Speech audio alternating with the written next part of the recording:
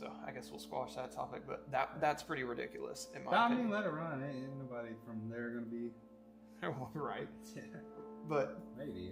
do you agree that that's pretty outrageous for that? Yeah, I mean, I feel like you should advertise a shop minimum, and then like, was it discussed up front? Nope. So they charged you after the fact. Mm-hmm. Well, that's a problem too.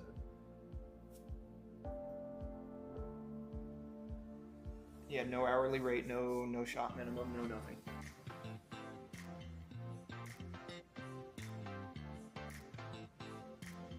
And my superintendent after the fact, who is also a tattoo artist, not the best one I've ever seen, but he was pretty good, told me that they dug way too deep on it and that in, 10, 20 years it's going to look like a blob. Yeah, it will a little bit. It's already starting to spread some. Yeah, I assume that's the mark of not a very good job done. Yeah, I didn't know his wife tattooed. So. Yep, she does. If it's the same one that he still posts. She got like short hair and glasses? I think so. Yep. Or maybe they're divorced now, I don't know. Seems about common in that range of people.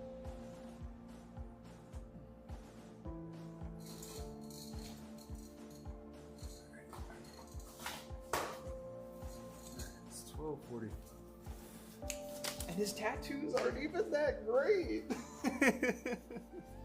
Yeah, and he even said in one of the videos, he was like, I'm one of the like best tattoo artists around, and No, the fuck you're not. I was cursing an ordeal. oh yeah, I don't give a shit. You can say what you want. Okay, I was gonna say on the stream, I just don't want it to. I want you to get banned for that. No, you can curse. If it's like excessive or anything, they'll just put a little warning on it. Oh, okay. So itchy there for some reason. I sprayed you with alcohol, so it probably dries you out.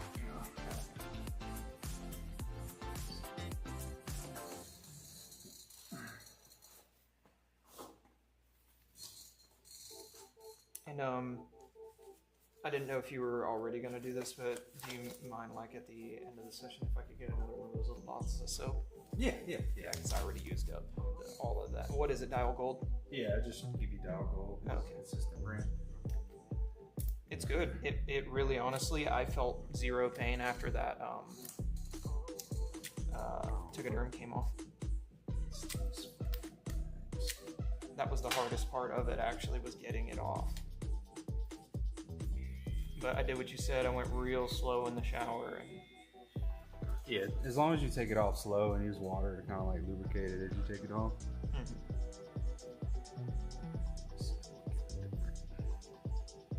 So my new homegirl told me that this was the part that was really gonna hurt.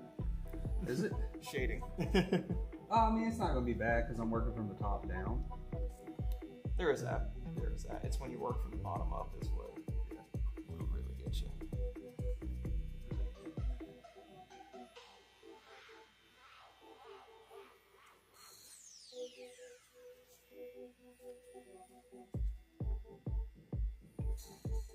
Do a time check real quick. Oh, yeah, you're good. 12:47. We'll just say 12:50. Okay.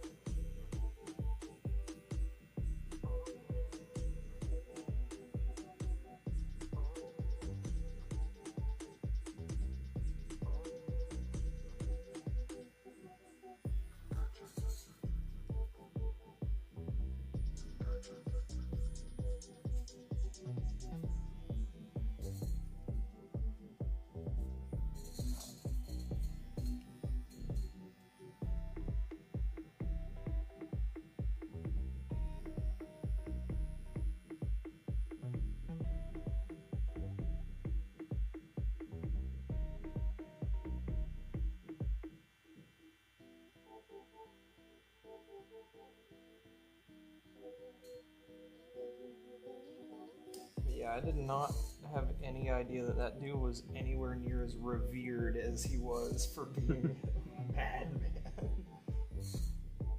It was entertaining. That's why, like, once I found out I was following him, I kept like checking out his stuff. I was like, this dude is ape shit, man. He is. A little crazy, a little narcissistic. Very. Yeah, very, you said it.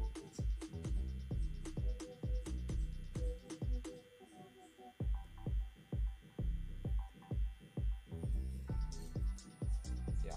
Most unpleasant first tattoo experience ever, I think. We all have one. I guess.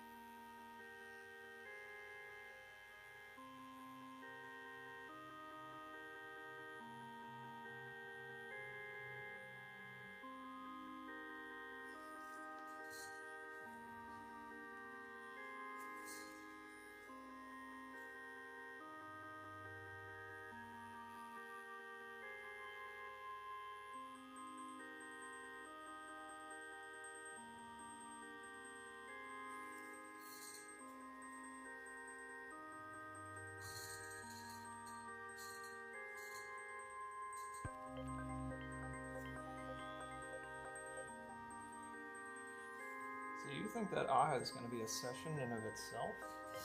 Oh, just this part here.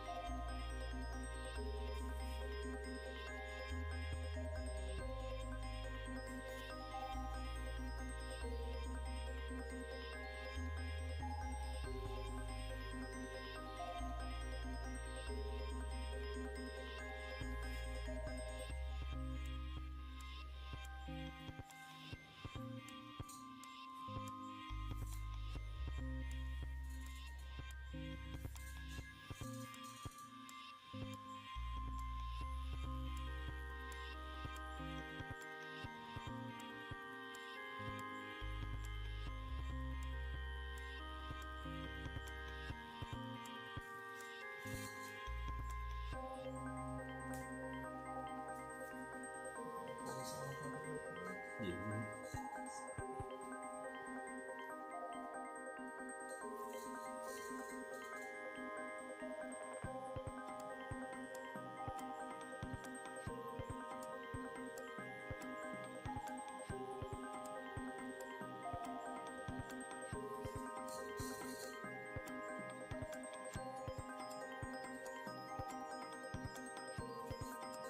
To confirm too, with these little squares or rectangles in this, those are filled in too? Yes.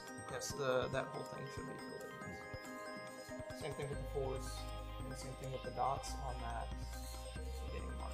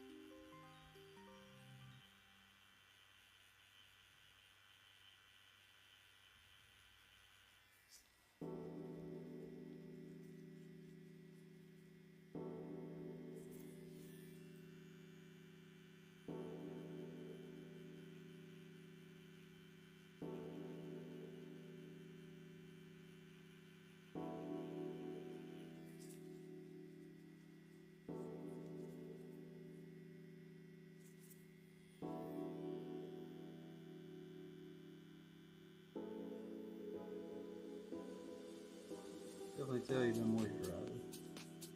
Okay. Mm-hmm. That's what you said to do. Is that a good thing or a bad thing? Good thing. Yeah, you barely feel what you're doing. Oh, that's good too. That's a bonus.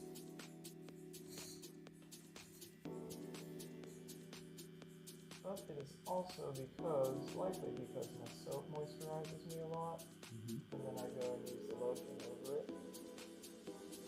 I got a bottle of that Lubrigel.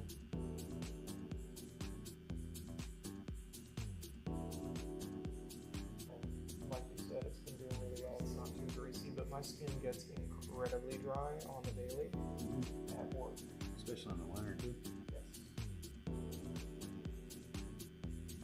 It gets really dirty, a lot of dust, a lot of debris, depending on what I'm doing.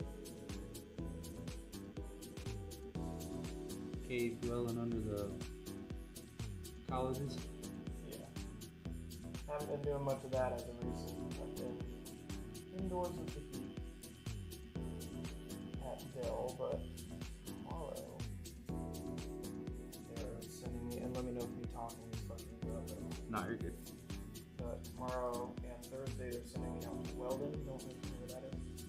No, not open.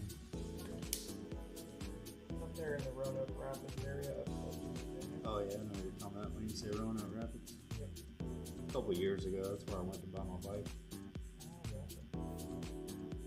Yeah, it's up there close to Virginia. It's about an hour 15 out from the house, and it's a school, and it's not fully walled in yet. No heat, no AC, so. Oh, it's like being built? Yep. New development? Yep. There used to be a school there, but they tore the entire thing down except for the original gym. And they're gonna keep the original gym. Keep that classic vibe to it. They're just gonna refurbish it with like some new stuff. They're putting the machine basketball goals in there now. Ones that raise them already, you know what I'm talking about. Yeah. The pushable button. I think they're also doing machine stands as well, so like the stands can extend out and move back in. Depending on how many people. They might be able to do it like that, but I think it's more so to clear more space for the gym. So that the stands kind of go back and create a wall. Mm-hmm. They And kind of when you want recess them- into each other. Then when you want them, they come out like stairs.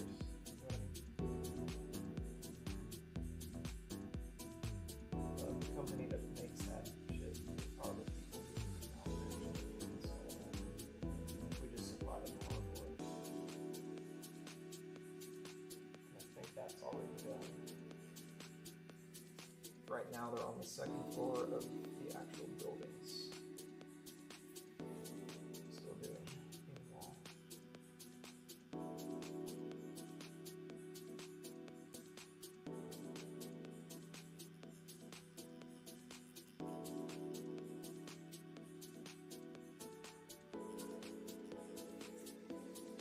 Somebody needs a new Fisher type bolt. Oh, that, yeah. Actually, I left it out just in case. If we're leaving the lights on and taking photos with a little bit less of that fluorescent light back there. Always good, just don't let that thing fall on the floor. Well, I think it's turned and locked in. Yes, they do turn them off.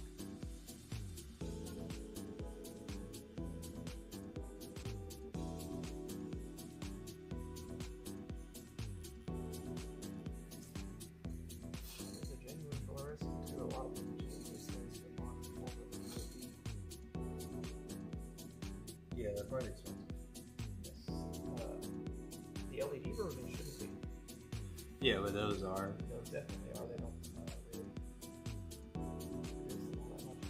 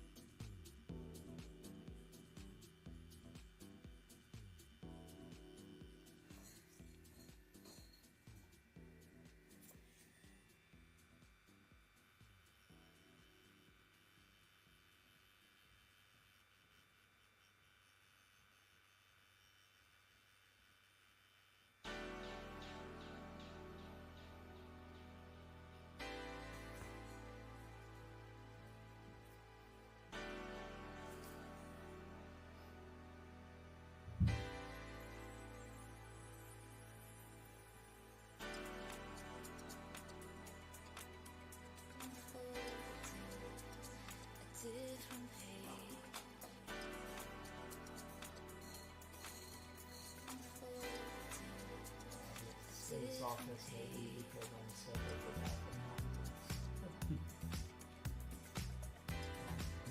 I have an issue with Bath and Body Works. They never keep the same fragrance. They always swap them out. So every time I like one and I go back and try to buy one, I can't get it. Oh, it seems like the men's fragrances are the main. I mean, they have like some, I guess, like main lines, but Freshwater was one I fucking loved. And I go back and it's not there, so I tried Ocean. Ocean's okay, it's not really my favorite. But one thing I like is like I don't really wear cologne anymore. My beard's a little longer. I wear beard oils for fragrance, but I like Bath and Body because you can get the deodorant, the lotion, and the body wash. Yeah. And when you go triple like that, you can actually smell the fragrance on you. Yes. And whereas now, like, I got a little, I just ran out of Freshwater. I ran out of the deodorant a long time ago. I just ran out of the body wash, and I only have like a little bit of the lotion left. I'm like, this is a bitch, I can't buy more. I use the Ocean shampoo for the body wash. I only use the Ocean. I don't know if you saw that. It came out with the Ocean. And other times for the body wash, I use Graphite. I really like that.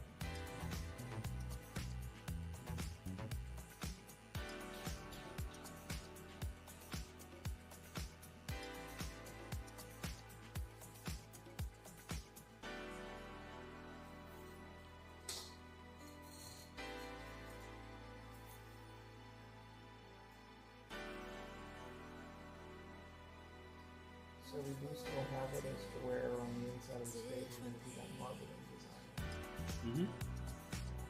Well, it's not really marbling, but it's like a texture to it. Yeah. So it's been roughed up a little bit. Yeah. That's all I want to say. Like, that's just for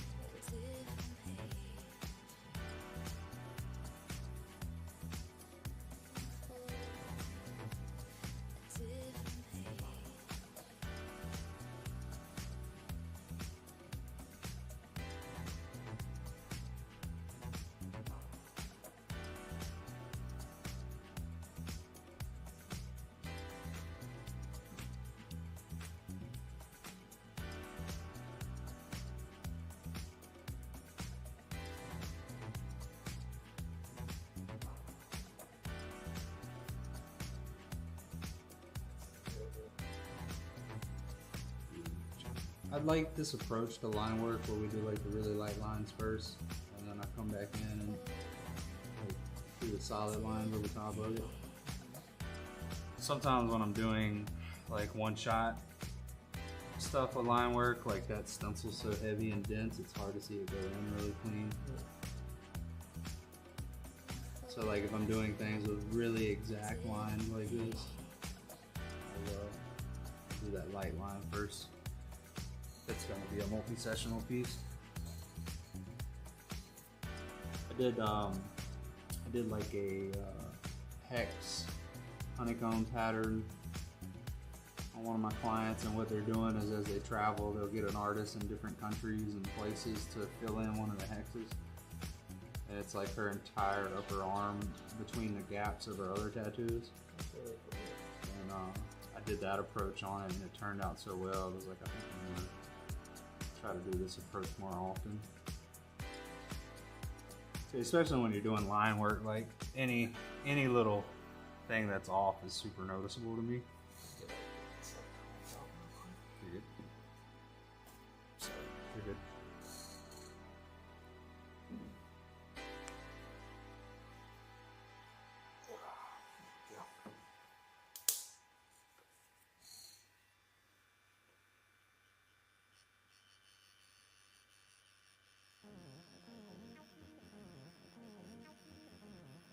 Because what happens too is like when I'm tattooing, and say I can't see through the stencil so well, so I'll do a light line, and the skin becomes irritated from the light line, and then I come back over it and I try to tattoo it with black.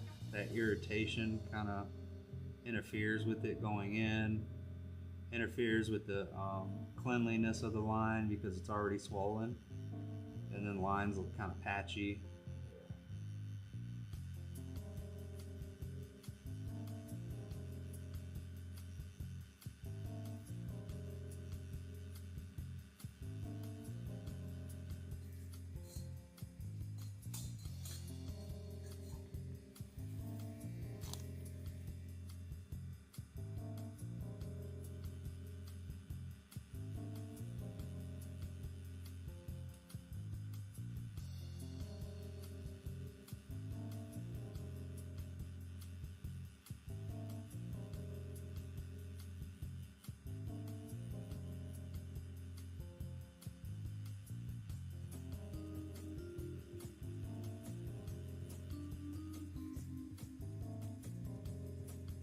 I should get into the royalty-free music spectrum as well.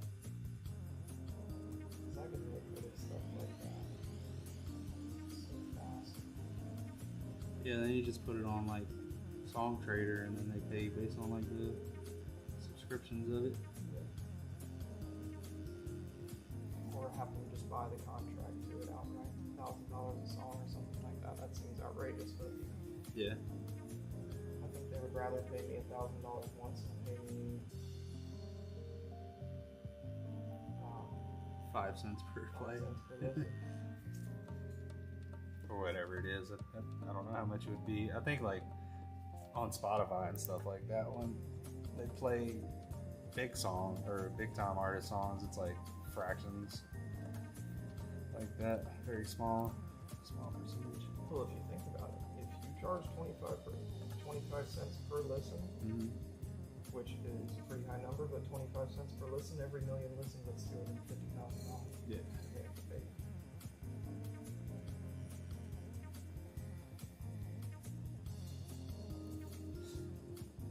These are solid, right? Yes. I'm gonna Can I ask you. check real quick? Yeah, you can check real quick. I'm certain that they are. Yeah, I'm but pretty certain I they are too. want to be as certain as possible. I want that to fall.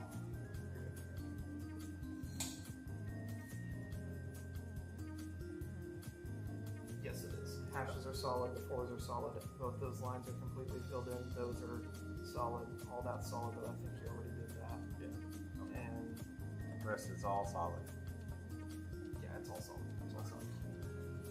Should be all good.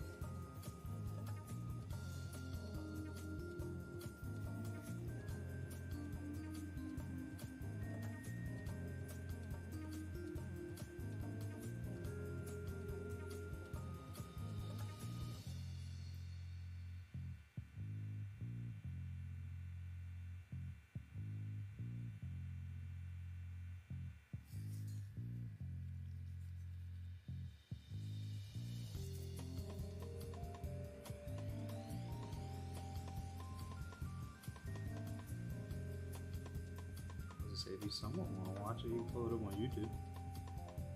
It'd be like a 15-second delay. That's all good. A lot of my clients have been doing that when they face my laptop. They can sit there and watch what I'm doing.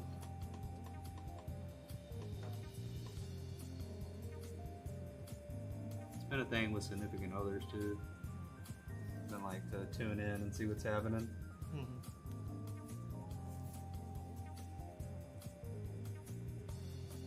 Well, homegirl wants to see it when it's done, but I'm gonna make it later.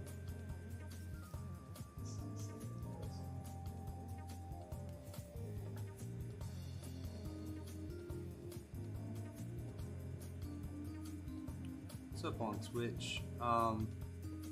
You're just lurking, that's cool, but I wanted to ask a question. I'm trying something new with my audio, with the music. I just want to know how everything sounds.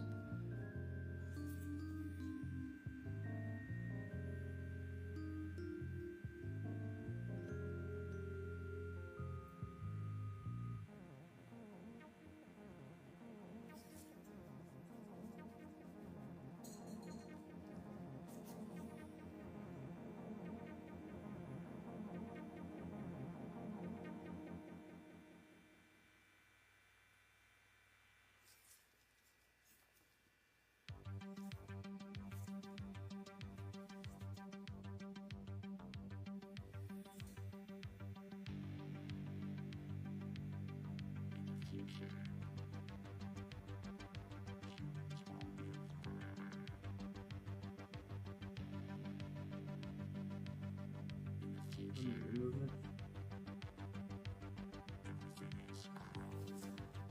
Pull along straight lines.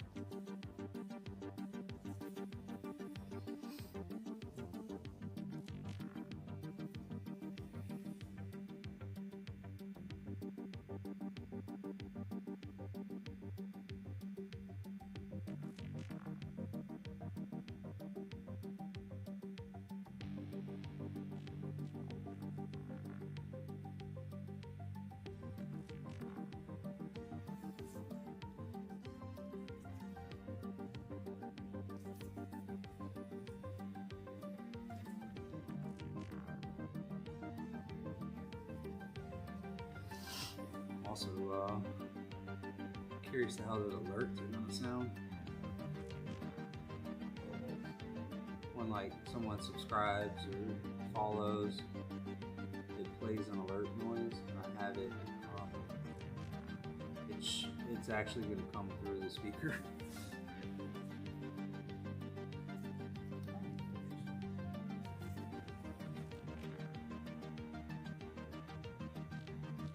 I gotta figure out how, because I want to set it up when I'm gaming. People can like pay bits or use channel points to play certain sounds through it. So like if I'm playing a game where it's a shooting game, they could play like a gunshot going off and fuck with you. And it's like a fun interactive thing to do. I like to do it on other people's streams too. And I'm gonna have to figure out how to disable that while I'm in here. Because the last thing you want is like middle of a tattoo, just going off. So.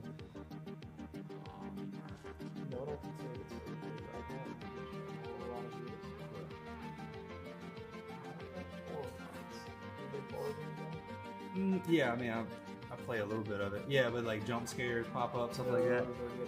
Yeah. I have a few streamer friends that I play with, and they have those like horror alerts, and we'll just be randomly running along and they scream. And of course, like they're not trying to break the fourth wall like that, so they'll be like, "Nothing, it's nothing. I'm just hearing noises."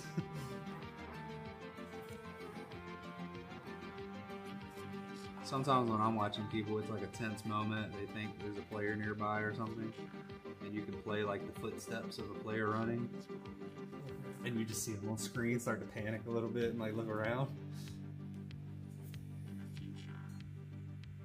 Just fucking with him like that. Yeah.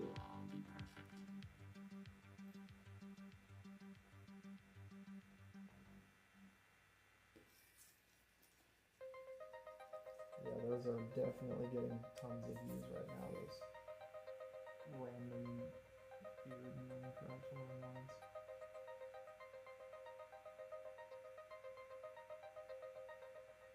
And basically, it's just some dude playing it. Like he's never played it before. He's just playing Minecraft normally, and then this shit starts happening that isn't right. Well, they have it now too. Like, this is what one of the streamers I was in their stream yesterday watching. They said they have it to where like someone can have like a jump scare pop up on the screen, and it pops up on their actual gaming monitor and fucks with them. So like they're just running along chilling, and then a scary face pops up in the middle of it. Yep. See, that I don't think I want to go that far, because the game that I play, like, it takes so long to get gear and get into it that would fucking suck to be in a firefight and like that happens to you.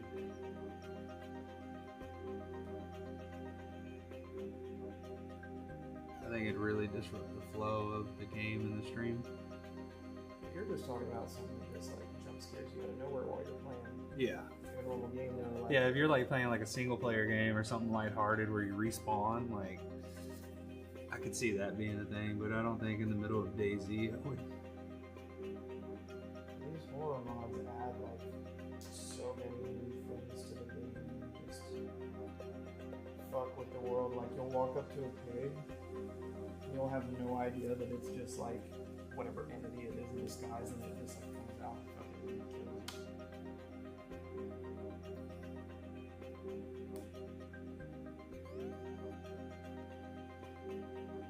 If I was to start doing YouTube right now for gaming, that's kind of probably where I'd start. Even though I can't stay playing horror games by myself. Yeah, any scary game, it's so in any time, other time, like you get the chills on the back of your neck, hair stands up on your arms a little bit. When I'm playing horror games, the fucking hair on my legs stand up, and I start to sweat from like the calves down. And it's like it's only ever been horror games that's gotten me like that fucking tense. You told me something to that degree last time. There's one coming out soon called Don't Scream Together. Yeah. And you gotta like escape these woods and places while these entities hunt and fuck with you. And have you seen the body cam game? Have you seen like how realistic those graphics are? No, I've heard of Don't Starve Together, but Don't Scream Together.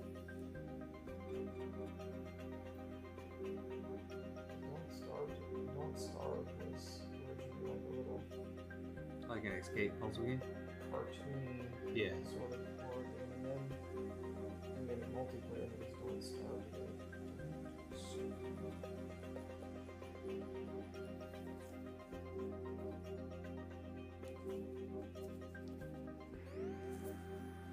What's up, y'all on the YouTubes? Welcome in.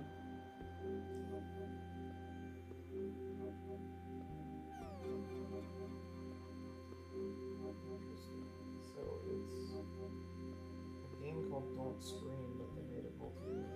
Yeah, and so like if you scream a certain decibel, or if you talk or do anything a certain decibel, Oh. you fail. Uh-huh.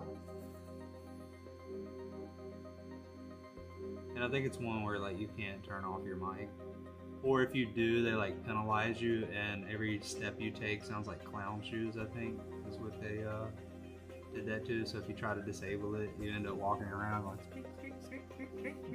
like that. Oh, I could audio engineer the shit out of that to trick it, make it think that the mic is active when it really isn't. That would be really easy.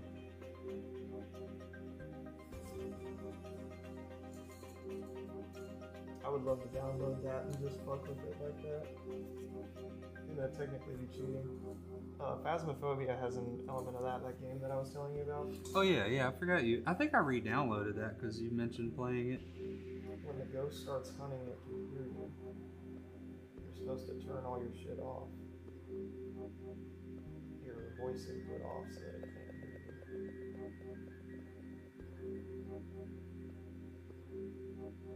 Because if you talk to each other in game, it can hear you.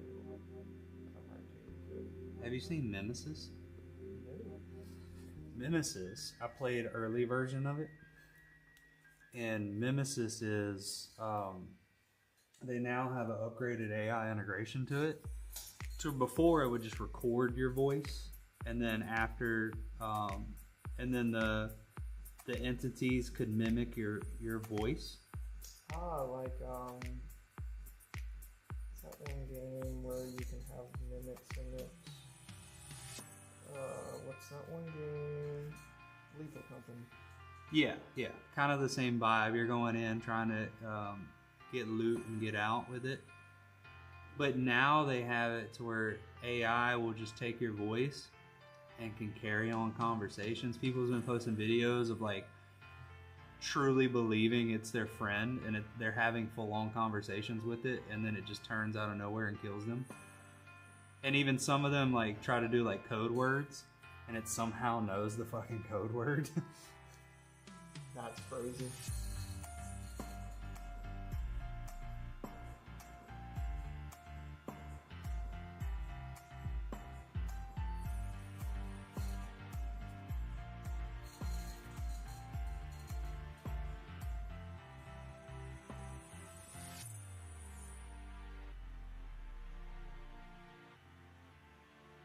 Yeah, we played the older version of it when it was in a demo phase. It was so fucking hard. It's definitely something you need more than 2 players to play it.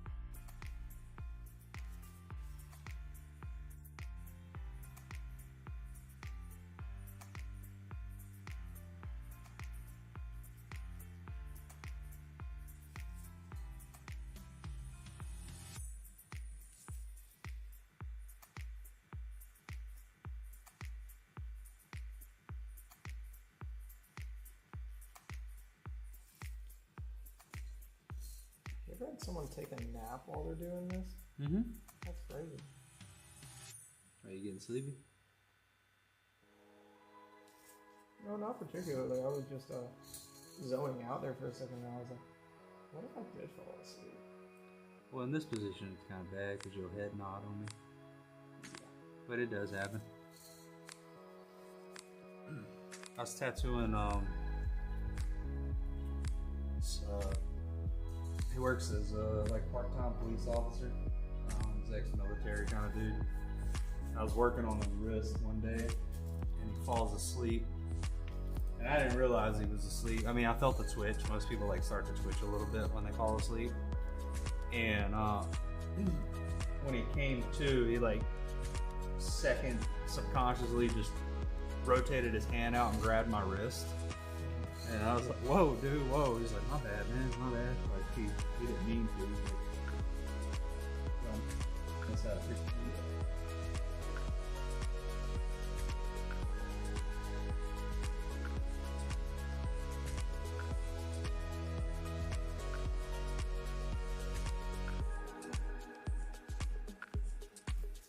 A little woodblock sound on the 4th beat of this song.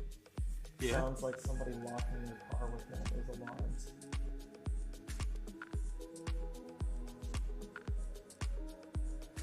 It doesn't sound like that to you? Mm-mm. I don't hear that, no. They're the ones that have like those really fancy alarms that goes beep beep. I could see like the cadence of it being that. Thought someone was locking the car.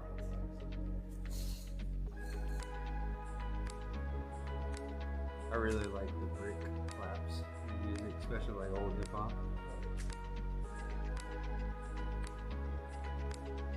Like when I'm listening to it, that's all I can hear.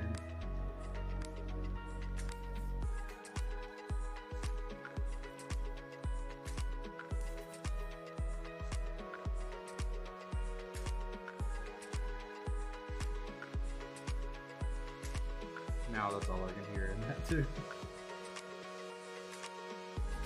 You heard it like the car alarm. Like the left.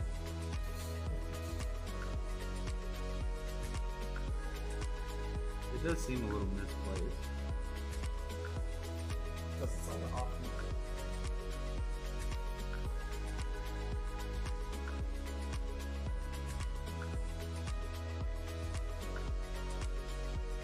I still tell my girl gratitude, compliment on my rhythm that day.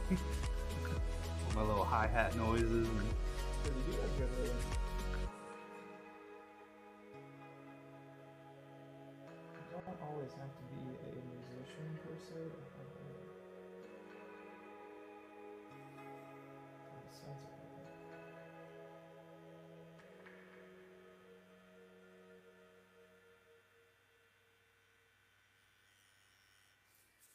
Trust me, I've come across many people who call themselves musicians who have no sense of rhythm.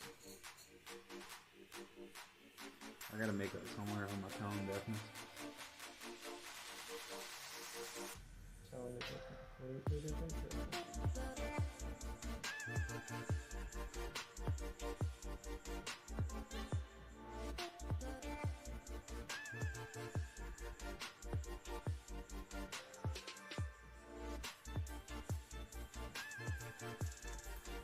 Actually, it really isn't tone. I don't really know where the term tone deafness came from because it's technically not correct.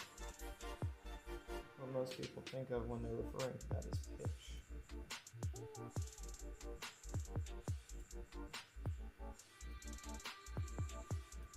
The pitch stuff? That would be more correct. Tone is completely different than pitch.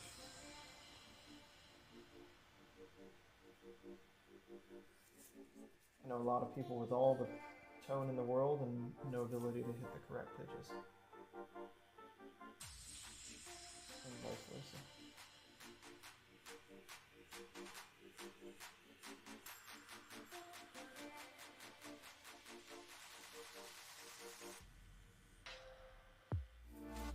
You want an example of all the pitch in the world and no tone? Theater singers. What is it? Theater singers. Theater? Yeah. Musicals. Yeah. Things like that. You know how they sing like they speak? Yeah. No tone, but all the pitch. They're hitting all the right notes.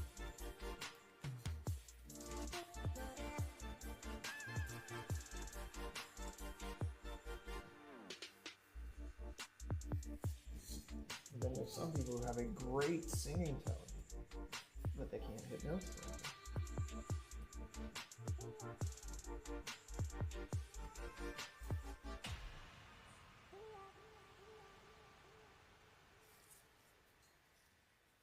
The great thing is, however, both of those things can be learned and developed.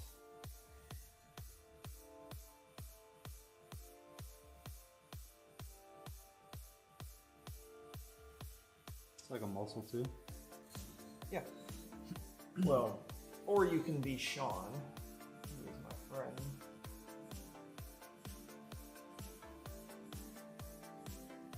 He has,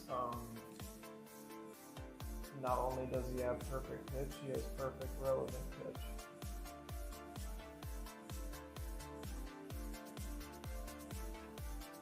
He can match a tuner down to the cent. He's good at mimicking.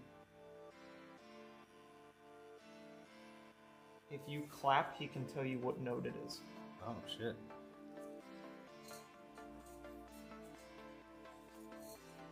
How do you learn that?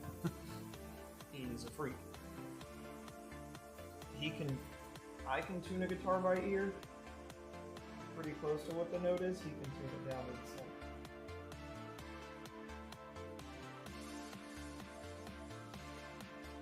He can hear microtonal differences. It's pretty insane.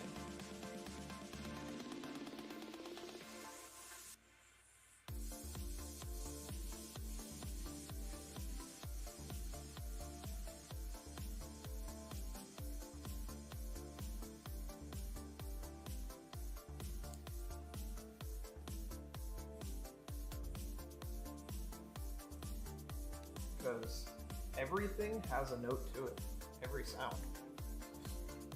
If you isolate just that one sound.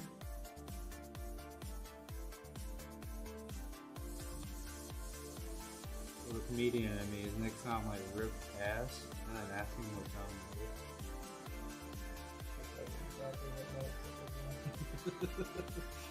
is. That'd be a funny If skit. it went up a little bit, he'll say it went from an let's say it went from an A all the way to an F. And you're like, what the fuck?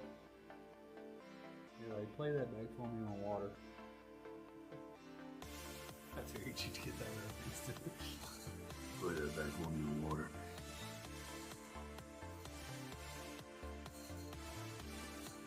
But he does that all the time.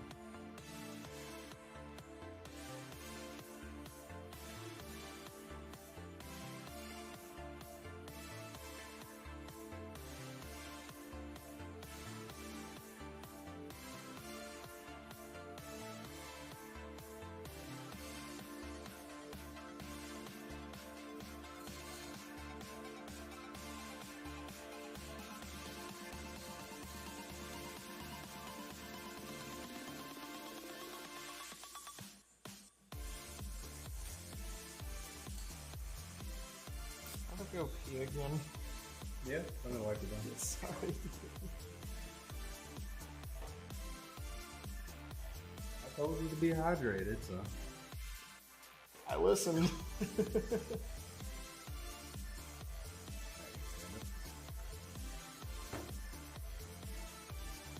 find that when I drink a lot of water and not doing my physical activity, it helps.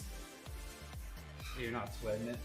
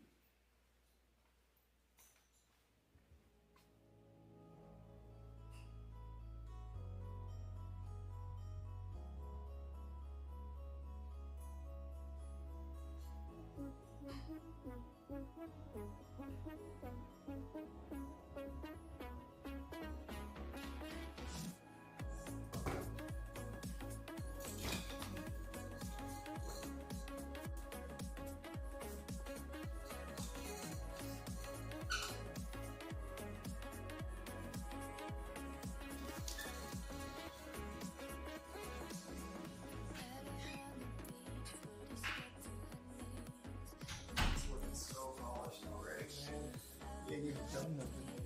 Yeah, I just cleaned up a few notes. I get really happy about it. Is let me use just sure. Oh. Occasionally, like people from I went to school with will hit me up wanting to get a tattoo. A lot of them their first tattoos, I guess, like being in the area I'm from, and I'm always like, hell yeah, love to fucking catch up with you and see how you been doing, man.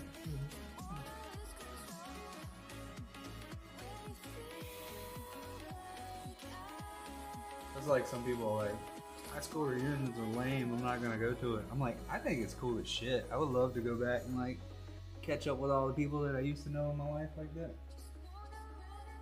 Yeah, you just be like, hey, look at where I am now. Like, we spent fucking almost 7 years in school together. Had classes together, projects together, got to know each other a little bit. And now you have like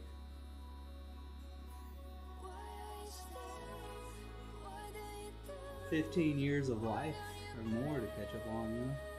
Right. So many things could have or have happened in that time.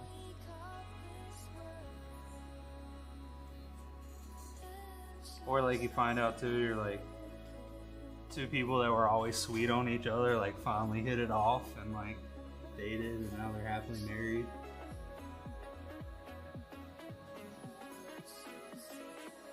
I guess the opposite of that happens too.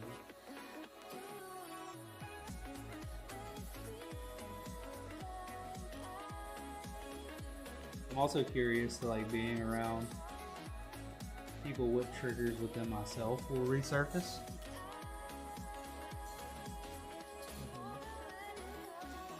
It's like I don't know if you experience it, but like sometimes, or I guess it's kind of it's different now. But like I used to go back home for the holidays, and I get around my family, and like a little part of me like almost reverts to teenage me in some ways.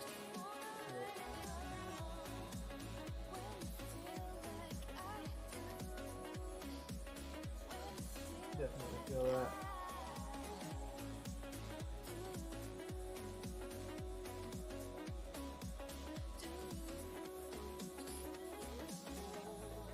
I get a kick out of like identifying those things. Anything that like makes you human, I guess. Oh yeah. It's like me whenever I play Mega Man. I just feel like a kid again. Isn't it funny how like the muscle memory comes back so fast doing that? It does. Immediately. Dude, I used to be cracked at Mega Man. I still am, kind of. Those games were not the easiest, and little 8, 9, 10-year-old Chris playing retro games got so locked into those games. I can actually sing every single theme from the original Mega Man series by memory completely. Was that like at a pivotal time of you getting into music? Yes. Mega Man music actually is very influential to me as well because it was very rock inspired. Even though a lot of it on the original games was just chiptunes on an NES, Mm-hmm. a lot of the music inflections was very rock inspired. They liked rock a lot, which is why Mega Man actually in Japan was called Rockman.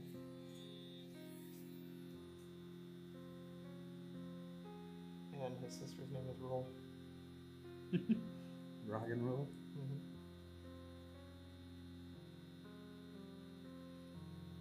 Over Canonical brother Proto Man is named Blues in Japan. You know what were you saying? well, I got another squirrel that popped up there. Have you seen that Brazilian or South American dude that doesn't speak English but can sing the blues perfectly? Mm-hmm. Like he can just mimic the songs that he hears. He doesn't even know the words to them. That's like that one guy who I think started filling in for Steve Perry. I forget where he was from, but he could sing Journey songs like the back of his hand. Couldn't speak a word of English at the time. It's so crazy. Yeah. Well, it's like me. I can sing a lot of songs in Portuguese. There was a song that I really liked in Portuguese, but I can't speak Portuguese for the life of me. However, it is very similar to Spanish, so I can understand it to a degree. But I definitely can't speak it. The inflections that Portuguese has, I haven't studied it to that degree. Mm-hmm. I looked into it a little bit when I was getting into jiu-jitsu. I was like, it'd be cool to travel to Brazil. Oh yeah. And what I gather from it, it's like Spanish, but a bit harder. I don't know about a bit harder, it's just different. And it has a couple symbols that Spanish doesn't have. Like the little C with the S under it. seen that one? Probably. A little C with a little pearl under it. It looks like a little S. And it's actually pretty smart because it signifies, you know, how certain words in English you pronounce the C as an S. Mm-hmm. That's what it signifies in Portuguese.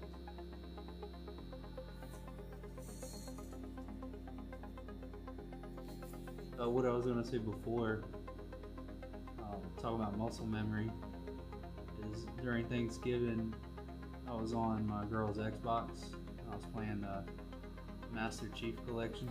And I went back and played some Halo 2. Right back to it. Yeah, within like 2 games, like the first few games, like I was getting like 5-6 kills, and then after a couple games in, I started to get, unless I was in there with some dude that's all he plays, started getting like 10 to 15 kills a match. A couple of them I led the team on them.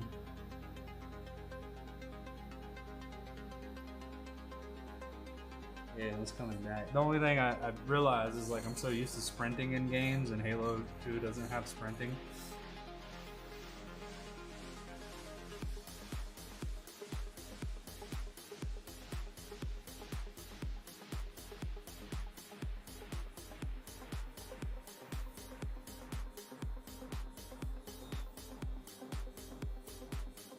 I think somewhere on my body at some point in my life, I kind of want a mural of all of the pixel arts of my favorite video game characters. Like 8-bit? Yeah. I saw one that was pretty cool, but I hated like the concept on the body. But they were doing like all the Pokemons, and they were just like Pokemon, like that. And it was just like their whole arm, and I was like, executed really well, looked great, but the overall like layout, it just looked like rows on the arm, and I was like bothered by that. Yeah, it'd be better if you could make like a sort of mural thing where they're all kind of together. Not just this here and this here and this here, you know what I mean? All separated. So for these little smaller inner lines, I'm actually just going to use dark instead of black, so there's a little more variation between the outside lines. Okay. You okay with that? Yeah, that's cool.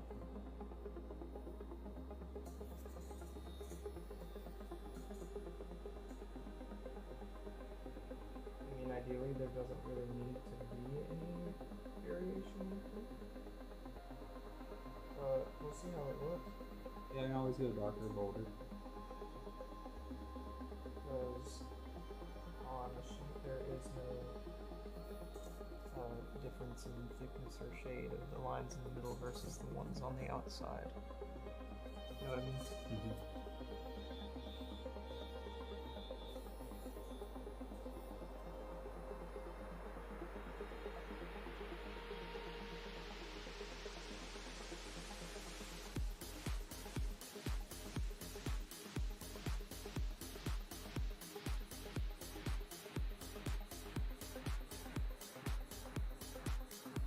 Well, when I'm like doing like more illustrative stuff, I usually do like line variations from tone to thicknesses, weights, and it tends to make it look a little more interesting. Okay. And all the same. You mean to tell me every one of those is a different color? Yeah, I know they all look the same. Yeah. Different tones, different consistencies. So like even I have 2 blacks down there, and one's a little more fluid than the other one. And when I'm using them close to each other, if I want something to be black but feel slightly lighter than the other one, or if I want to darken up like my dark tone in some areas, I'll use the more fluid one with the dark. Okay. And it just adds one more level of tone difference. I got you.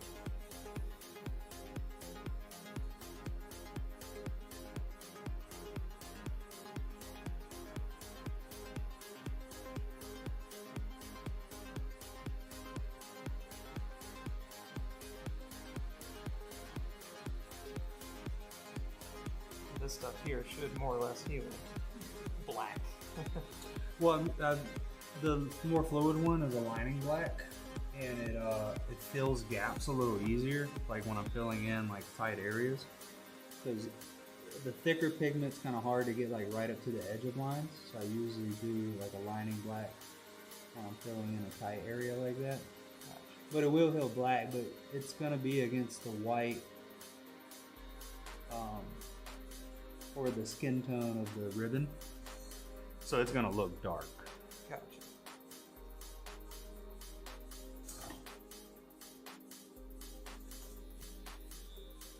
Also, like, it's a little long.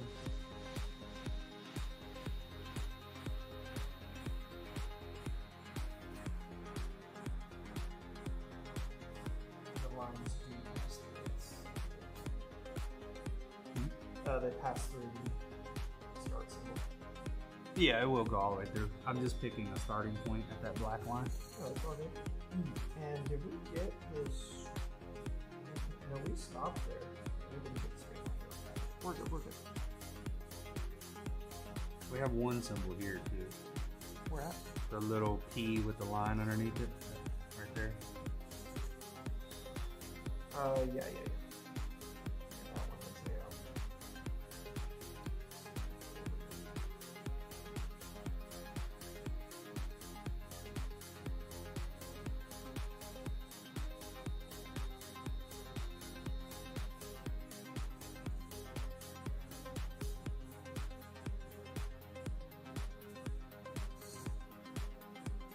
That down there is the.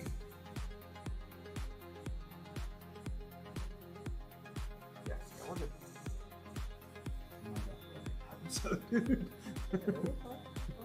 We triple checked it last time. We did.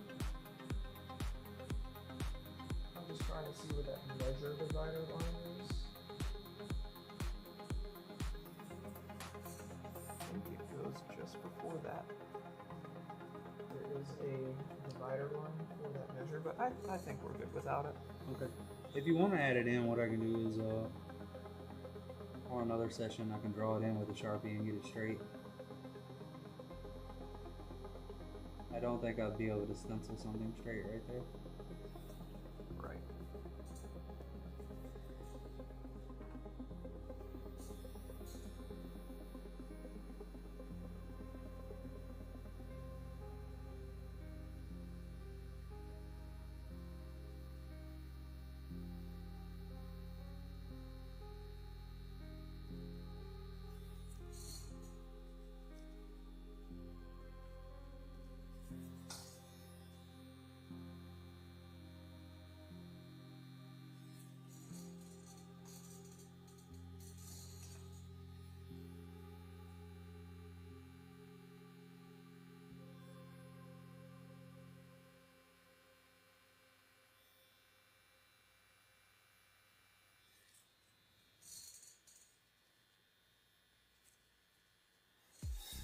I can breathe again.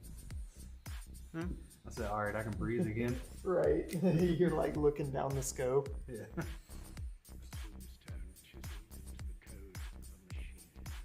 It's crazy how they add that in some video games where you can hold your breath to steady the scope, like you do in real life. I don't know if you've ever shot like a long range rifle or anything like that, but you do need to hold your fucking breath to steady that shit. Yeah, and try to pull on the exhale. Like an easy exhale.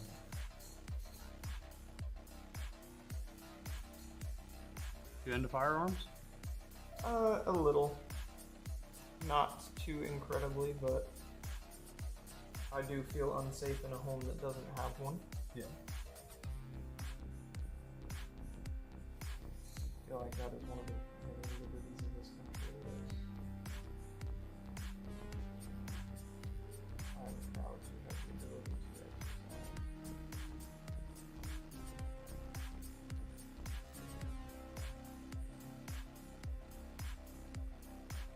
Back in October, I built me a PCC build, and I just ordered for Black Friday a new rifle.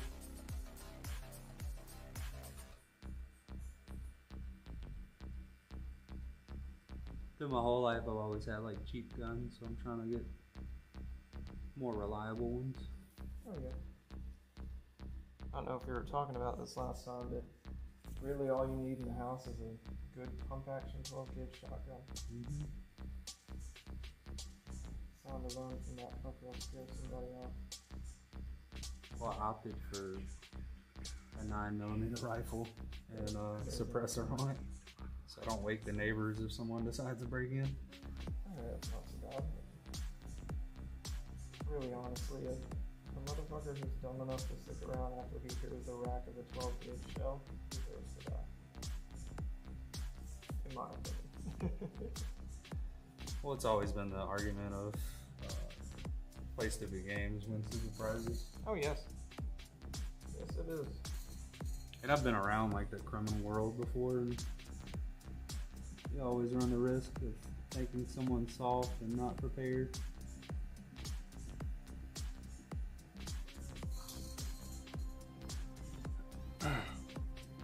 What's up, Slavic Dwarf? How you doing? Welcome in. I appreciate the compliment. What do you think? He said the ink's looking so dope. Yeah, go ahead. How you doing today? You doing pretty good?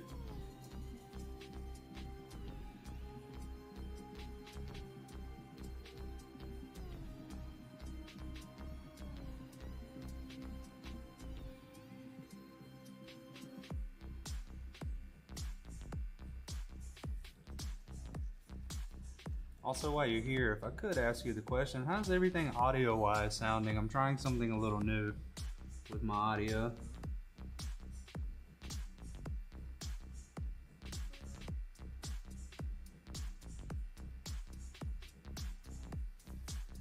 It's kind of hard to be the producer and the tattooer at the same time.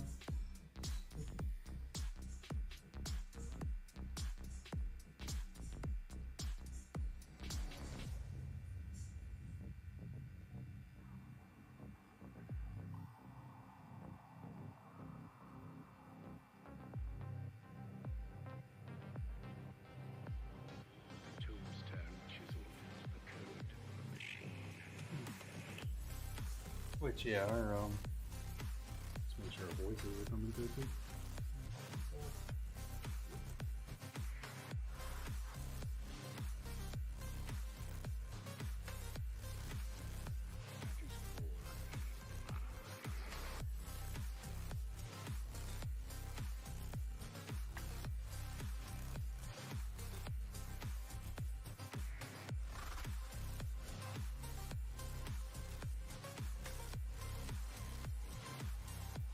Yeah, I put the reference up on the screen there so you guys can kind of see.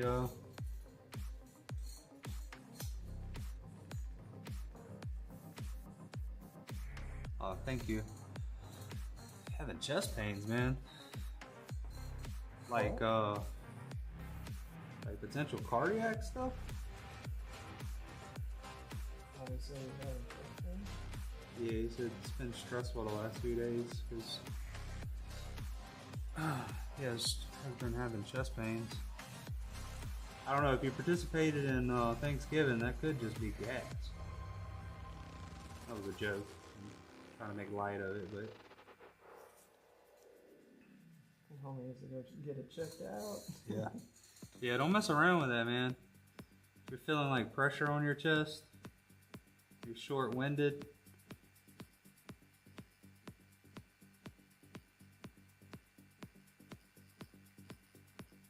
Best case, it's just anxiety and panic. Maybe like an upper respiratory infection. But that worst case, you don't want to play with that.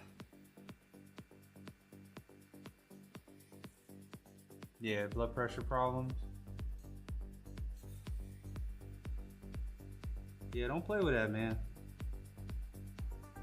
I'd rather bite the bullet and deal with the hospital and the fees than have something major happen.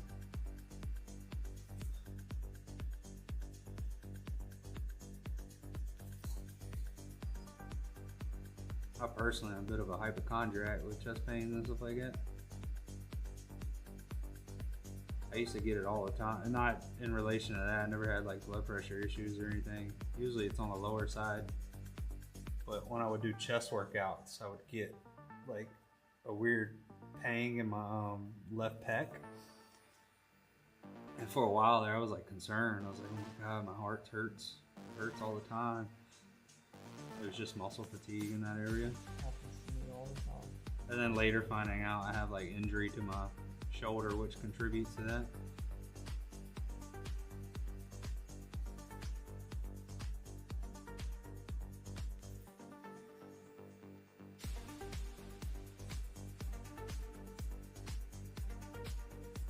Yeah, with the audio stuff, I was trying to make it to where you hear a little bit less of the machine. Because yesterday's stream, it sounded like a sharp noise. And hear our voices, and then I'll play the music directly to you guys instead of in the room, just so it sounds a little bit clearer.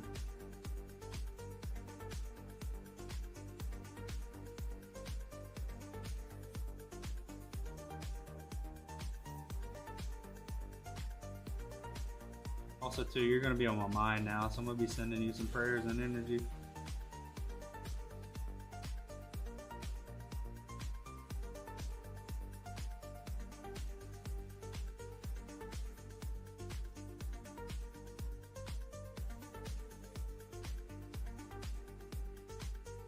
But if you needed a sign of someone telling you to go check it out, this is your sign.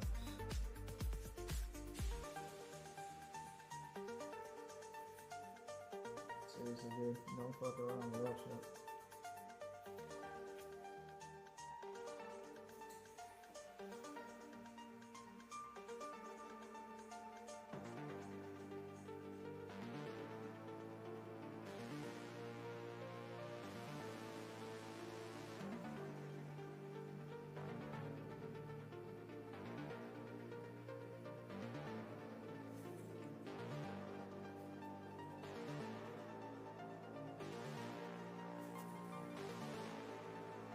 I hope it is fine, man.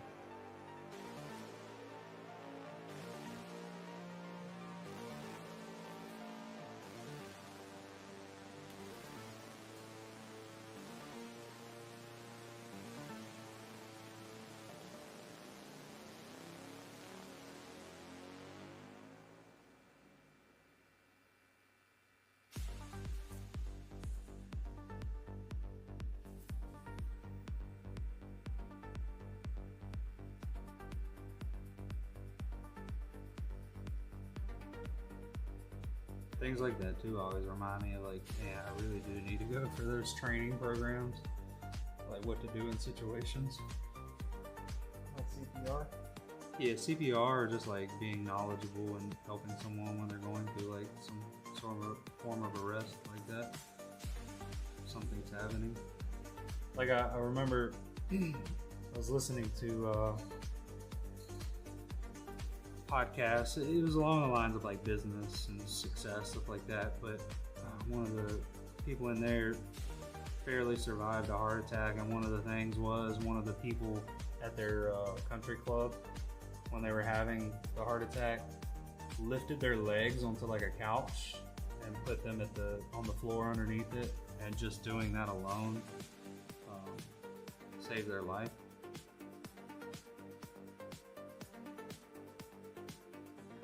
Just something with like elevating the legs and getting the blood back to the heart. Yep. Versus blood.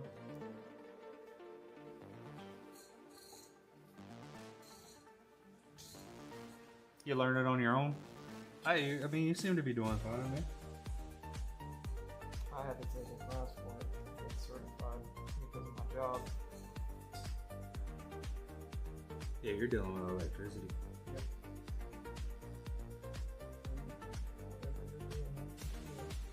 I appreciate you using English in chat though, man.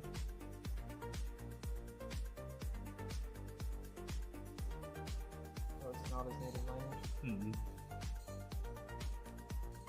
So Being his name's, Slavic, Doric, yeah, I was gonna say, some form of European. Russian, Ukrainian.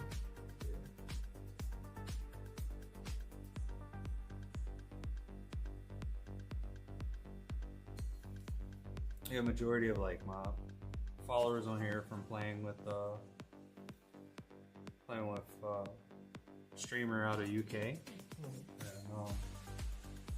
like yesterday, a couple people walked in. They were from the UK.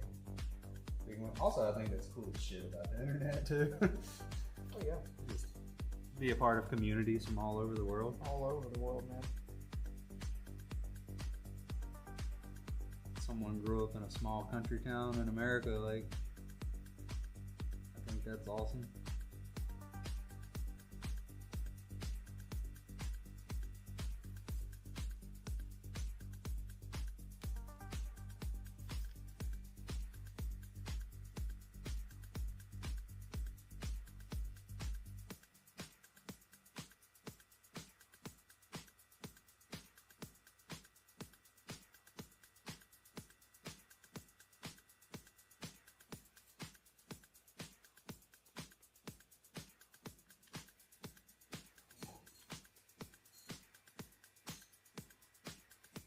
He's from Poland. He's from Poland.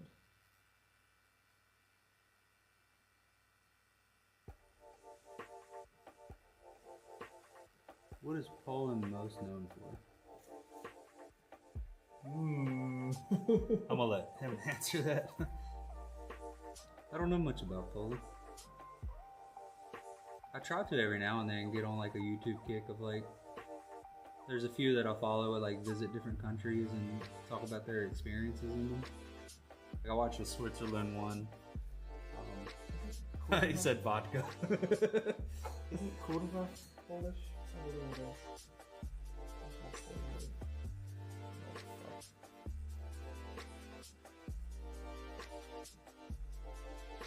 And the Pope. Vodka and the Pope. Two sides of the coin, huh? Sausage. Oh yeah, Polish sausage. Yeah, I didn't even think about that. Yeah. Ate my fair share of it growing up.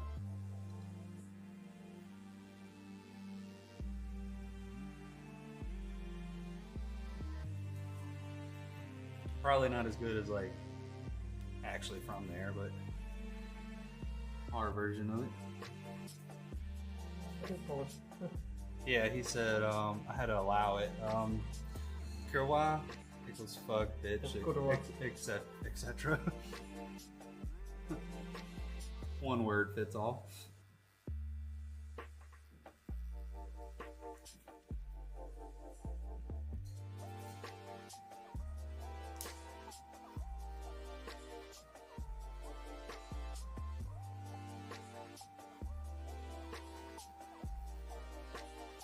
Isn't that funny though? Like we always learn the bad words first. Yep. That's like my extent of Spanish. Is just All of the bad words. yeah, that or flirting. Like It's all you ever hear when you see memes, especially come out of Poland. It's just dudes saying kurwa.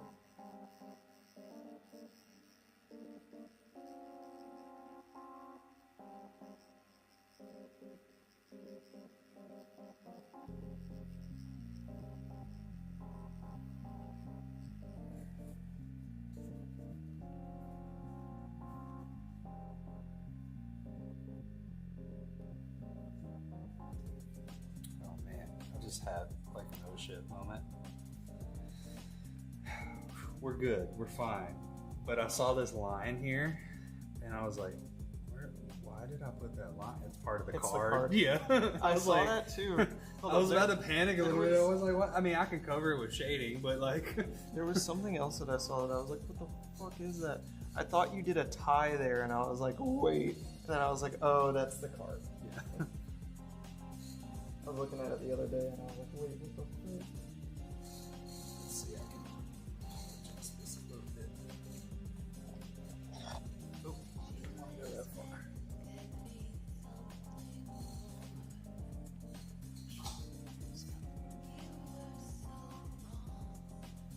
Actually, a little closer to you on this side.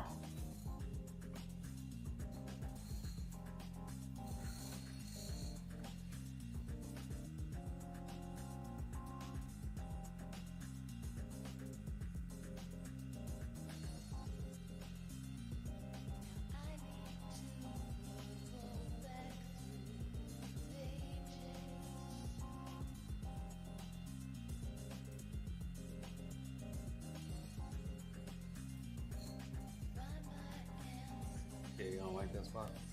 No, I just feel like if I breathe at my full capacity, it's gonna fuck you up. So I'm like breathing really light. Well, keep your breath going. But I appreciate what you're saying. No, it's just technically your second tattoo. Yeah, if it was your first. Yeah, it's technically your second. I'm gonna consider it my first tattoo then if it's my first one. It's not a good experience. He's got a small ladybug on his thumb pad. And it's a memorial piece.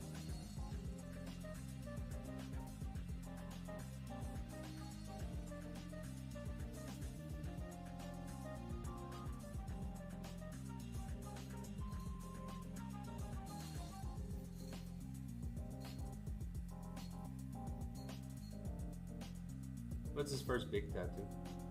Oh yes, definitely. And we're doing an entire sleeve eventually.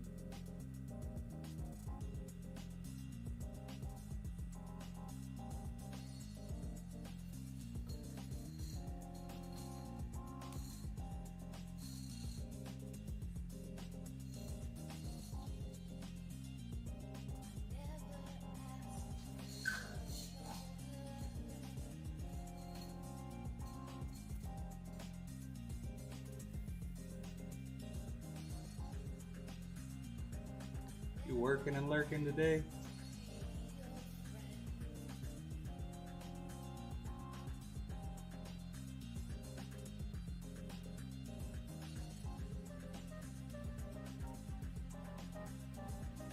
Is it common to have Sundays off like it is here in America?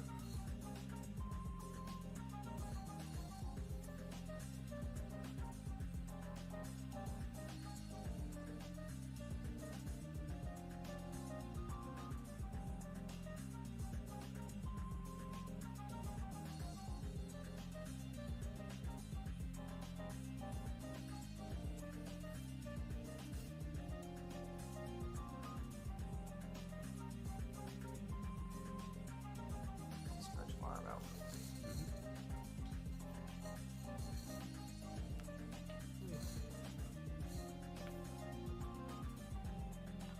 Sometimes I pop the neck. Like the other day I did it and I had my mouth like slightly open and it hit the like The jaw. echoey noise to it. Oh, the My girl was like, "Son of a bitch, was that your neck?" that's me, especially when I do my elbow, because I can pop that usually. Mm-hmm. That one's loud. It's nice when you're at the age you can do it voluntarily, but Right. Sit up just a sometimes little. yeah.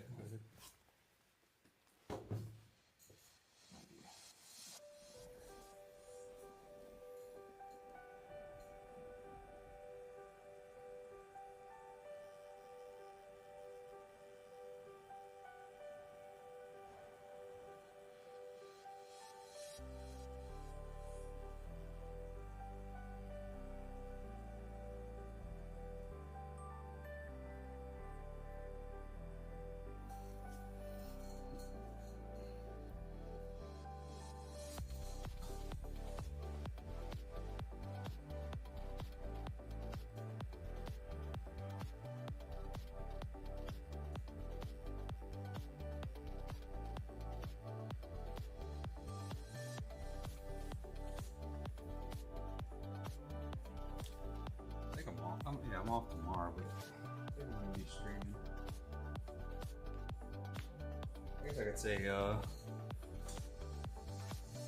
Thursday and Friday was my rest day. I was originally gonna tattoo on Friday, but my client had to go out of town.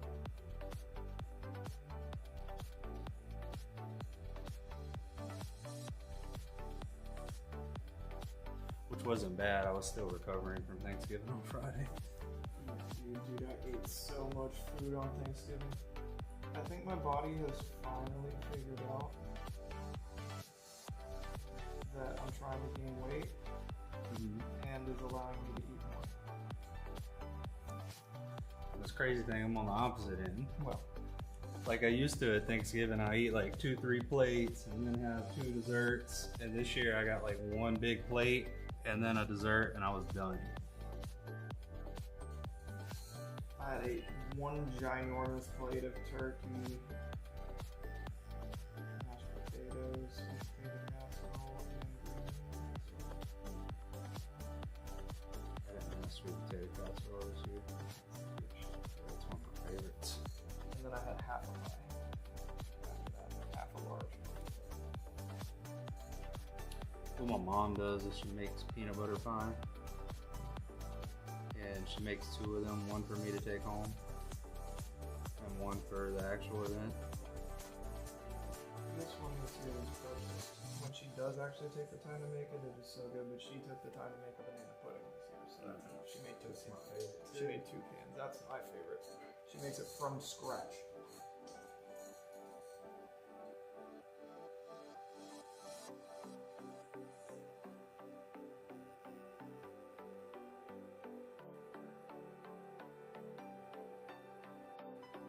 People like to use those box puddings to make that. She does not. She makes the pudding. I don't know if I've ever had that. It's the best.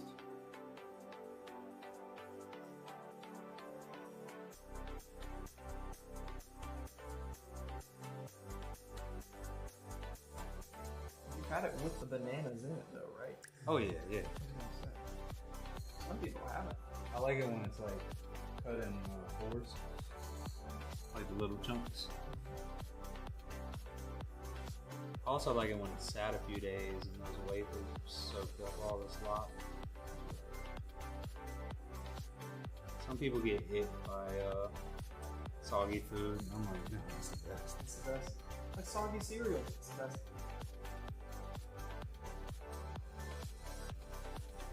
People are like, no, I want this.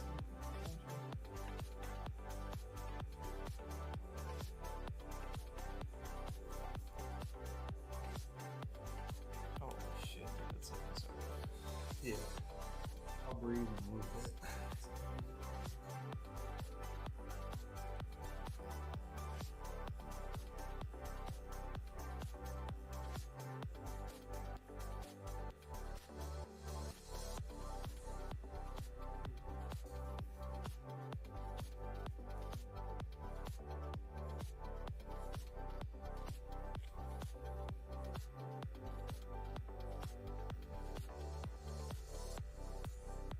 Is one thing where the time comes into it too is making sure these lines are clean and look straight. It is all good, man. All right, brother, enjoy your evening. Hope you get plenty of rest. Thank you for popping in. I appreciate having you here. I'll be doing some design streams this week, and then also Tuesday's my gaming stream, and I'll more than likely be on DayZ.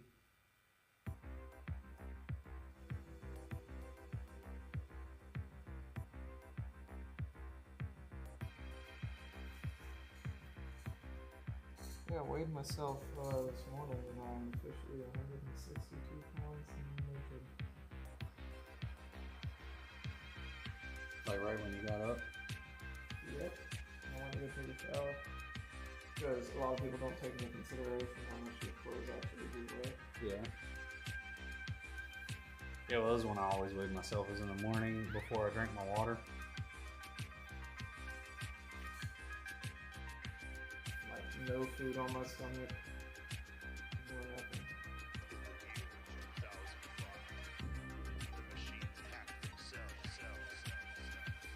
I'm moving up. I'm way better than the like 120 dollars. That's like 5, 10, 120 pounds. That was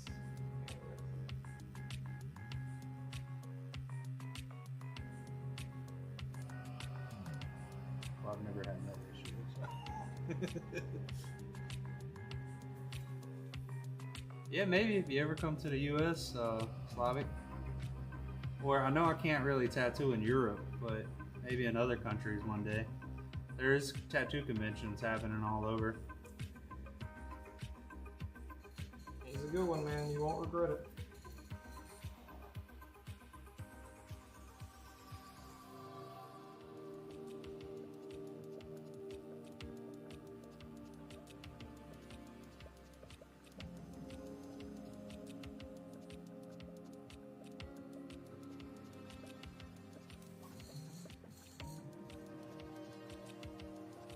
Also, as like a stream thing, I've thought about too. Is like maybe if I don't have any upcoming projects, maybe I could do commission tattoo designs. I mean, it's kind of a weird thing though. Is like some artists would be like super down for it. Like occasionally, I've had people bring me like their children's drawings and want it exactly as is, and I'm like, hell yeah, no work on my part. I just gotta clean it up a little bit, making it more tattoo friendly. But I've had other people like pay others to design tattoos and bring them to me, and then I end up. It's great for like the concept, but then I end up having to like change it, make it my own in general. But I thought about doing of like maybe if I don't have a lot going on, someone pops in and I like sketch me up something real quick, you know, something cool to keep my on the fly skills sharp.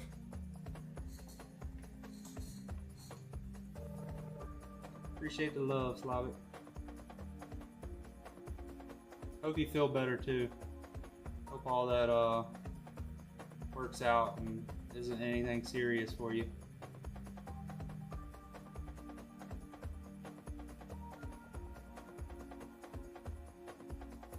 Also, as a tattoo artist, I'd say get that under control before we tattoo you too. Blood thinners is kind of counterproductive in tattooing.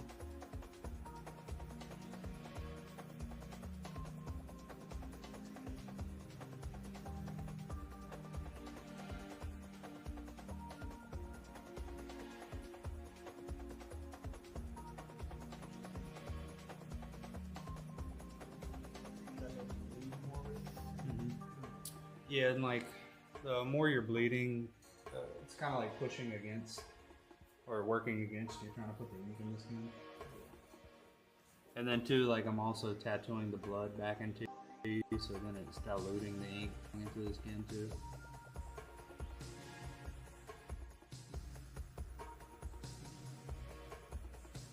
You usually get more inflammation with it as well.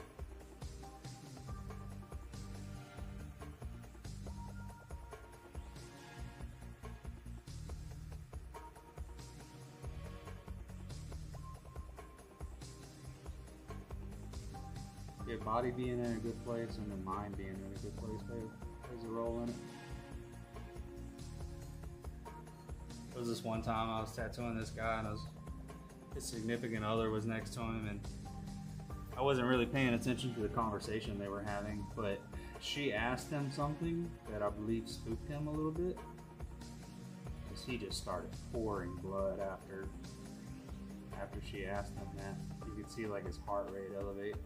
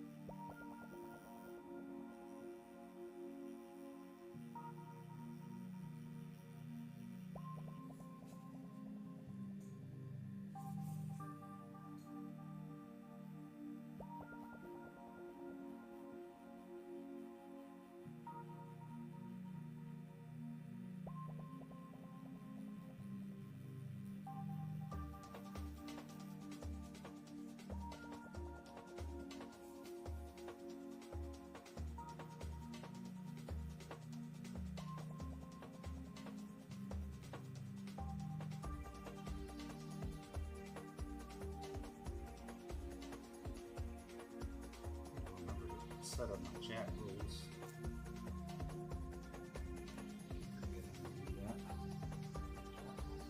Yeah, so like this is a little pop-up that you have to agree to before you chat. No spamming, no scamming, no harassment, no racism, stuff like that. No, but some people like pop in.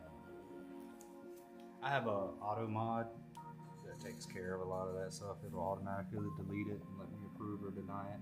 Like even right there, he translated that word for us, and I had to approve it because it had curse words in it.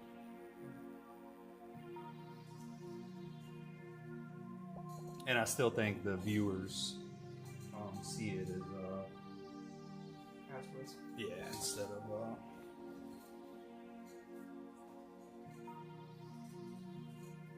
The word.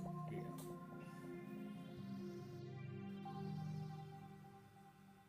I said a joke in a stream yesterday, and I used the word "wet dream" in it, and theirs even modded that.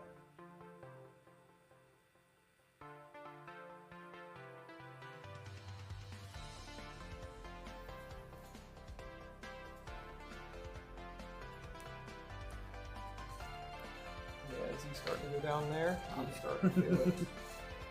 Ouch.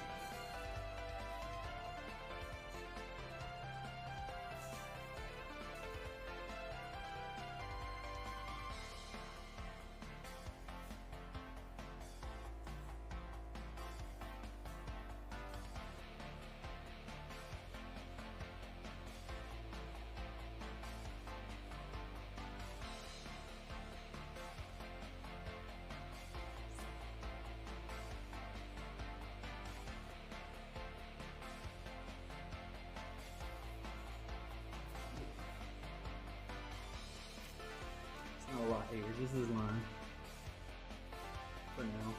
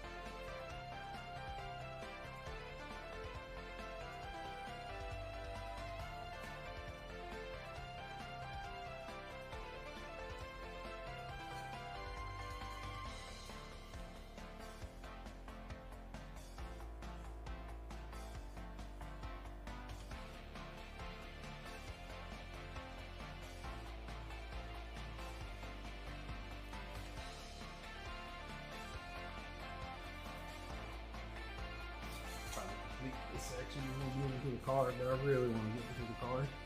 I want you to as well. I'm waiting for that.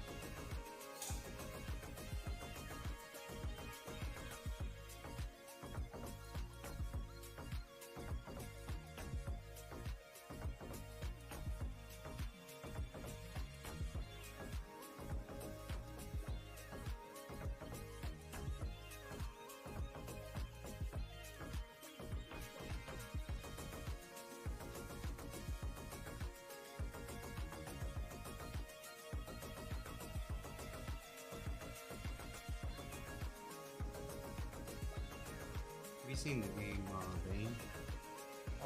Yes, I have seen a little bit of that. Did you ever play Project Zomboid? It's kind of like a first-person version of the game. It's still in early development.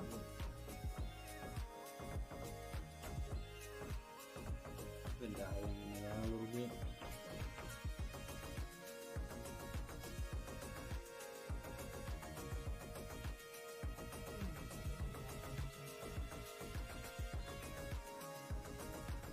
Been trying to see like what's popular right now. What are a lot of people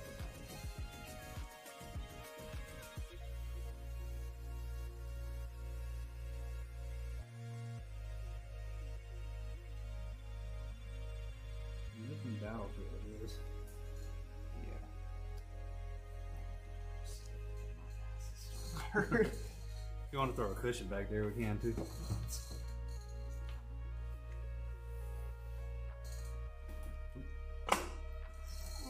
It's just I've never been good at staying.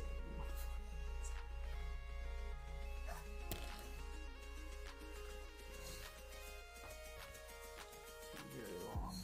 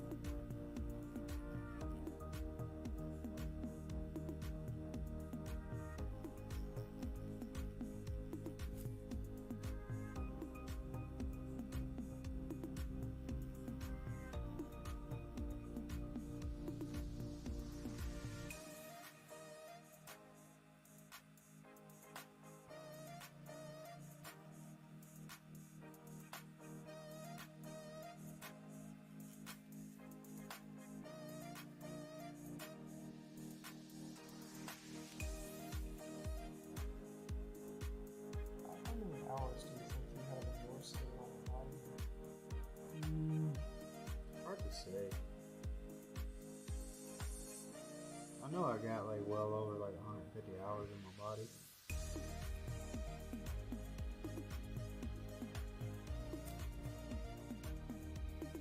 How long did that sleeve take you to finish? It's- Years. Yeah, it's done by multiple artists over years. Still not completely finished either.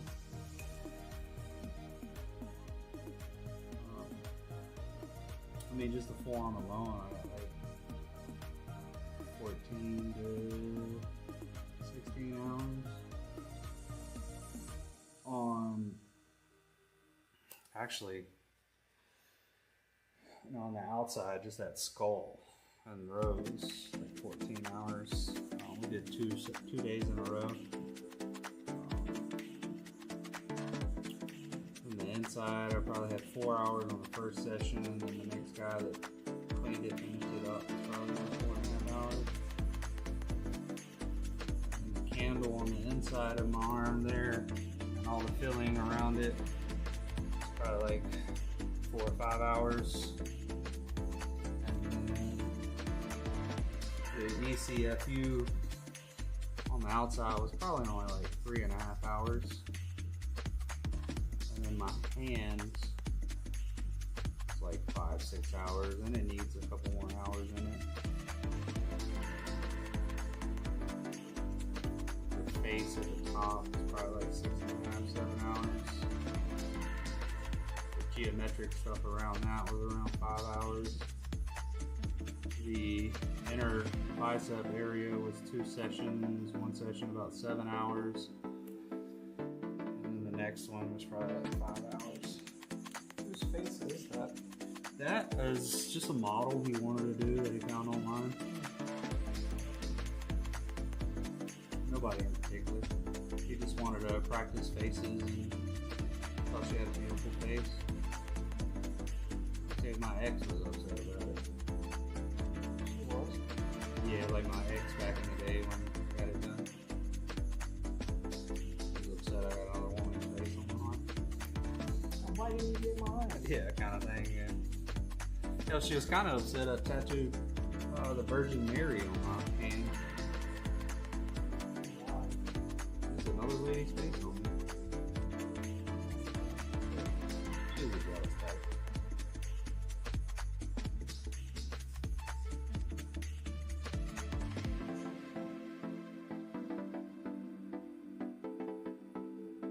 Well, until I deduced that she was religious, the girl I'm seeing now, the one that I met at Ale House, has a tattoo right here that says, "I am his, he is mine." And I was like, And then right above her bush says, he has risen. Okay. You're good. That's terrible. Yeah, that's a good joke. That's good. That's a good one. Oh, that's fucked up.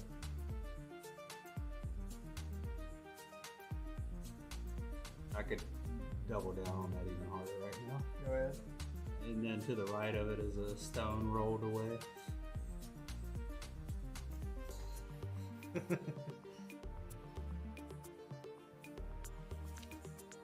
to tell her to get that. She's not happy with it.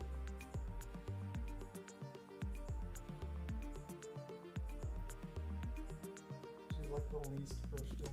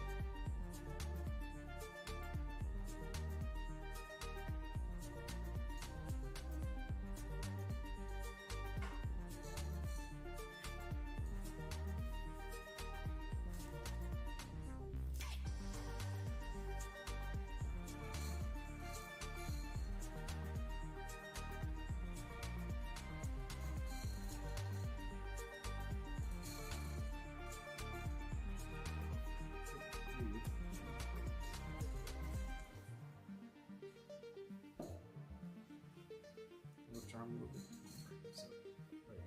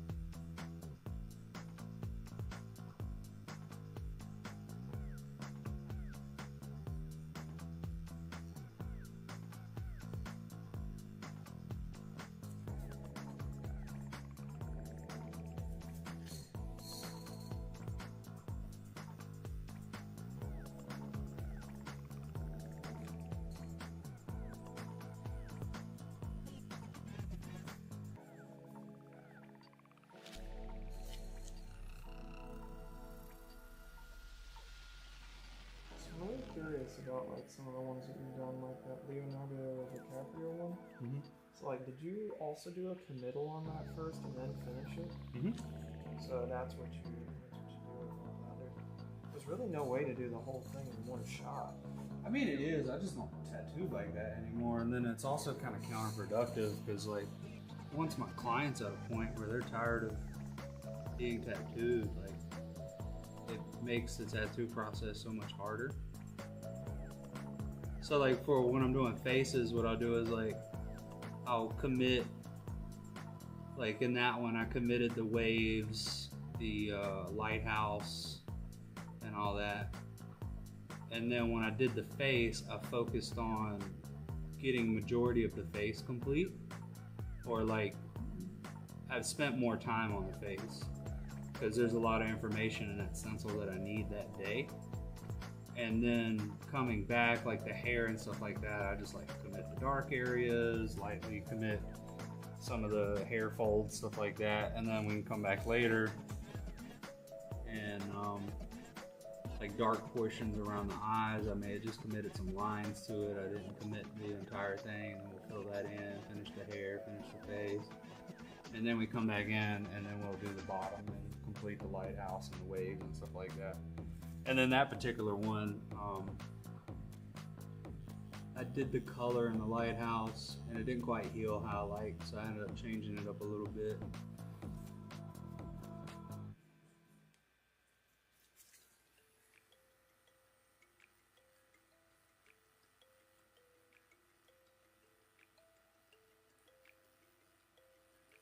But every piece on that, like each piece on there is like almost the size of like from here to there. So like if I was doing that on the forearm, that would have been like a 2-session piece instead of 3 or 4.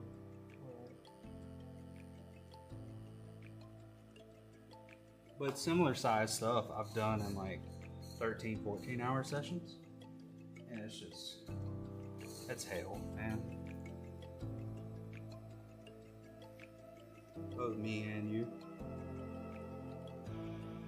because I try to correct as best that I can while I'm tattooing, but I still end up doing it anyways. You probably noticed me doing it a few times. I like turn my neck completely sideways so I can see the needle going to the arm. Right, yesterday I left out of here and I was on the way home, and like I got to where like I was turning to the right and I was like, fuck, I need to pop this, massage the muscles in it. My neck starts to get really stiff from doing that all day. And doing it for those long hours, days in a row, was starting to cause like bulging disc and stuff like that. So on my end, it's kind of nice to sticking to like half-day sessions now instead of full days. And sometimes though, like I'll be in that mood or that feeling of like, oh, I could tattoo 8-9 hours a day, no problem. Or if like a client's coming from like hours out of town, I'll book them and try to give them more in one day, or we'll book them 2 days in a row. And then the second day is just kind of like where they're at pain-wise before we wrap up for the day.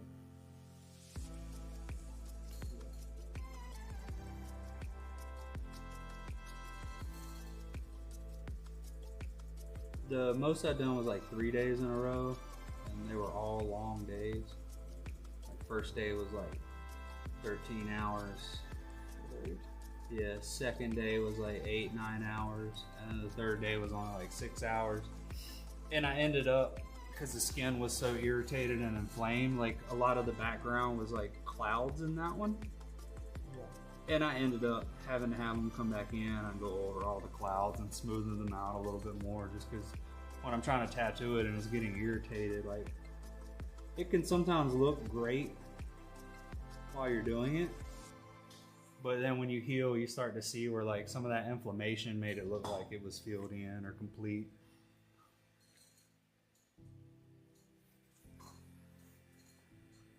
Yeah.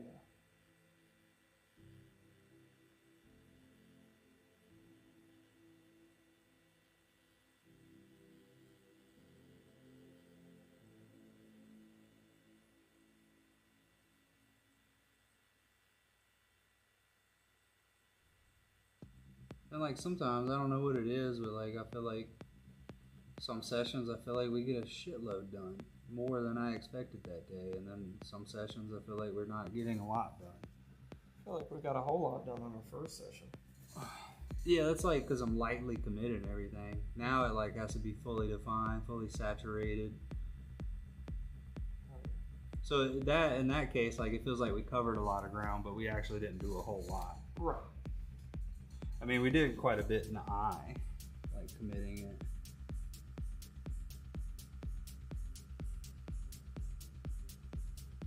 And then like also it depends on like the body, where on the body too. Cause like in this area, the skin's a little bit spongier. It's a little harder to like get it in there. A little harder to make it clean.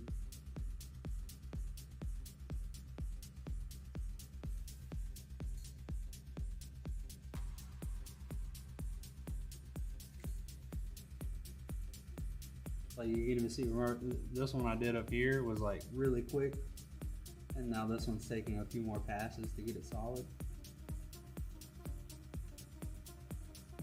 Which like an example of that is when I tattoo on somebody's ribs, like something palm size that would usually take me like 3-4 hours to do is now taking 6, 7, 8 hours to do. Yep. Because the skin's so much more elastic, and spongy is the best way I like to explain it, but gotta be able to get good stretch to get it in there. Also imagine it's hard to see, especially when filling in, exactly which places you've missed until you wipe because of that ink cloud that kind of forms. That and too, like, again, some of the irritation, like the irritation could be so dark that it looks like it's filled in, but then I did it a little bit on that first note back there. I walked away from it for a little bit, let it calm down, and then I looked back at it again, and I was like, oh no, it actually needs one more pass in a few of these areas. Alright, here come the lines from hell. Yeah, and they gotta be exact too, so. Try to keep things clean before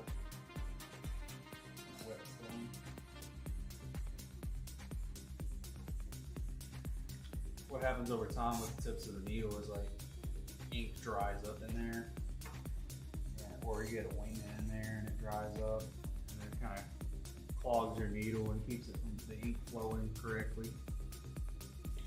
So I'm also like, when I'm dipping over there and taking a break for a second, and I'm trying to maintain that needle, or that tip, I guess, more than the needle. Alright, I'm gonna have you look away while I do this. Okay. Try and breathe slow.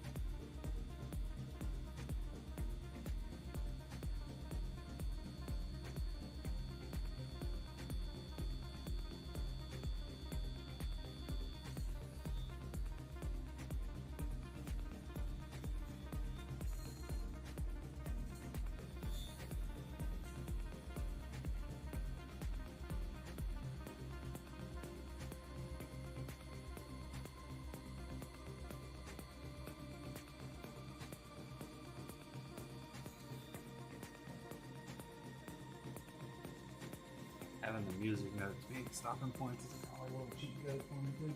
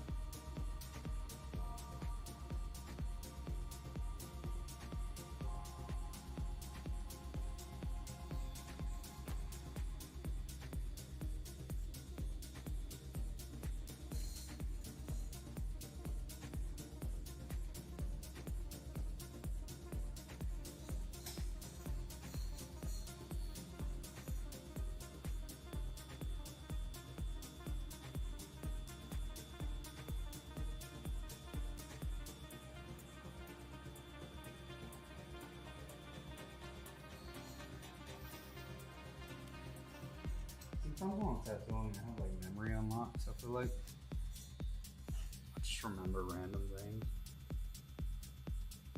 Yeah, I haven't seen you all day long.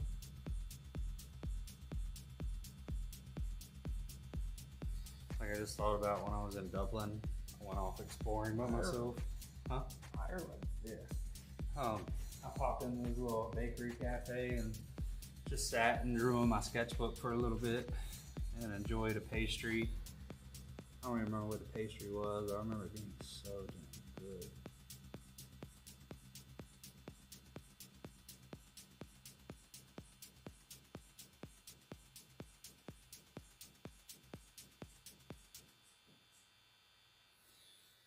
I've never been out of the country. Should go sometime. I want to someday. Sounds pretty good. Well, when you're on tour, you'll go everywhere. Yeah. No pay say when.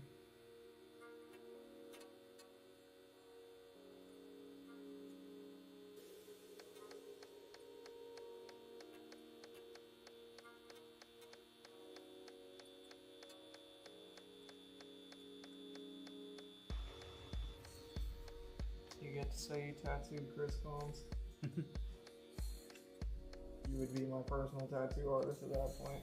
Yeah, just fly me out, you know? Yep. I'll do some comedy there and tattoo you.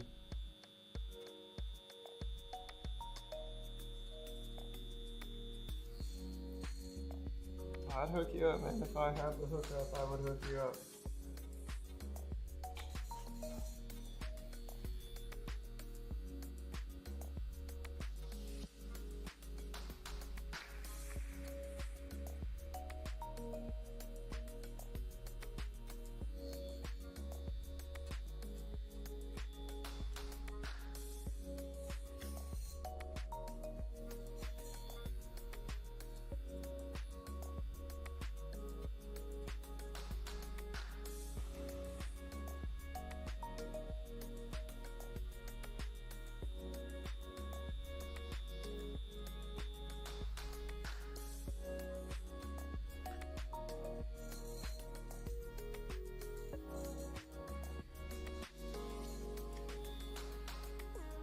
Barber's been making some pretty big moves.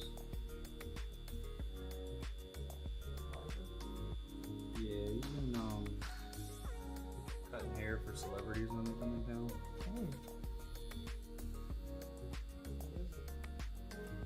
His name's ST Wagstaff. That's what he goes by online.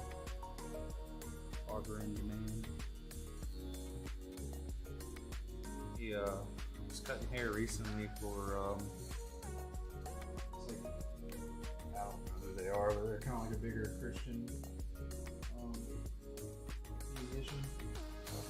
And then he, I think he cut hair for Usher when he was here.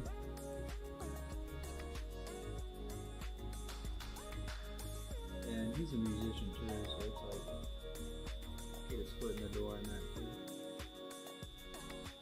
He does R&B stuff.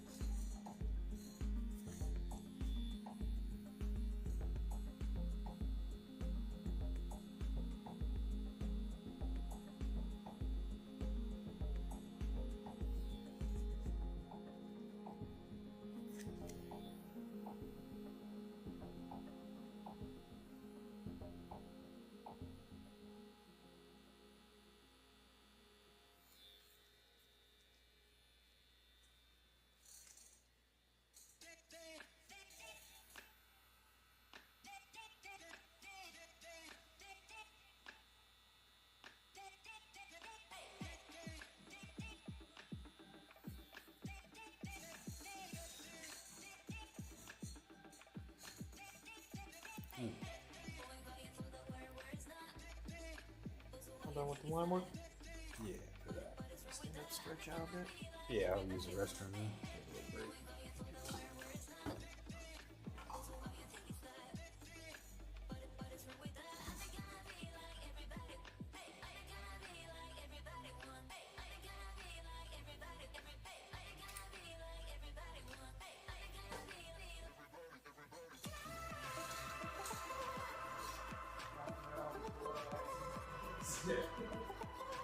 I was thinking, I was like, the back of my knees are sweating from pulling those lines.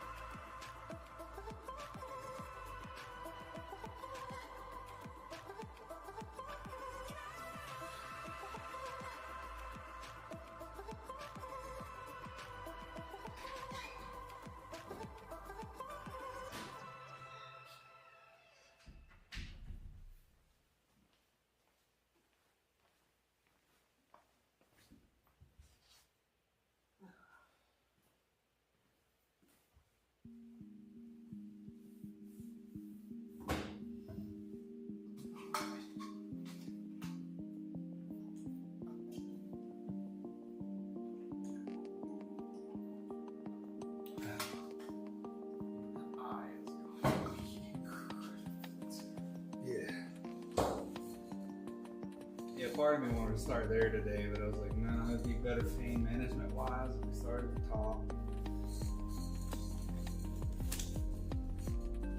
The song kind of reminds me. I miss you so. Where'd you go? One of those earlier reminded me of a Phil Collins song. I forget which one it is. But it's Census Taker, appreciate the follow. I don't know if you're still here, but I see it come through now. Yeah, some of them do sound really familiar to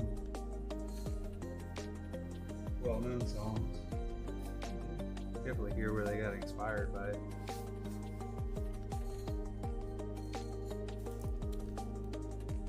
get a strike, like even if you just like sing a part of the song. Well, Kill Tony brings that up on YouTube. Is the band will play something and then someone will start singing and he's like, whoa, whoa, whoa, whoa, whoa. He's like, you get a strike if you keep on. So he says, sing your own lyrics, something similar.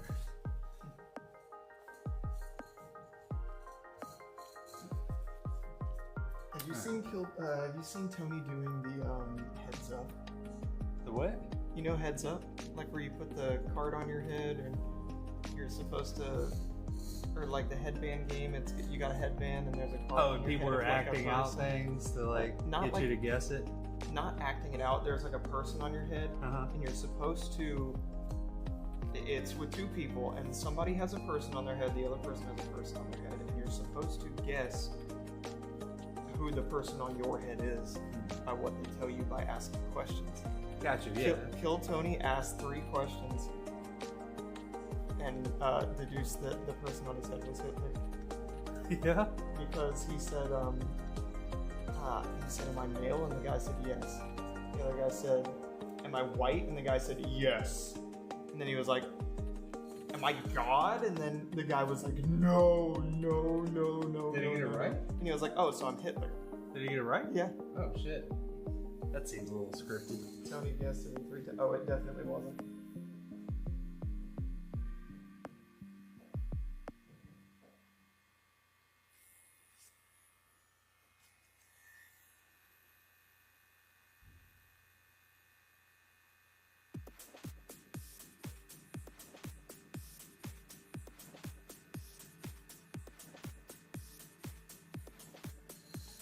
We doing the spade now? Not yet. I'm gonna do the background shading to here to make the card pop a little bit more.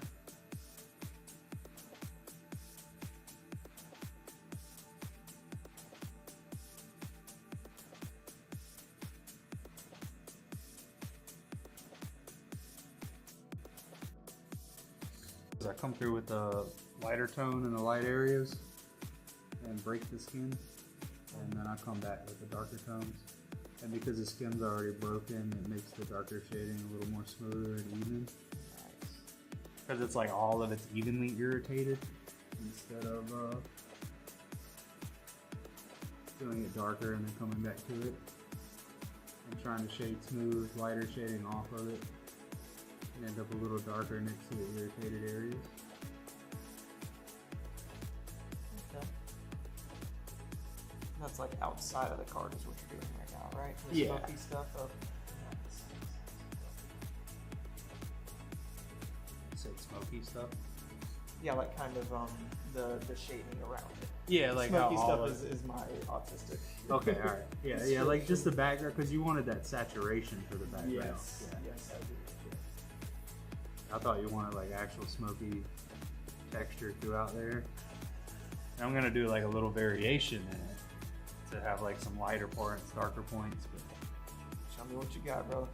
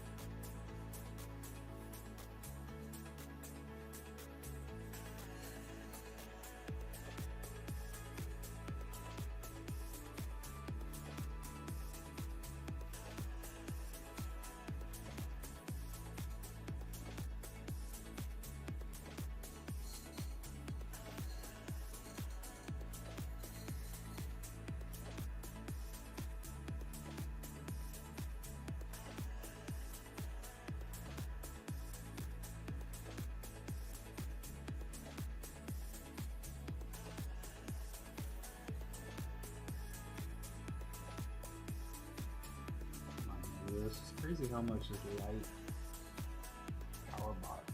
It's crazy how much heat it produces.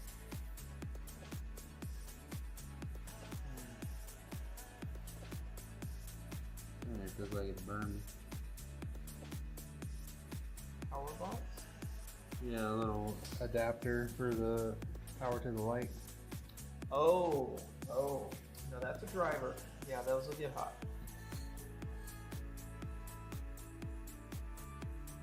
Thank you. I was just looking to make sure that was on.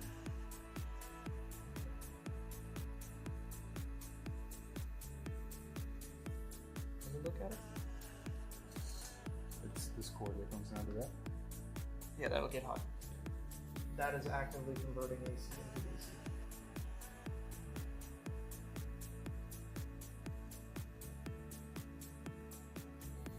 It's essentially a miniature transformer, a step-down transformer. And rectifier.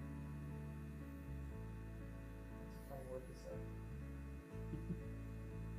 Rectifier. Oh man, I don't stream, dude.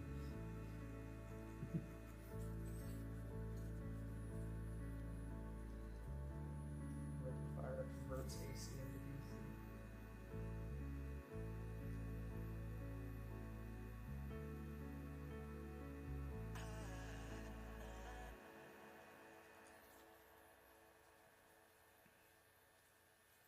I can't remember if it's a converter or an inverter. I think it's an inverter that turns DC into AC.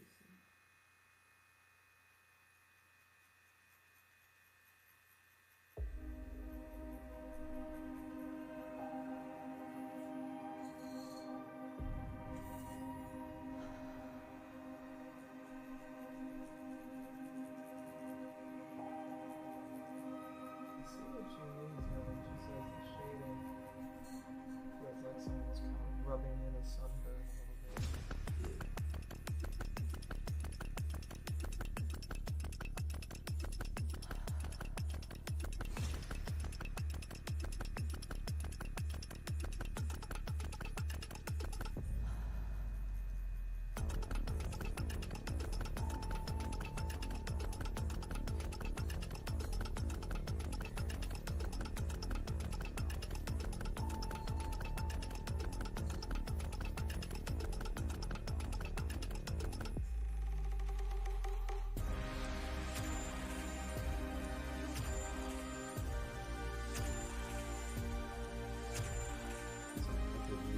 Movie music. Feels appropriate to this.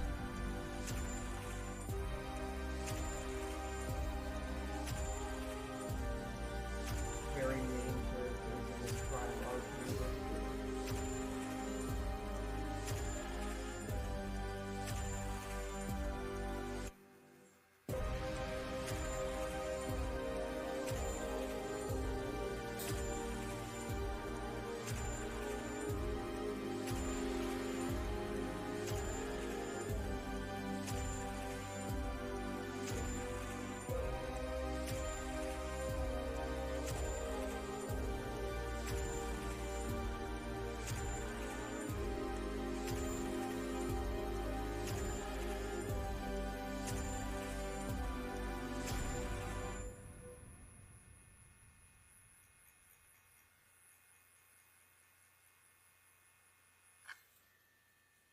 You ever see those people who just have like an entirely just like blacked out portion of their body? Mm-hmm. You want to do that next? No.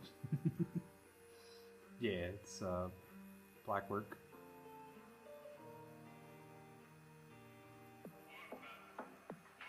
That has to take months to do. Oh, no, I mean, like, I haven't been around a lot of people that do it, but when I was in Denver, I was around an apprentice that's kind of like his focus. And he's pretty good at, like, using larger mags to really get it in there and cover some ground. So he could do, like, a whole panel of the forearm or, like, wrapping around the arm in, like, a full day with it. We're talking about like healing sucks on it because it's like your whole arm's stiff and battered from it, or the whole area that you got it done. Yeah. But it was cool to see like him being so early into tattooing, and he was having tattooers come get black work by him, industry people in the industry coming to him.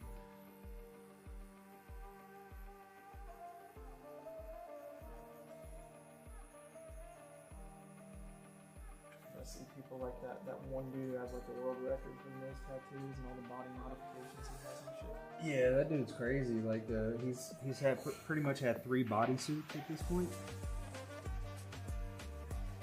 and he had it blacked out, and now he's doing color over top of the black work, and that's just layers and layers and layers of color to get it to that point. When I see that though, I just think about like how saturated his dermis is. Cause like I have the rose on my calf that I did early on in tattooing. I saturated the shit out of it. So like sometimes allergies make it flare up and it gets pretty sore, but then sometimes I can just like barely scratch it like that, and then it just lobs.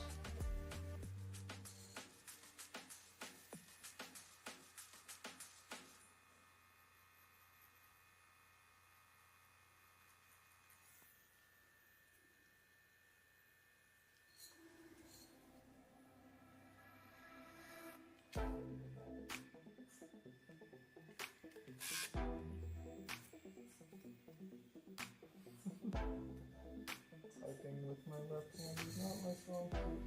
It feels weird, right?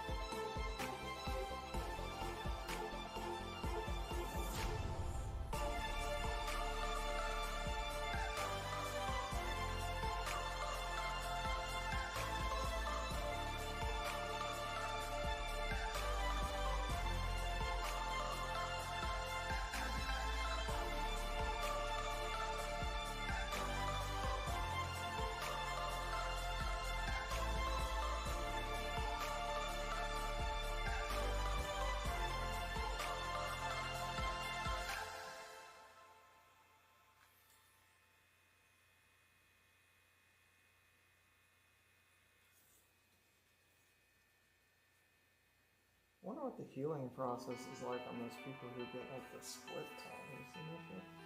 Yeah, I know a few people. They do. Yeah, they said it wasn't too bad. I think the mouth heals fairly quick.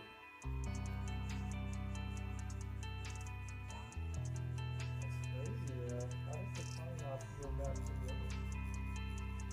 Oh, because it's stitched like that? Oh, they stitch it up.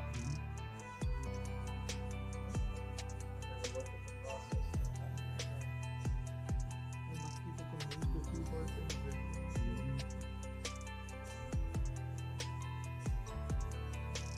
I don't know the level of it, but I thought it was, I'm sure that's wild.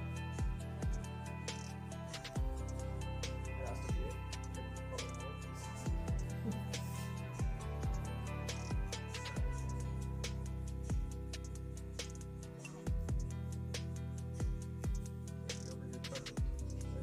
Yeah.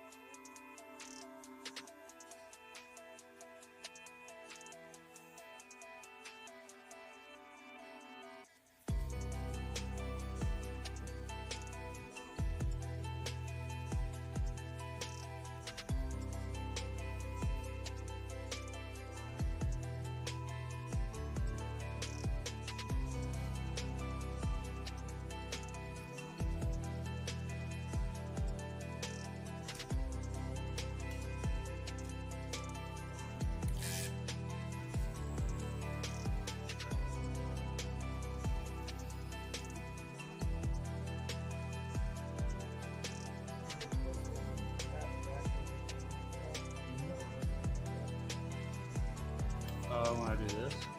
Yeah, changing the how far the needle hangs up to the tip.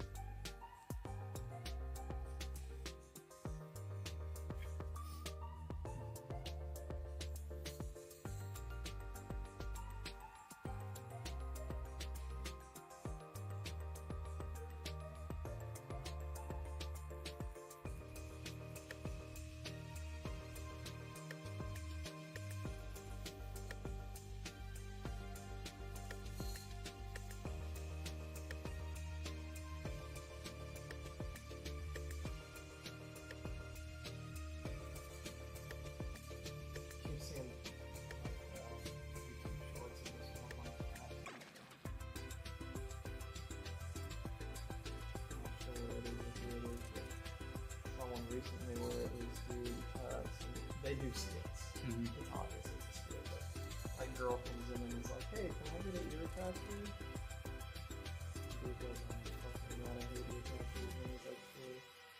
And he does it, and she's like, okay, thanks, bye. Another dude asks him, why do you do ear tattoos if you hate them so much? He's like, I like to mark this stupid one. I think I know who you're talking about. They're out of Florida. Can't remember his name, but he's blown up. He's got the big gauges. He's got some Yep. black work on him. That's Yeah. him.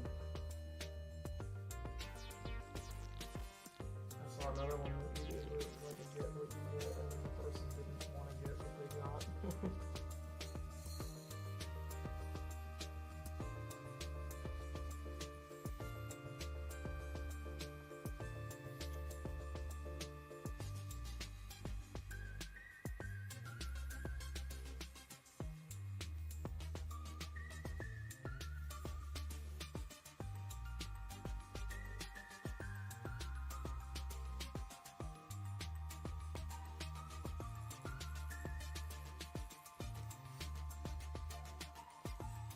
Yeah, this is definitely a lot different than just getting the line. It's just a good little bit of ow, ow, ow, ow, ow, ow.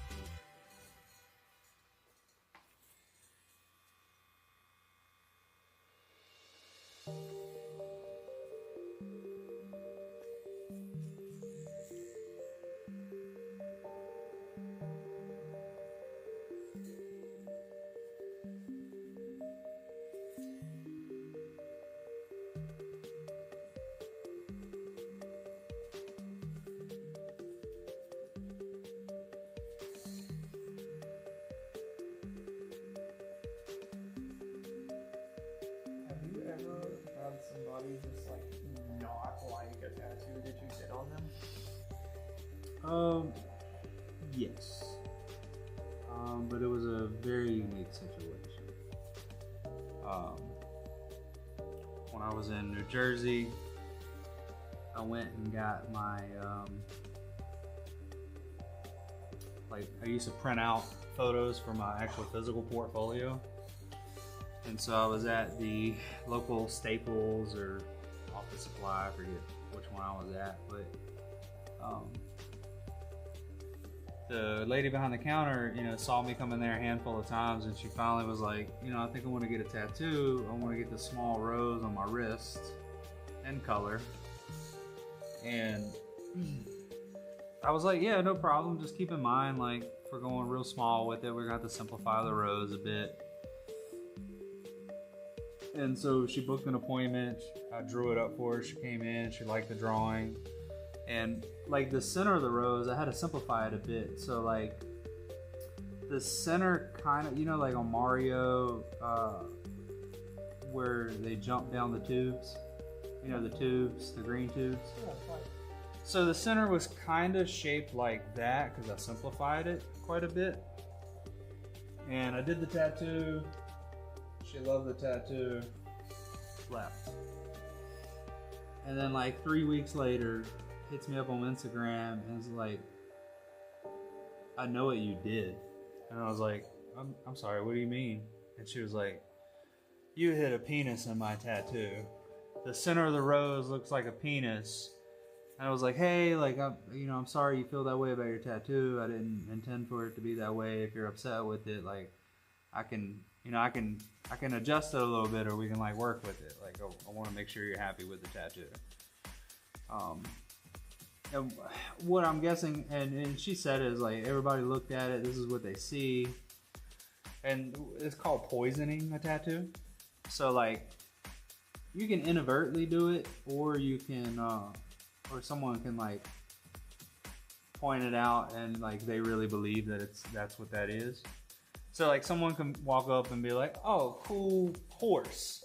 And you're like, this is a dog tattoo. Now the person, all they can see is a tattoo that looks like a horse. You know what I mean? Like, essentially. Sometimes like it legitimately could favor something else, and like could feel that way. Like I popped in a guy's stream the other day, and I thought his logo was chrome.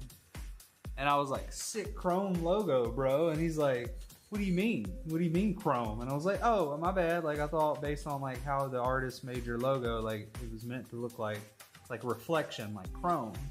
And he was like, no, I mean, if that's what you see, that's cool. Like I accidentally just maybe poisoned his logo. You know what I mean? By pointing that out.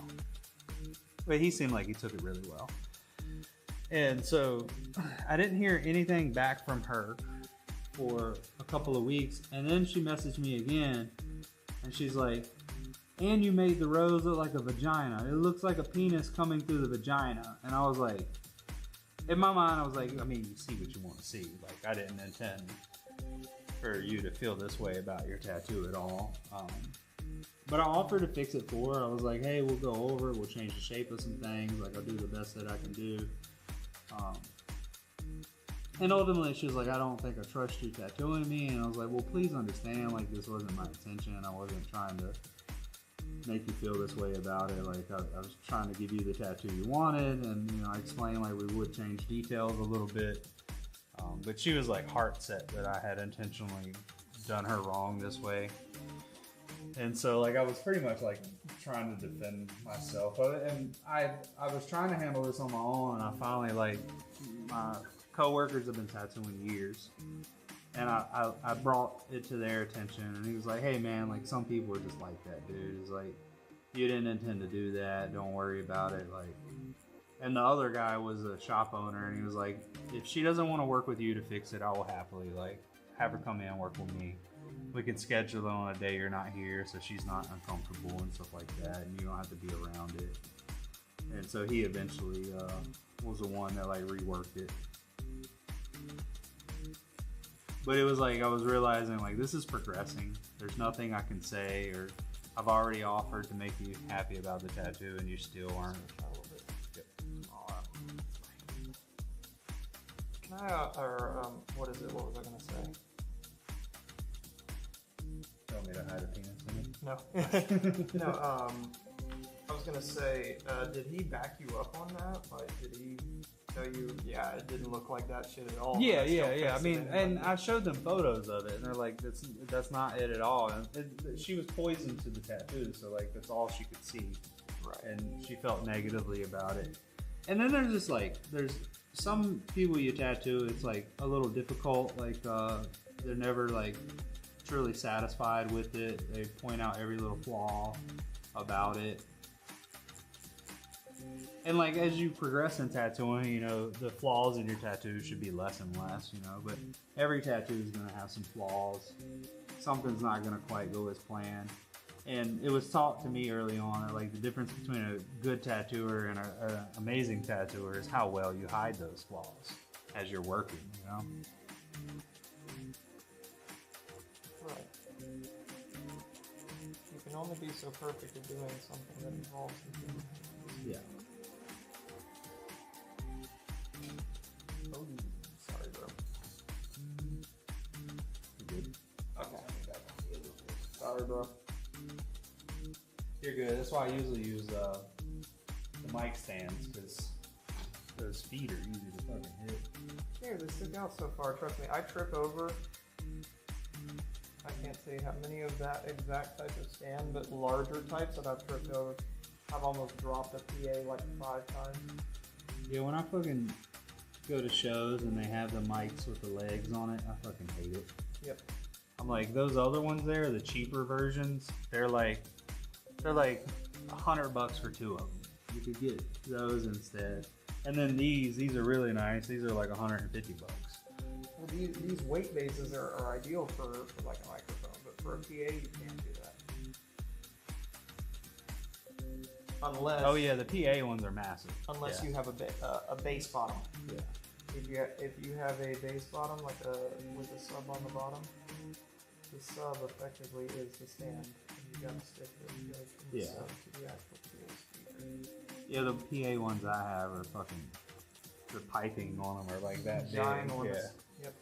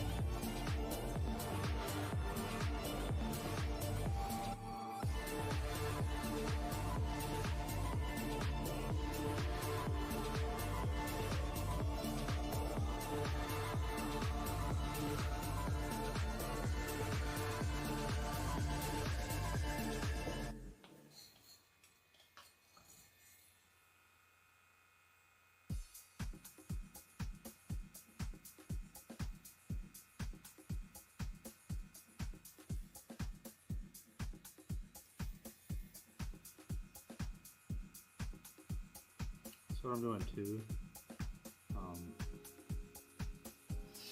where we have these black, I'm leaving like a little gap around them from this drop shading from the ribbon, so they don't get lost in that shading and they still kind of stand out a little bit. So you can see it like right here pretty good. I like leave a little bit of a gap. Yep.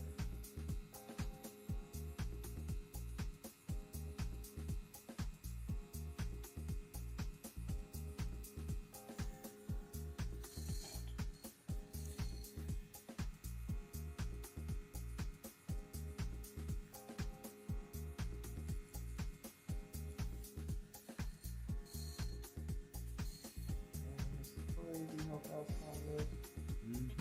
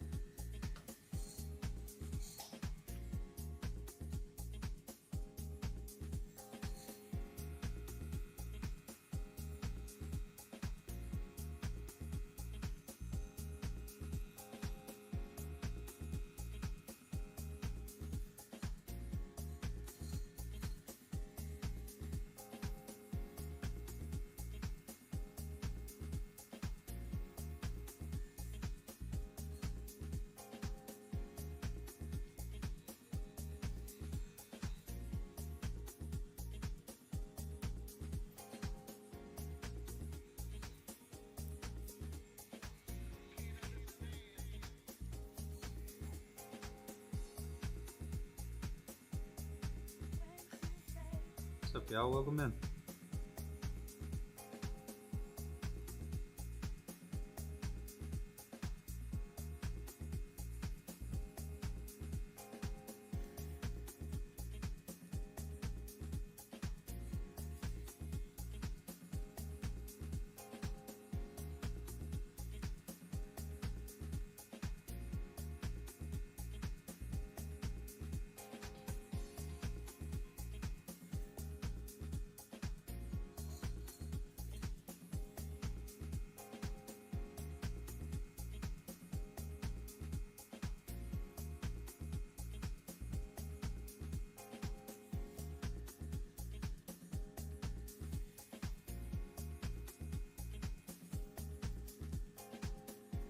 What's funny is like I feel like some people that like just want to pop in and alert. You know, if you acknowledge them, they like leave. But others that don't want, or others that want to like chat, if you acknowledge them, they stick around. Could be overthinking that too. But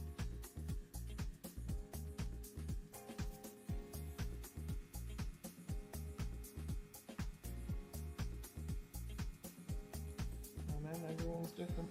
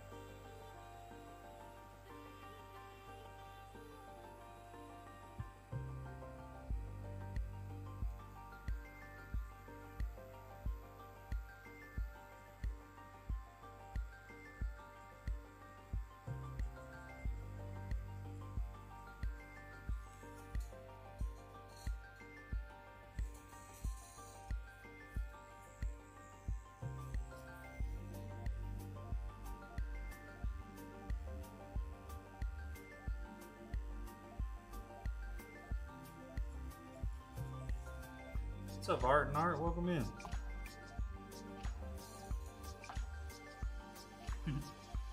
Like a little frog emoji. Or emote.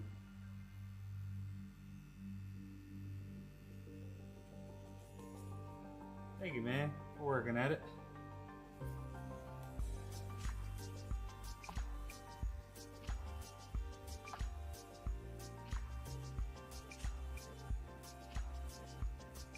Been doing good.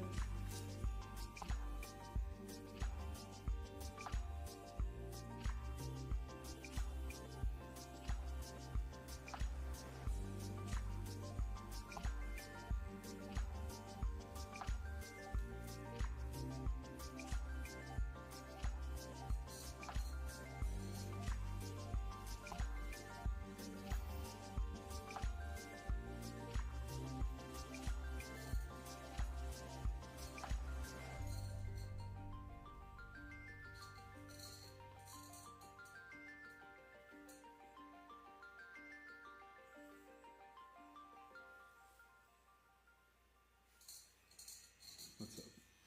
Huh? I said, what's up? Just looking.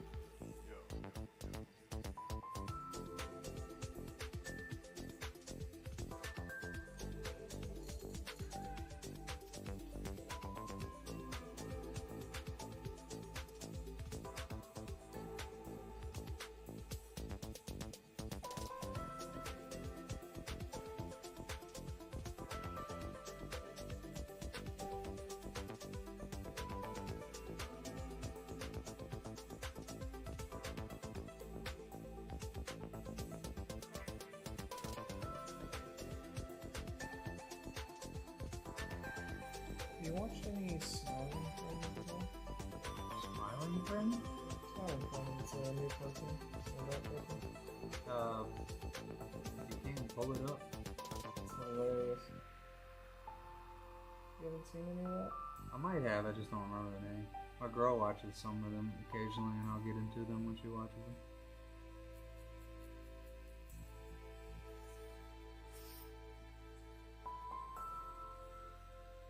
You haven't seen that? Oh yeah, I have seen that. Yeah.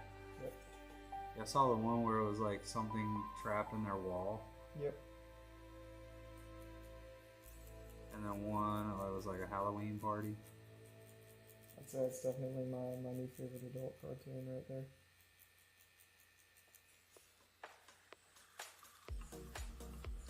It's pretty fucking funny. I actually used to watch the guy who used to make it all the time. Like his YouTube or something. Yeah, he used to he was an animator, but also mainly just like a gamer guy. Oni NG, Oni Plays.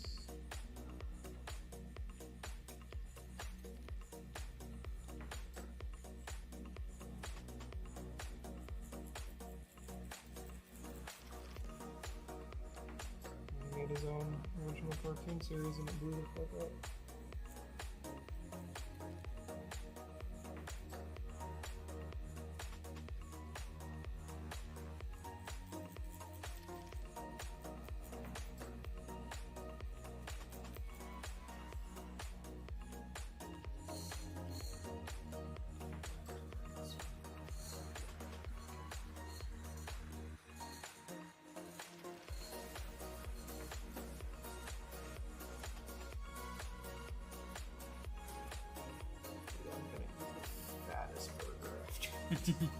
Yeah, I was just thinking, I probably want to stop and eat a snack here in a minute. I brought a meal. Oh, I got fucking protein shakes. I think I showed them to you. They have artificial sugar, so you can't have one. I was gonna offer you one, but I remember that this morning. I was like, oh yeah, you can't have any artificial sugars. Nope. Unfortunately, I'm weird. I put this on my story this morning. I don't know if you saw it. I don't know if you like watching stories. I occasionally like click on one, and then before I realize that I watch 5 or 6. Yeah, that's limited edition. I hate opening Instagram anywhere, dude. It's most of the time I open it up and it's just butt. Yeah. It's either racist memes or butt.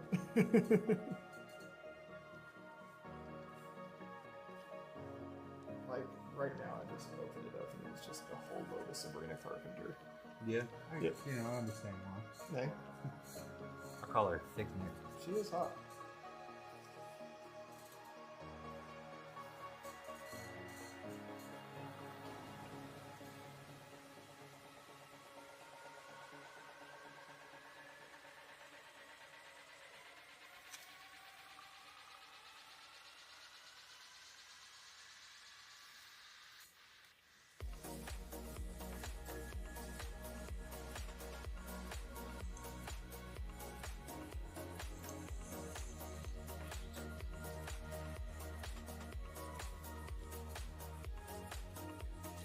God, that's a microphone. Oh, that's cool.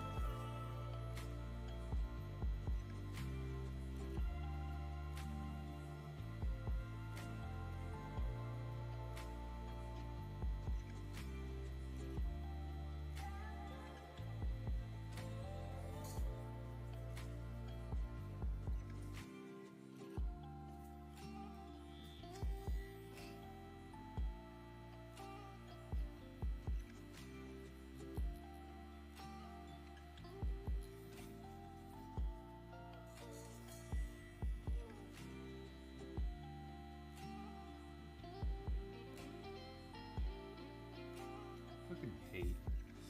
It's a sick guitar lick.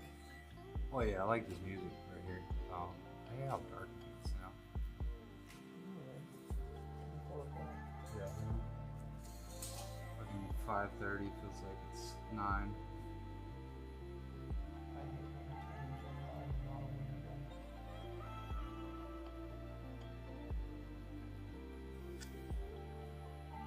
I know it's technically not winter yet, but Yeah. probably. Fall is actually my favorite season, early fall.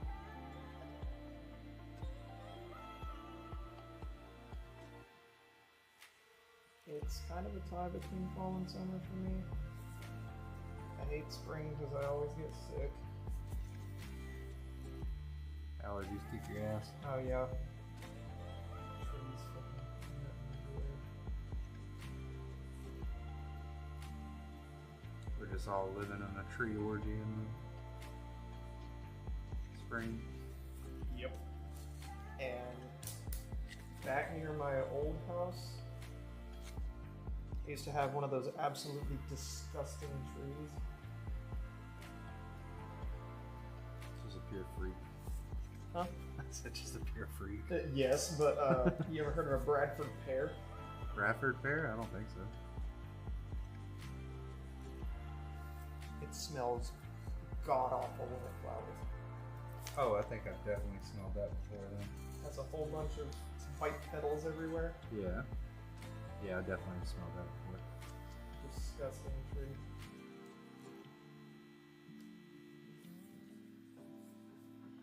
And it's horrible, and those petals get everywhere, and they let off like mountains of pollen.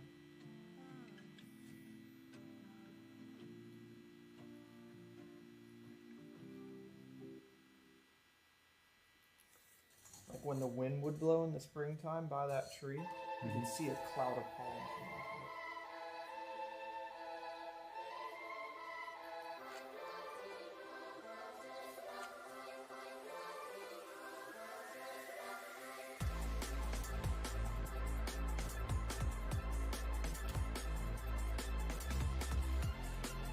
But I'm definitely in the summer, in the heat, on the beach guy. May not be so good for these countries, but it's okay. I will. I'm a fan of the desert. Really, always wanted to see them. It's not a fan of me, but I definitely couldn't survive there without sunscreen and shelter. What is the best protection against sunburn?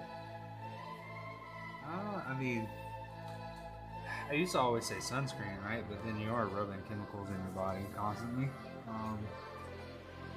So I would say like loose, long sleeve clothing, something thin, light. The UV protective clothing, I guess, is going to be your best bet. But if you have to use something, or if you can, avoid the sun. Just never leave your house. Stay indoors all the time.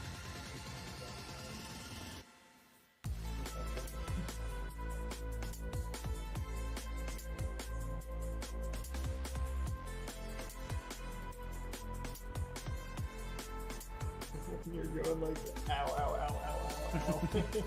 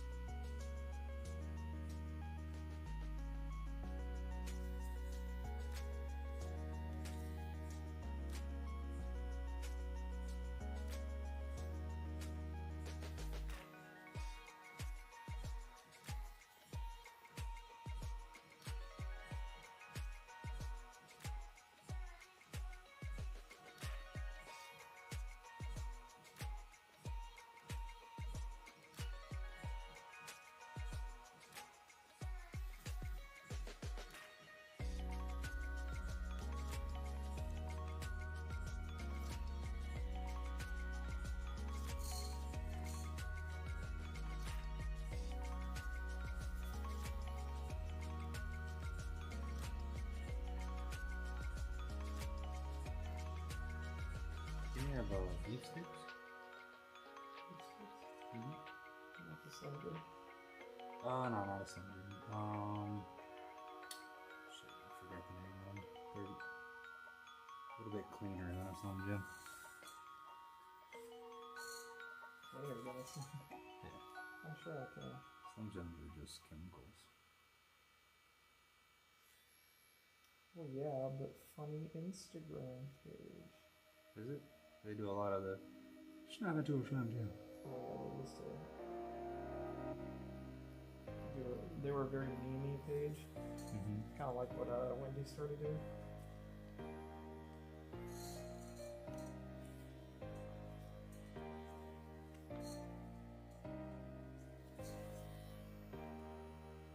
Dude, the worst one is Nutter Butter's TikTok.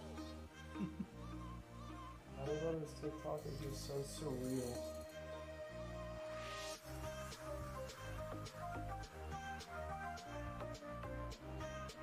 Everyone always comments on my person's really good.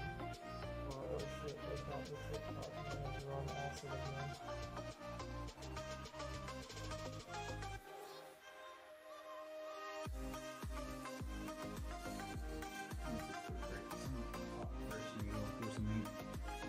Alright. I'm gonna get up and take a look.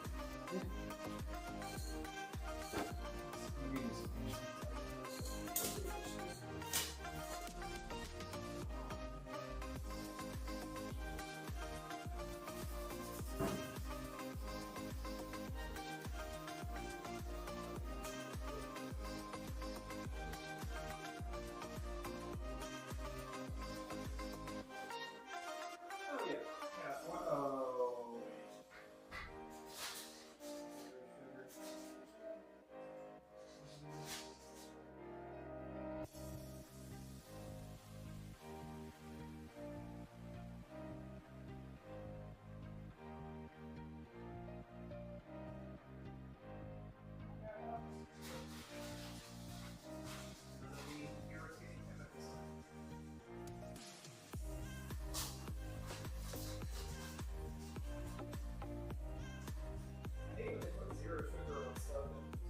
Really, obviously, this one shouldn't have much to do with sugar anyway.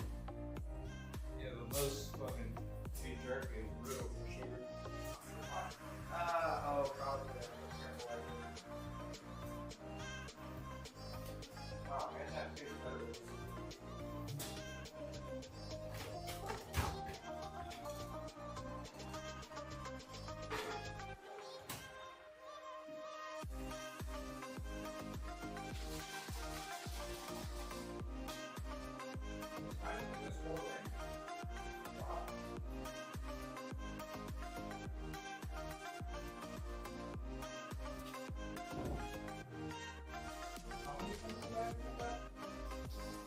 Oh, they fill the thing up. I didn't Sam's Club.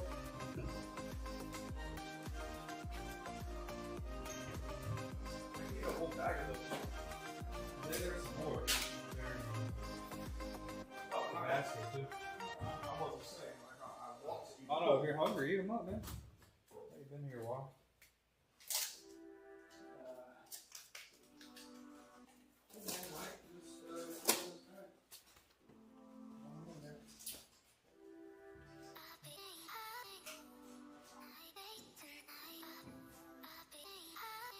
For me, I just want to eat enough to stop the hunger.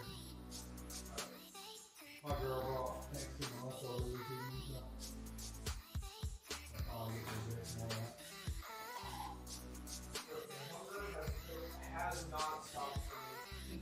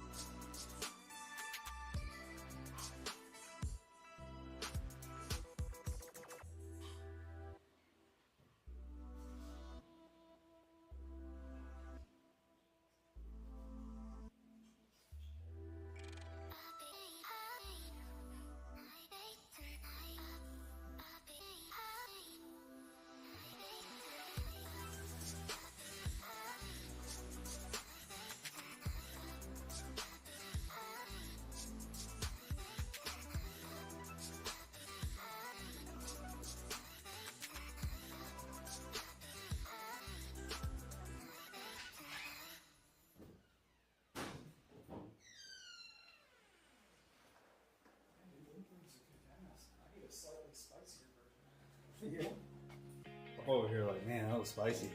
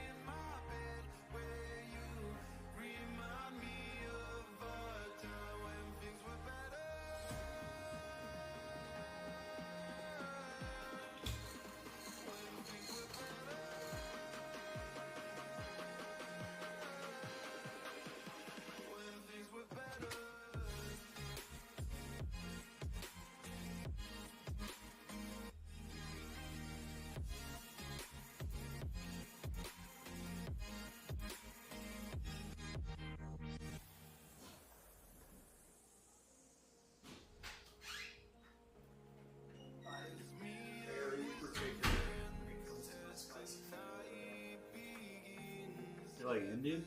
No. No, I do not like Indian food at all. That is disgusting. No offense to you if you like it. Oh yeah, I love it. It's about the only time I will have actual spicy food. No, I cannot stand that stuff. It's getting cold, as you can see. Yeah.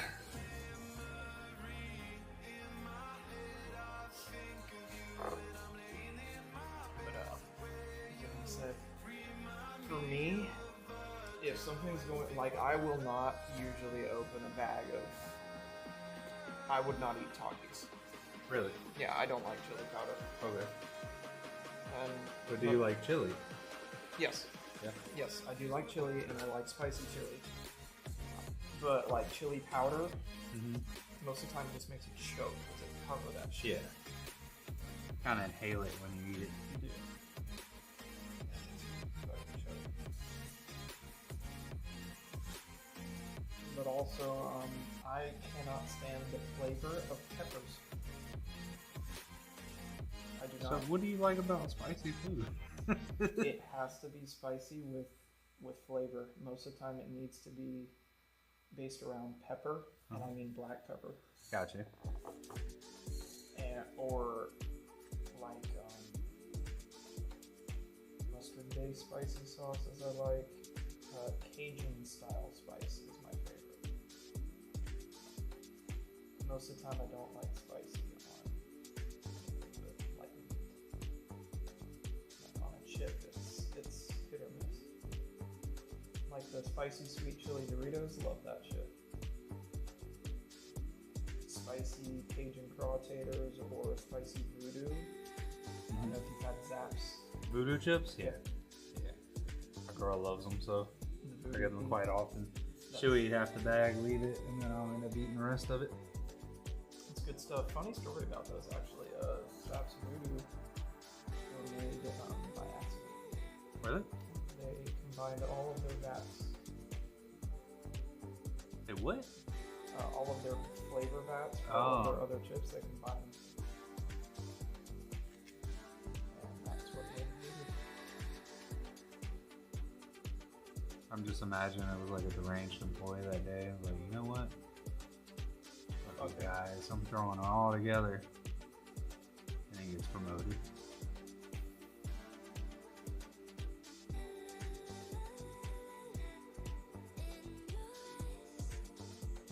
And then they made the voodoo beef version, and I tried it, and I was in love.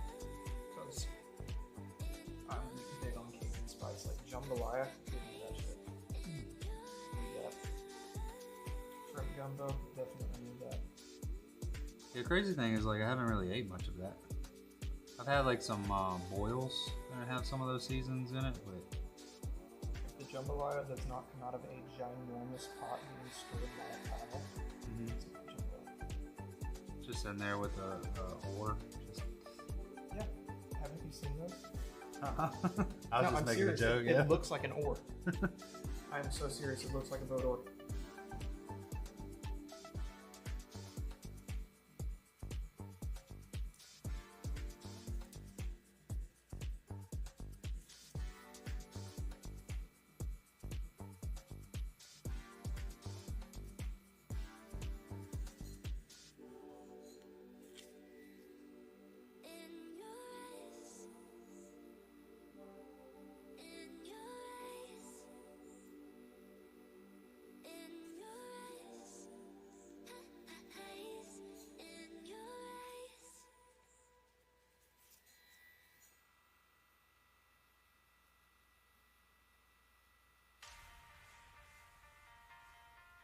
Literally, it's just a giant pot with a paddle. Oh yeah, it sure is. This dude's using a shovel. But we had one of the superintendents who grew up in New Orleans on one of the job sites that I was on. One of the superintendents from the general contractors brought in one of those giant pots and paddles and made a huge jambalaya bake for the whole job site.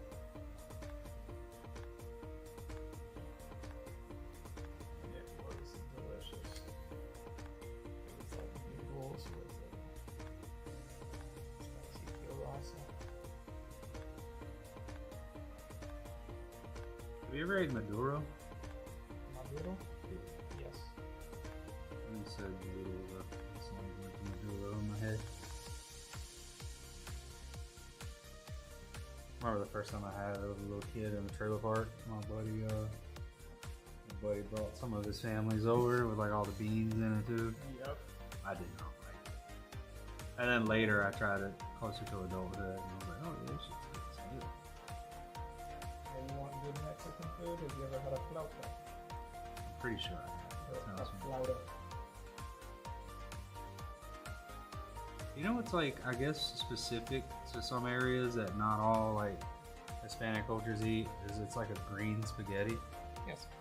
You ever had that? No. No? God, it's so funny. I'm not sure what it's called, but I've seen what you're talking about. So the first time I had it come from a Mexican family making it like an event. And then later when I was in New Jersey, I had some from a Peruvian spot. Yeah, actual good, like, authentic style Peruvian food is good. Like, I don't consider alpaca Peruvian food. No, that's like saying Taco Bell. Yeah, but real Peruvian food, that shit's so good. And they fill you up. Like, they hook you up when you buy Peruvian food. Another one of my favorite Hispanic foods, it's more of a Mexican thing, is birria. Is it what? Birria. Oh, yeah, fucking tacos, birria, I call it birria, but yeah, birria, torta, fucking anything with it. Well, quesadilla with the consomme. Yeah. It's like that little soup. Yeah, that you dip into, that you yeah. dip it in. Yeah, I drink that shit. That shit's Yep, so good. It's so delicious. It's essentially gravy. Yeah. Yeah, when I was in Austin, there was this food truck not far from my Airbnb that did like all things video. And I went back 3 days in a row, and the lady just laughed at me after the second day. I was like, it's good. Like, this is all I want to eat. That stuff is delicious. I don't know what they do with it. I also have an acquired taste for mole, which is a very complicated mix of flavored sauce. It looks like mole when you read it. Mole, but of course, Spanish they pronounce it mole. But if you ever see something that looks like it says it's made with mole sauce, Have you, I'm blanking right now. My buddy's family in New Jersey makes it, and so I would get like, you know how like you can buy stew in the big styrofoam cup? You ever see that, like fire department sell it? Brunswick stew? Yeah, but like they would sell it in those big styrofoam cups. I would Yeah, get my this grandmother used to make it like that. There's these it's this It's a green frozen block of stew. I can't remember the name. Yeah, it pretty much is. You just thaw it and then dump it in a pot and eat it. Yeah. God, I'm blanking on it. It's so fucking good. It's like this green pasty sauce that you just put on food. Pesto? It kind of has the vibe of pesto. But his family's Puerto Rican and they make it. Oh, man. Sofrito. You ever had? Sofrito. You ever had homemade sofrito? God, damn, that shit is good. Never homemade. Restaurant made, yes. Yeah, when I had that, I was like, I'd just keep it at work and I would put it on everything. buddy laughed at me. I was like, dude, I've never had something so good. Like, make everything taste so good. And then I would like go up and hang out for a couple weeks and then come back down and I would be begging, like, can your family make me something to take with me? Or do you have any in your freezer I can take with me? I don't get what the craze is though with a lot of people in tamales. Tamale? Yeah. It used to be like an event in the trailer park growing up. And dudes bring that shit on the job site like everybody wants a tamale. I'm not a tamale. It's a texture thing for me, I guess. I mean, you got good flavor in it, but that like soggy tortilla kind of like, I don't even know what you call it that's inside it, but It's like a flour ball. yeah, it's just like a wet, floury cake inside of it. Like I'll eat them, and I like the sweet ones a lot. I don't think I've ever had a sweet one. The sweet tamales are very good. Those are usually made extremely well, but I'll tell you one thing. Have you had a Guatemalan tamale made in a banana leaf? No. If anyone ever offers you a Guatemalan tamale, if they don't tell you, it has bones in it. Oh, fair. They leave bones in it. So you bite into it thinking you're biting into a very normal tamale. No, you are not. It has bones in it. Be warned. I speak from experience. No one told me that it was going to have bones left in it. I went to bite into it and bit straight into a bone. There's a dish in the Caribbean that looks like a massive pot pie. And I'm blanking on the name of that too. But they leave bone in it too. And that was one thing that like I didn't like about it. I didn't like you had to like cautiously eat through it. I dislike foods where I have to remove something from my mouth when I'm eating it. Like that's a huge appetite killer for me. For whatever reason. Do you like empanadas? Yes. Have you been? I think it's called Sarah's Empanadas in Cary. I have not. Oh, it's so good. You can get Colombian style or regular. Colombian style is where it's at. And they have what's the little cheese breads? I usually get one of those to eat with it too. It's just like a flat piece of bread. It's almost like a pancake in a way, but it's got cheese all throughout it. I'm not sure what they call that. It might be a form of pupusa. I think so, yeah. Pupusas usually have beans in them. I think you can get it plain, cheese, or beans. Could be that. Because I know they make cheese empanadas. Yeah. I eat any kind of empanada. I'm a big enchilada guy. Oh yeah, they're good. Saucy. Very saucy, that's why I like it. But one of the best Mexican restaurants in the area, well it's kind of mezcal. It's called Mezcalito. Mm-hmm. Where's that at? I think I've been there, or I've been recommended it before. I think there's one in Cary, but the one that I go to is in Clayton, by where I live. Is it the one with the big chair? I think it has a big chair. Yeah, they have like a big chair on display outside. I think they do. Yeah.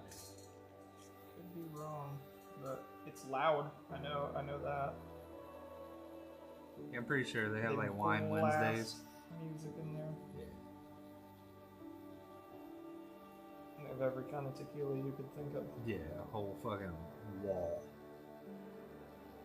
Yep. I got very drunk in there off Clase Azul.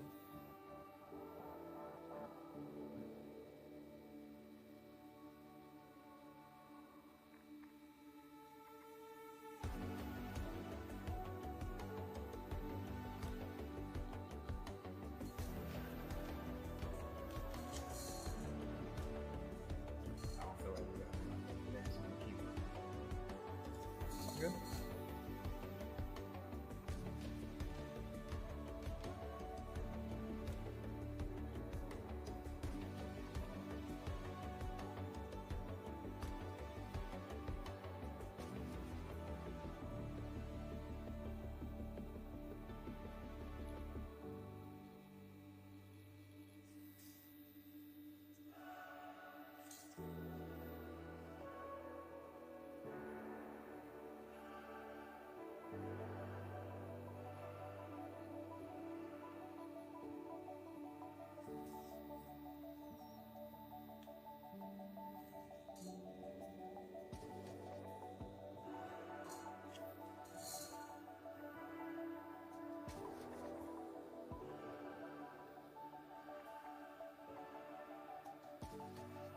So what I'm doing is here. I feel like time-wise spent on it, it's gonna be very difficult to make that, and how small the space is. It's gonna be difficult to make that exact texture. So I'm trying to make it like texture look throughout it. Okay. Because I don't want it to be solid. I think the texture is a good look.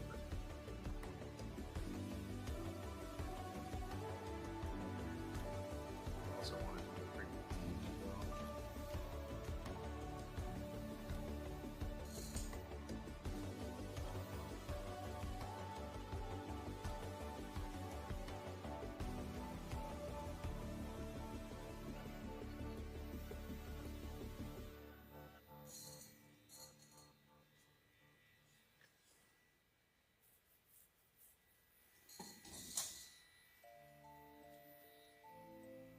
It's kind of a quiet day on the streams. Need to get my community stuff together. Oh yeah. Yeah, so that way I can like announce to people when I'm on. And there's a lot of little things I need to do to try to improve it. Right now I'm making some more. I'm trying to learn, or I'm gonna learn how to make some animated emotes. Oh yeah. I made a Christmas one. Pretty proud about it. Nice. Yeah. I just took my little, my character, his name's Joystick, that I've created for the channel. And I made him a little Santa hat that matches his style.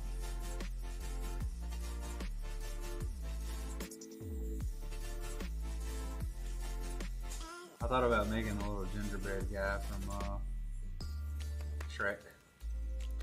Yeah. I like him. You know, the Muffin Man? The Muffin Man? The one that's on the right. I have to come drop by. Sorry for looking at that eye. Not right now.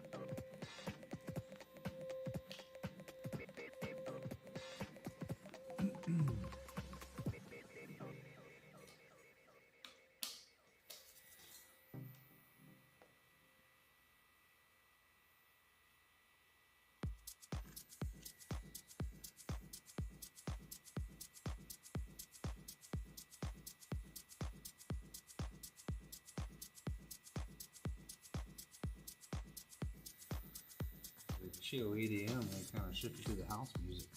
Mm-hmm.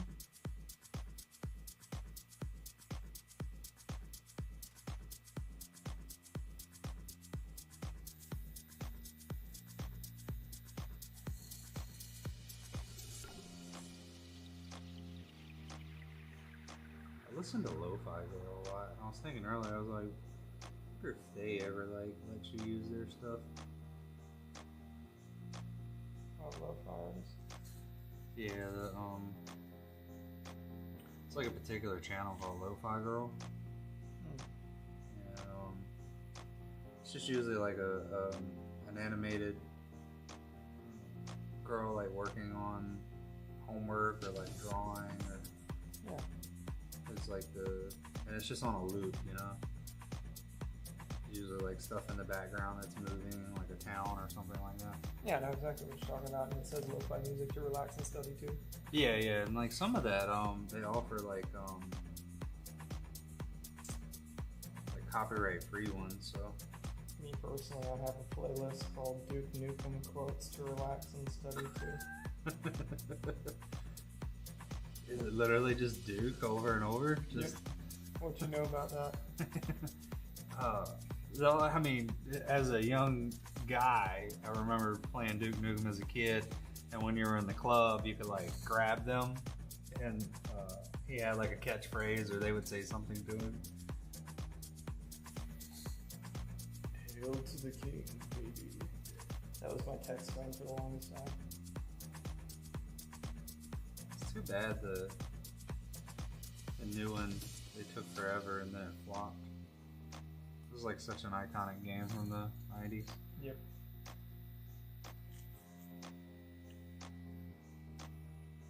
Still have that playlist.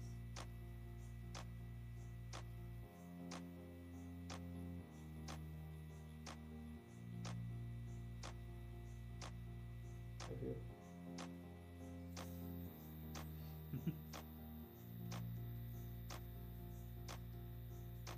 It's literally just a little.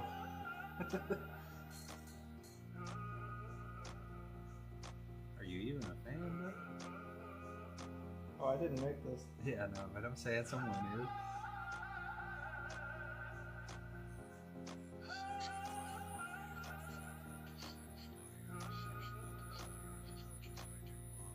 Oh, he's a gentleman.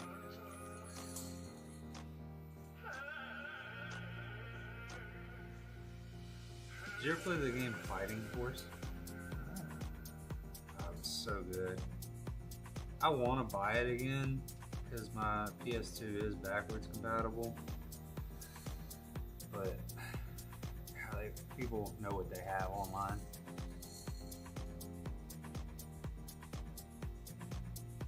I mean, I could probably get it on an emulator, but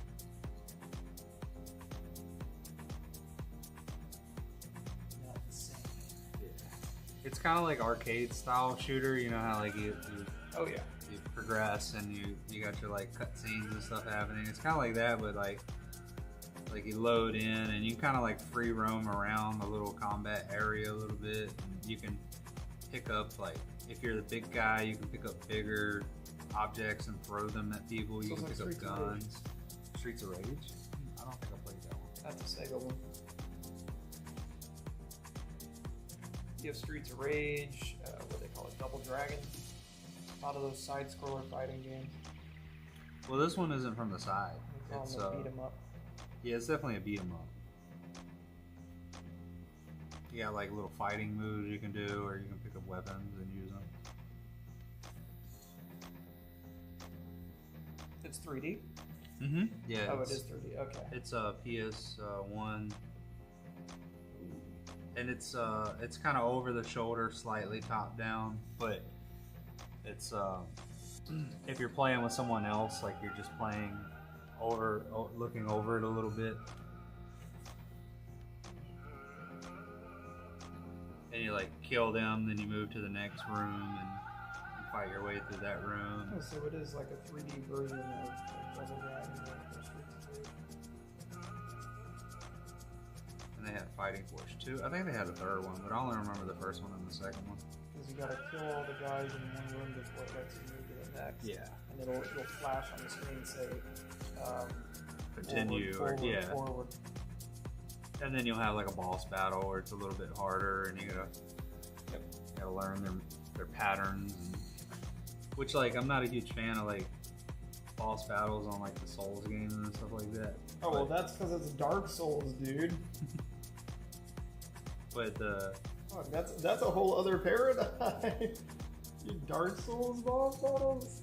then my girl downloaded the Dark Souls for the PC the other week, and when I showed up, I played it for a little bit, and I got to the boss and like died instantly. And I was like, I hate this.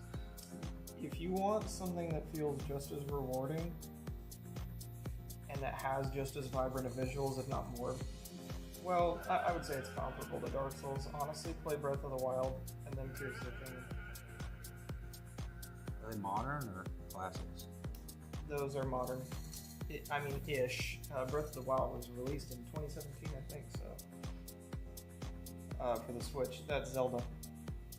Zelda Breath of the Wild and Zelda Tears of the Kingdom. Tears of the Kingdom is the most recent one. I think I've seen a video of the Breath of the Wild where you can kind of glitch it and fly all the way across the map. Oh yeah, that's for speedrunners. Yeah.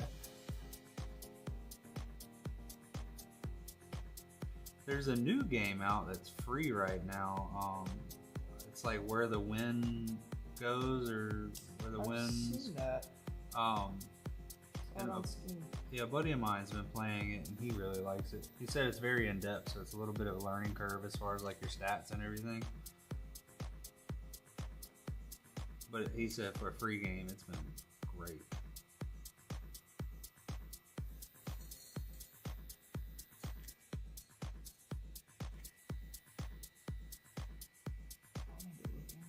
I'm looking for like modern popular games to give a shot because I'm a retro game junkie.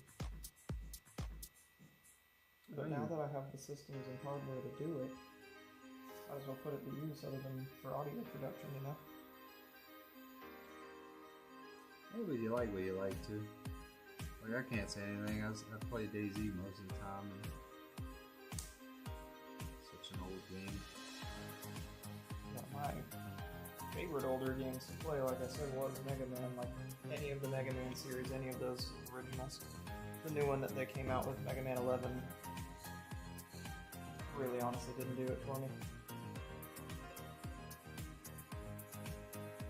They modernized it way too much. They need to do what they did with Mega Man 9 and 10, which was, those came out pretty much exclusively on the Wii as like a downloadable console game thing, and they made them just like the ones that they made in the 80s. And you like those? Yep. Yeah. They made them just like the ones they did in the 80s, with expanding on the original storyline, with a little bit of like modern sprite work, so it didn't look like it was on an NES.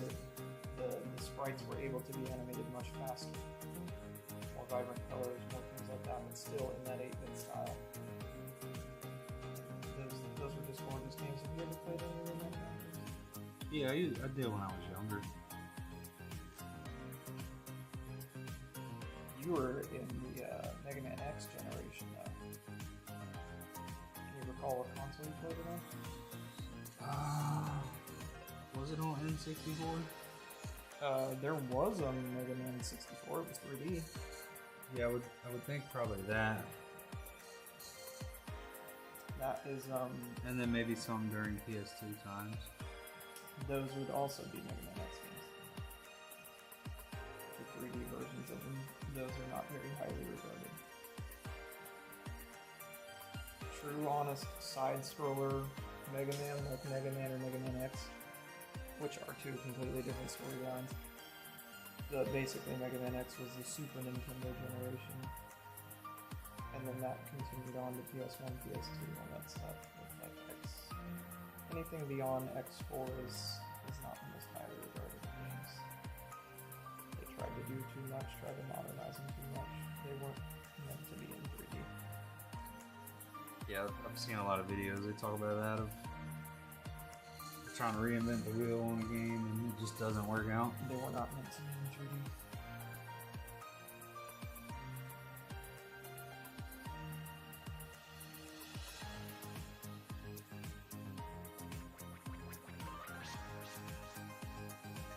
why they tried to make Mega Man 11 still have that side-scroller style, but with like 3D art. But still, the controls, the levels, they just don't do it for you. The difficulty's there.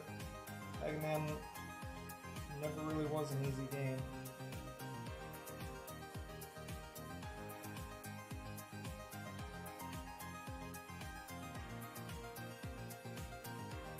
Especially Mega Man 2 on hard difficulty. That is one of the greatest gaming achievements I have ever done. What is it? Beating Mega Man 2 on hard difficulty. It's one of the only Mega Man games that ever came with a difficulty selection. Did you ever play like website games growing up? Oh yeah. Did you ever play like the Angry Monkey games? Yeah. Yeah. You're talking about like side scrollers. I remember playing them with like little stick figures running through. Oh yeah, I remember all of that. All of those Flash games, Cool Math games, all that stuff. Back when the Cartoon Network site was still a thing too. Oh yeah. I remember they had a clone version of Sticky Ninja Academy with was that a cat? Oh. That was definitely a cat. A cat or a kid? There is a kid. There are 2 kids there watching me get a tattoo. Are they? Yep, 3 of them.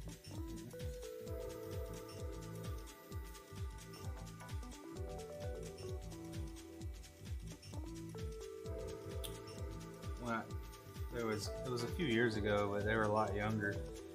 Some of the kids in the neighborhood, they were trying to knock and ditch the back door one day. And I could see them back there, like running in the bushes, playing in the tree. And then they would come up, knock on the door, and run away real quick. And then, like, this really little girl was, like, scared to come up to the door. And I was just looking at her, like, inch by inch by inch, coming up to the door. And she was about to knock on it, and I just went like that, and she ran away really quick.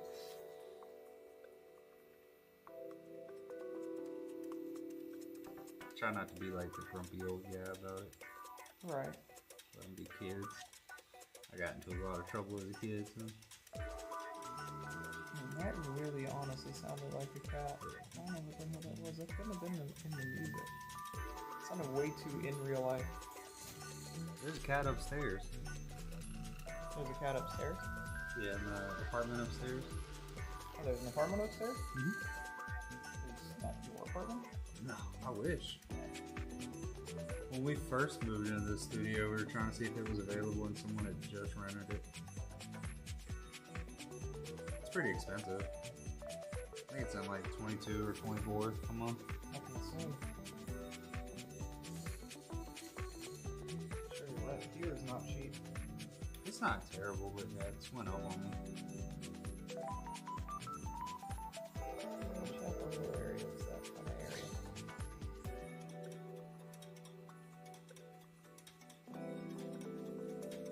I'm hoping for the next studio to just buy a space somewhere. Ideally, it would be like an old bank. Oh yeah, that would be great.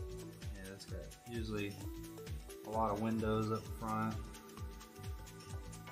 A lot of them already have like somewhat booth set up in them. Yep, with, 4 rooms, lots of glass glass. dividers. Yeah.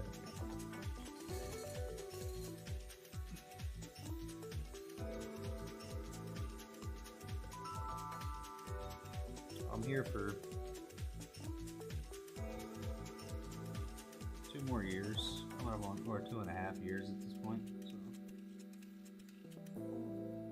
That's your lease agreement? Yeah. I didn't want to sign on more than that because this place isn't big enough for me to do what I want to do with the business. Mm-hmm.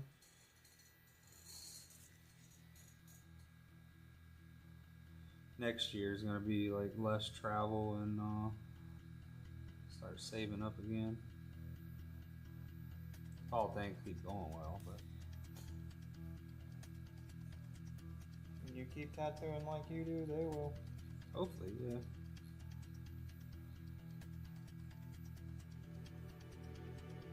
I've been blessed to stay busy during the slow times, but I definitely noticed the inquiry slow down at times.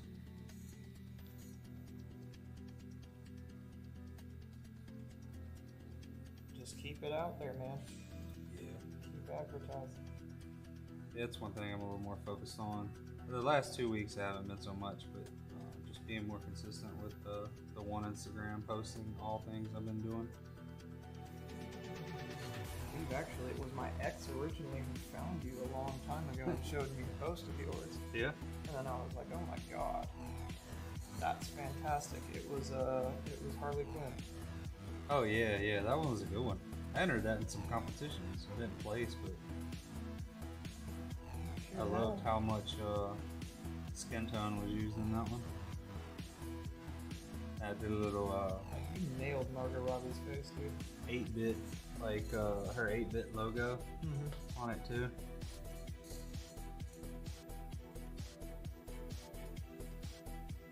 Yeah, I should probably advertise some more like celebrity portraits and stuff too. My one guy that we've been working on the leg sleeves been taking a break this year. Been doing a lot of work on his house. Yeah.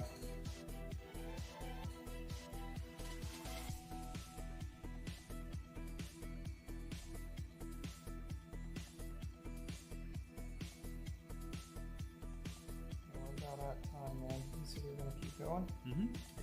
I got you. You sure? I appreciate you, brother. Yeah, I don't feel like I mean, it's clean, it looks good, but I don't feel like we got a lot done today.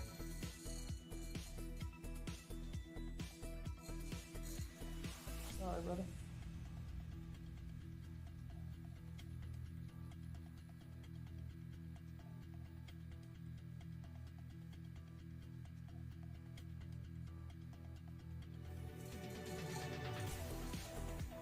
Well, at least try to finish this spade.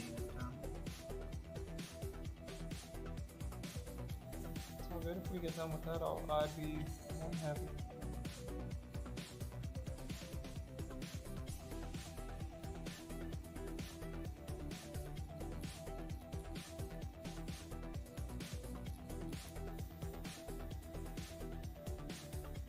Hey, Sugar Skull 81, appreciate the follow. Hope you're doing well.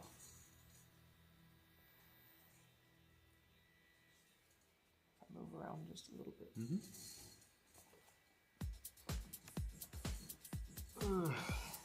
This is chair, man.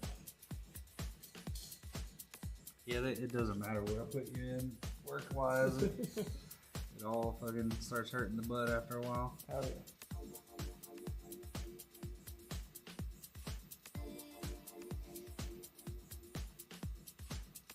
My ex had bought some pretty nice, comfortable, like blue leather chairs we used to have in here. Those were hers. So. I've been meaning to go antique shopping again at some point. Told you, bro. Try to find some more.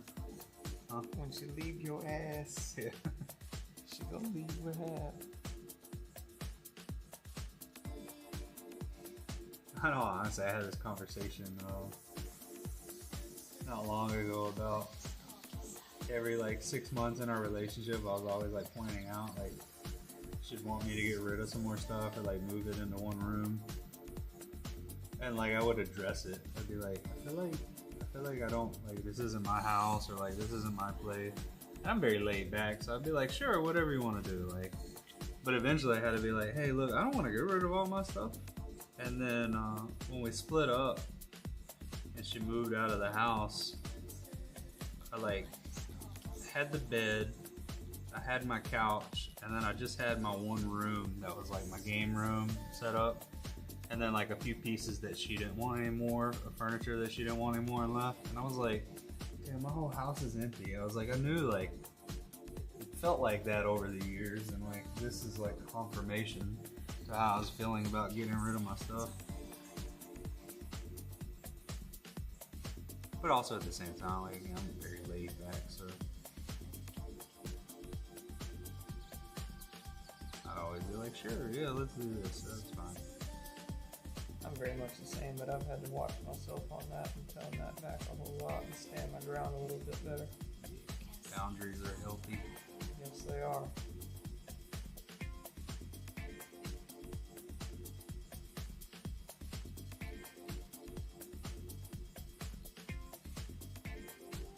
I'm always more than willing to work with somebody else. Yeah. Well, I come from like a past of like people pleasing, and If there's something that I do that you don't particularly like, we can work that out. yeah, If there's something you do that I don't particularly like, you better be willing to work it out, because if you're not, then I'm going. yeah, you want reciprocity. That's a word. Yeah. Reciprocity is Yeah. It goes a long way with me. goes a very long way with me as well. Unfortunately, I haven't found anyone quite yet that has wanted to do that fully. This girl seems promising though. Hoping so. Thank you, Sugar Skull. Yeah, we're knocking some we're knocking it out. I was telling him I don't feel like we got a whole lot done today. But what we did get done, it's looking clean.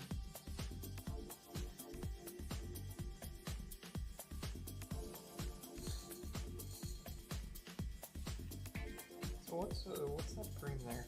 What is that one? This? Yeah. It's called Hustle Butter. Oh, okay. Have you looked into it or used it? Mm-mm. And it's a shea butter. It's designed and marketed for tattooing.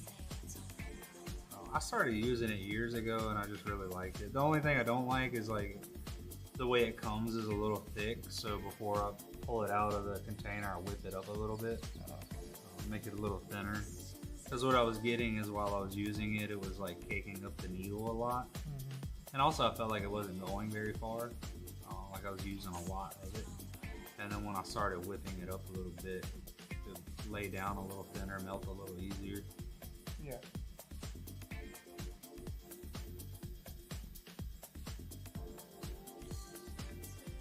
You doing good today, Sugar Skull?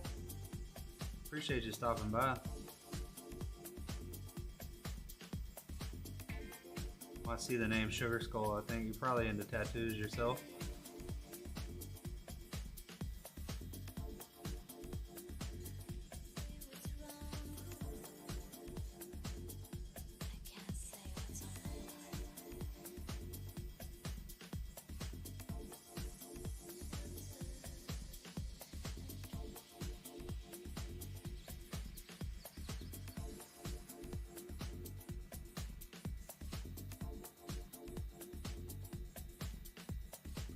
Yeah, I love tattoos. I want to get a bunch when I'm older.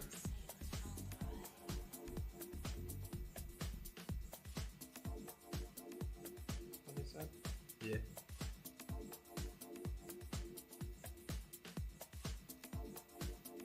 What's the approach of when you're older? Like, are you too young for tattoos, or working on your career and then get tattooed later?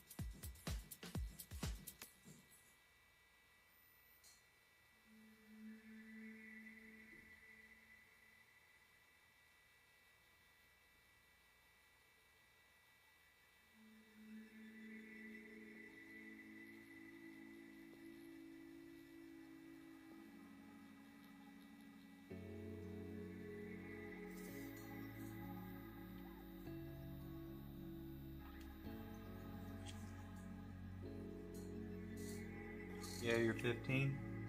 Yeah, that's fair. I don't know if you're in the States, but only certain states allow like 16 to 18 with or 16 or 17 with parental consent.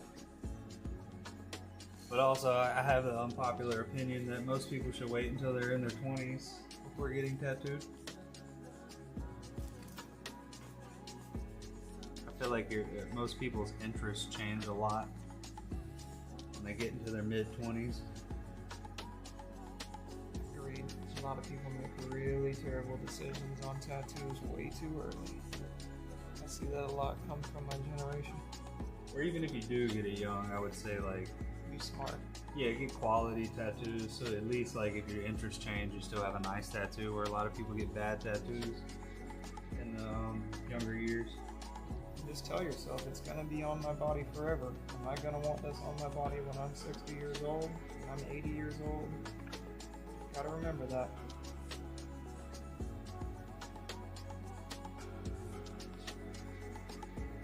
There was a tattooer that had a pretty viral video that went out, I think earlier this year, where he was like, I'm not saying we should tattoo minors, but he's like, but I want to do a sick SpongeBob tattoo. He's like, you know how many cool ideas that'd be? Like he likes doing like animated stuff.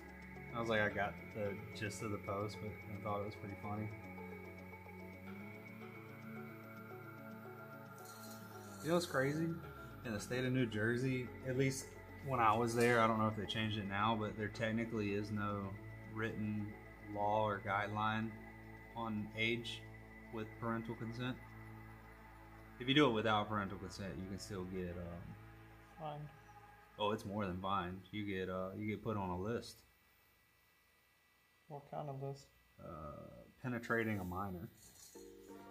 Yeah. But my the guy I used to work with in New Jersey, not the place that I call home, but the place before that, he had a friend of the family bring their kid in. They were only like 13 and got tattooed by him. Which to me is wild. Again, I think you should wait until you're like 25 before you start getting a lot of tattoos.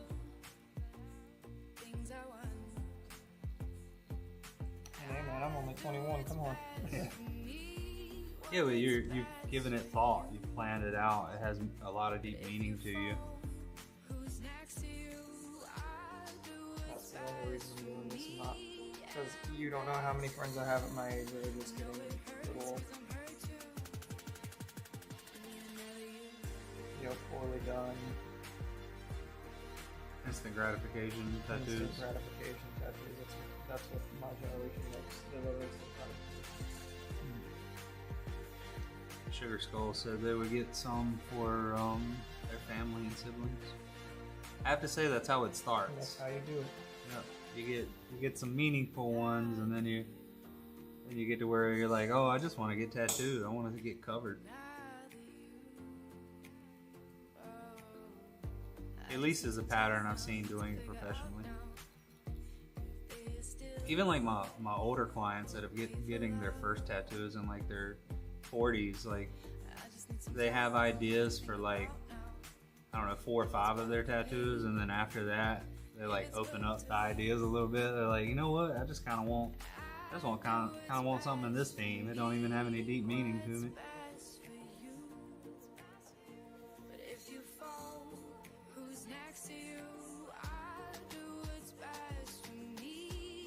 I also say that from a place of like, I've got some tattoos on me. I kind of wish I waited, thought about things a little bit more.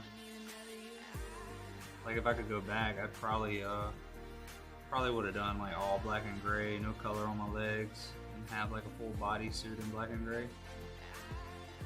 You got just a little color on your arm there too, on that little bit of fire. Oh yeah, that was my first tattoo. Got it in my friend's basement. The guy who did it hit me up not long ago too. He was asking me about, he's been trying to like get better at tattooing. He asked me about tattoo schools in this state. Did you go to one? Mm-mm. My grandma had Gus Gus from Cinderella. Which one was Gus Gus? Do you remember? Gus from Cinderella. What comes to mind is a little teapot guy, but I don't remember if that was his name.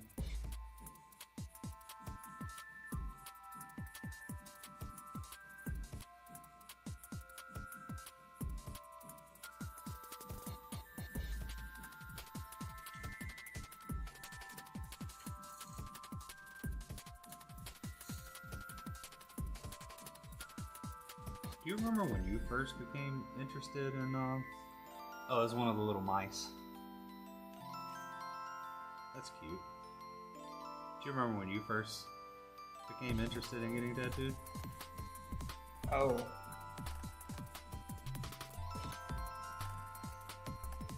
I don't know, I've been dreaming of having tattoos for a very long time. I was probably about that age. About 15 or 16.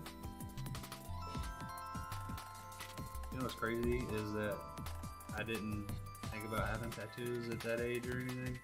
It wasn't until I was 18 and I was around all my friends getting tattooed from the one friend I was talking about in his That's what basement. made me really want them.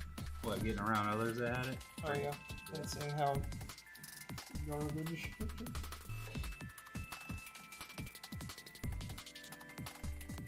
No, not just that. Not just to one of them, but Hey, you know what? Whatever, there you go. whatever drives you, Hey, you know? not just to one of them. Not really to one of them. You know, I'm not always one to discriminate against what someone's gonna get tattooed on their body. It's gonna have a meaning to them one way or the other, but you can tell when someone's gonna regret it later in life. Well, they don't. Like, their standards of it change. Sometimes it changes the other way, like in a way of like they've got bad ones and now they see the difference in it and they want quality. Right.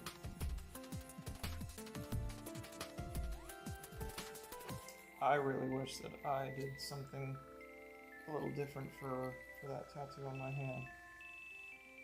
I at the very least wish I got it done by a different artist. We all have one, at least one. What would that be for you? The one on top of my arm that I got in my friend's basement. You'll have to show me the full thing, because if it's just that little fire. It I originally drew the tattoo on the back of a 10th grade assignment sheet and didn't turn it in, so I would keep it. And then when I handed it to him, I was like, "You're good. You can actually bring it to your lap if you want." Yeah. That helps. And then I handed him the drawing, and you know, my ignorant young self was like, "Oh, you're the artist. You redraw it, make it your own, make it better." And he made it fit my arm a little bit better than what I had drew, but ultimately, I kind of like what I drew more.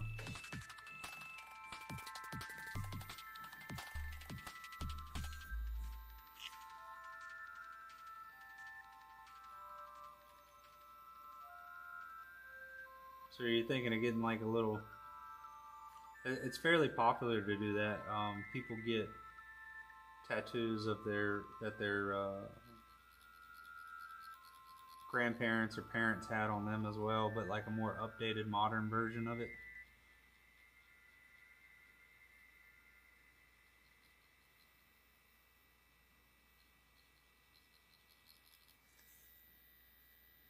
But again, as an artist, I'm saying you should wait. Don't be in a rush to get them.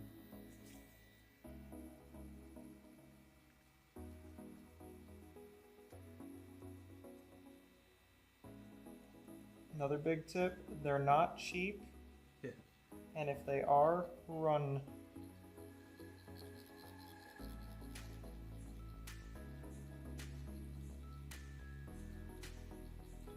Do your research. I think, yeah, that definitely broadens the spectrum. Do your research on it.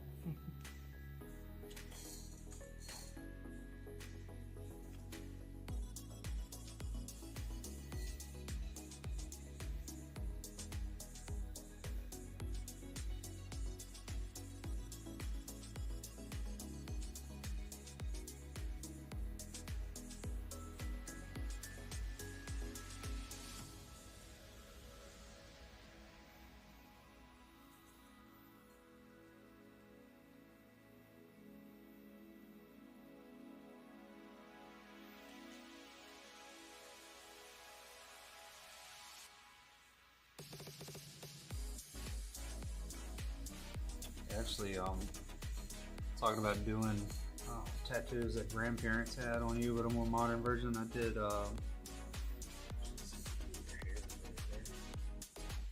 Call them when I ship them.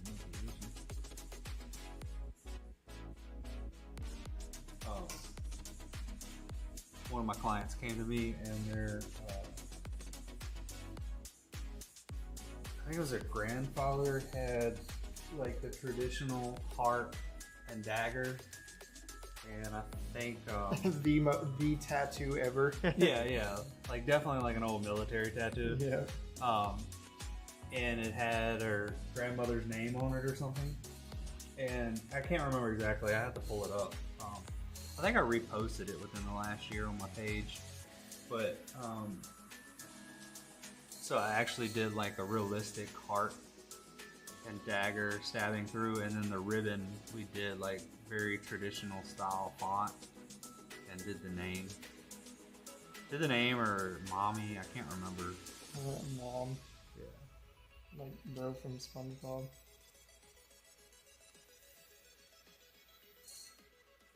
Said I've definitely learned to do research from my dad because he got a whole sleeve by my cousin for cheap and it got messed up. Yeah, that's another thing too, is like everyone kind of knows someone who tattoos in some capacity, either from home or like maybe even a professional studio or a studio.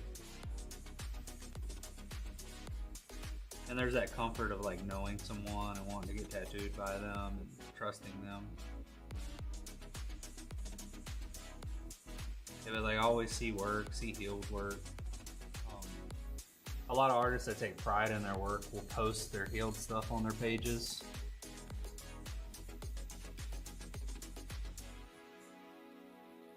That was the tattoo I was doing yesterday. I was fixing a tattoo that had been tattooed by 2 different artists. And it was tough because like I had to I definitely talked to him, make sure I was going to meet his expectations of like, he wanted realism, but at this point we can't really do realism. We could do like some aspects of it, but a lot of it's like very illustrative. And What, this? no, the guy I was tattooing yesterday. I'm fixing a tattoo that he got done. He got it touched up by the same guy. It still wasn't right, and then he took it to another guy, and he wasn't quite happy with what that guy did either. So now we're coming through, and I started with just like one piece of it, and he was really happy with it. So now we're continuing on to repair all of it, I guess, fix all of it. This is looking gorgeous, dude. And during the consultation, I was like very adamant about like, I want you to understand, like this is, I'm limited to what I can do. Sorry. Needed to.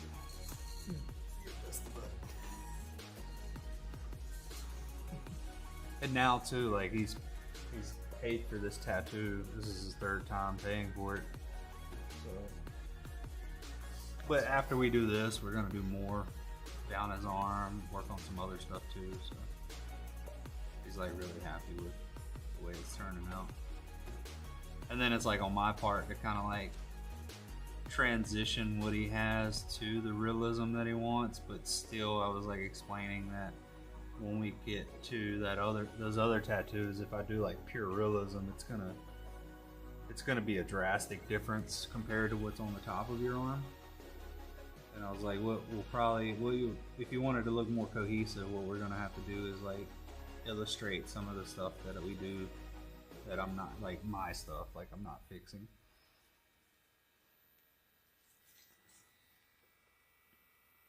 And since that first session, he's like on board with it. I was really worried that like I wasn't gonna meet his expectations or him be happy with it.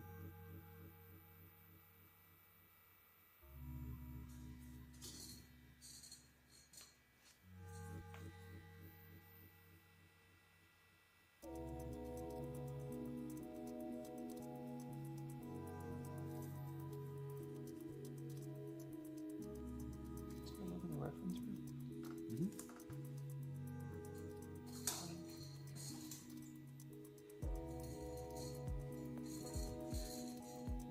Yeah, in these areas, I got a little bit more room to work with, so I can make it look a little more textured.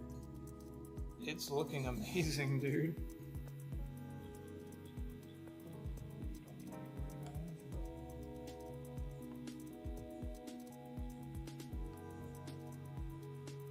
You're good right now. You can go ahead and drink. I'm in an area. It's got a little bit of leeway. Movement. Going relatively slow. As a manual driver, I have mastered the art of putting bottles working. Oh yeah, fair. I was like, what do you mean? What do you do for work that's manually driving something? I was like, oh no, you mean stick shift. Well, I also drive a good number of things on the job site, but nothing that I could open a bottle in anyway, going over such rough terrain. Telehandler, dude, that's a whole other driving experience. You almost feel like you need to have a CDL to operate the thing.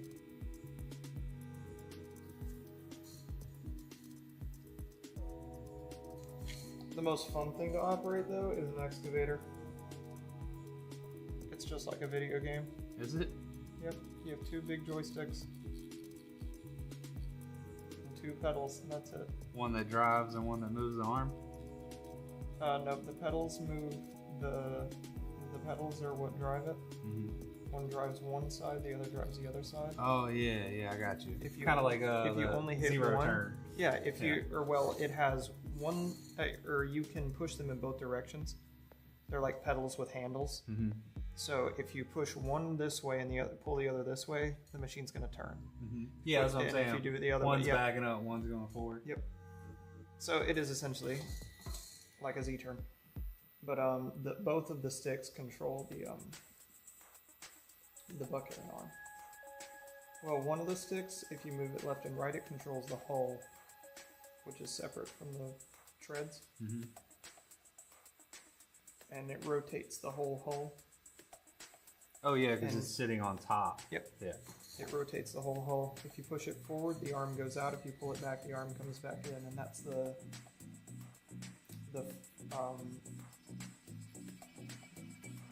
sort of what I would call the upper arm. Then the other stick controls the forearm and the bucket. You basically have to control it like a human arm. Mm-hmm. Meaning like one section at a time? No, all at the same time. So that's where it takes a little bit of skill. Yes. You have to pull back with the right stick while very lightly pulling back with the left stick and hitting the button to curl in the bucket. So that it makes a scooping motion like this. And then you move it up and then you can turn the bucket out and dump it. How accurate can you get with it? Extremely. Have you seen the ones where the guys like can move an egg and shit like that, like the videos online? Yeah, that's insane to me. Well, one, I don't think I could do anything like that, but well, for me, it's like, how do you see what you're doing in that big truck and doing something so precise? you have a spotter. You have a spotter, okay. That takes away from the magic a little bit. You're supposed to have a spotter. If you're a big industrial digger who doesn't need to do anything but move dirt, Mm-hmm. and a lot of it, you don't need a spotter. Yeah. All you got to do is just tear stuff up. Worry about the precision on the back end. Yes, the small excavators where you're digging around areas that are going to have pre-existing water pipes, power lines, fiber optic cable. Yeah, that's the worst, huh? Oh, you were talking about the pain right there? Huh? Or did you? No, fiber Oh, optic yeah, cable is so expensive. Yeah, and so fragile. Yes, extremely fragile, extremely fine. If you dig into the ground and you see rainbow hair coming up, Mm-hmm. just walk off the job site. you're fired Yeah. at that point, essentially. Yeah, the Google Fiber guy that came and hooked up my internet for me. It's either you're fired or the guy who marked it wrong is fired. It's one of the two. He told me because it like follows the trim in my house. Like it tucks into the wall, but then it untucks in some areas. And he was like, when you're moving furniture, be very careful not to hit. Like if you damage that, we have to run the wire again. Yep, and that stuff is not cheap. That small version that actually comes into your house is way less expensive than the actual distribution fiber optic.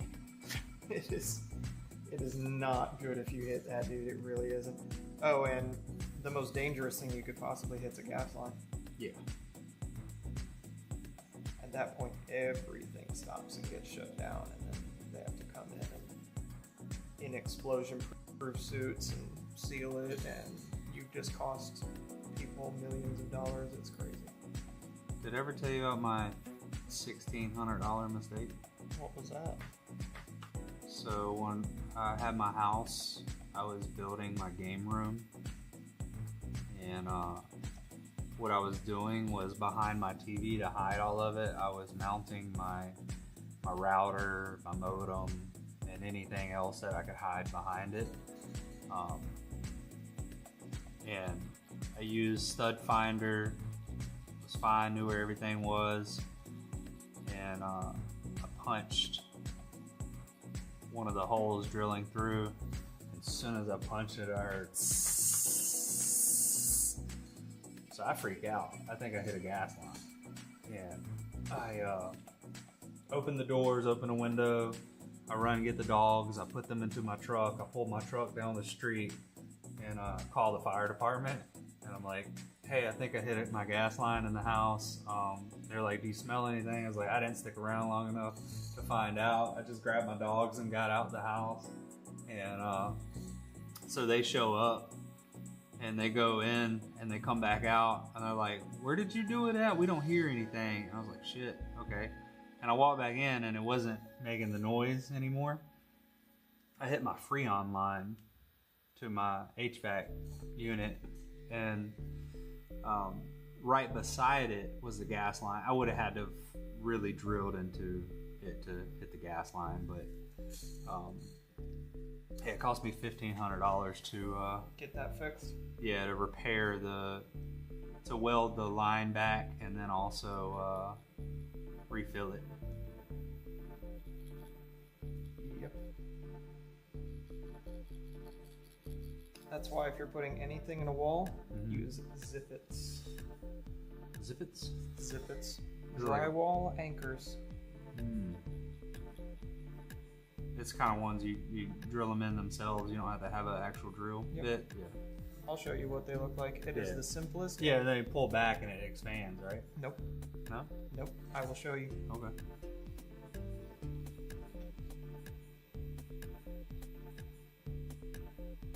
Really, the best thing you can mount anything to drywall with is a toggle bolt. But, you know, those go beyond the drywall. Zippets do not go beyond the drywall layer. You can put them anywhere.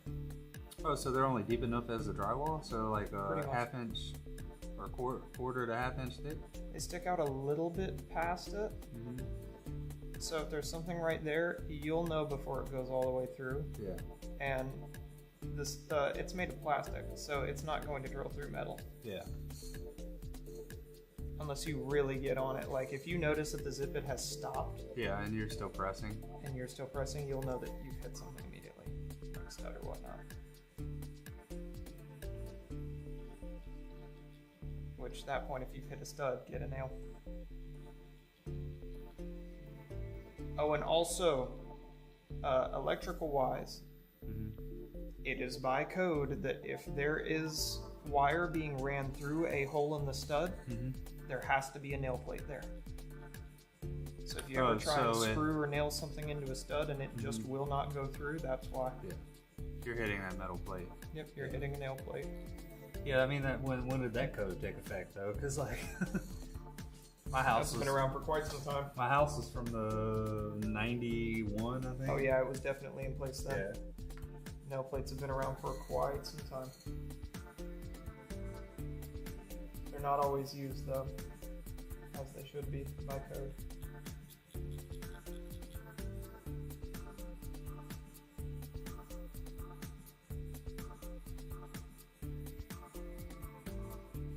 They're mainly there so that some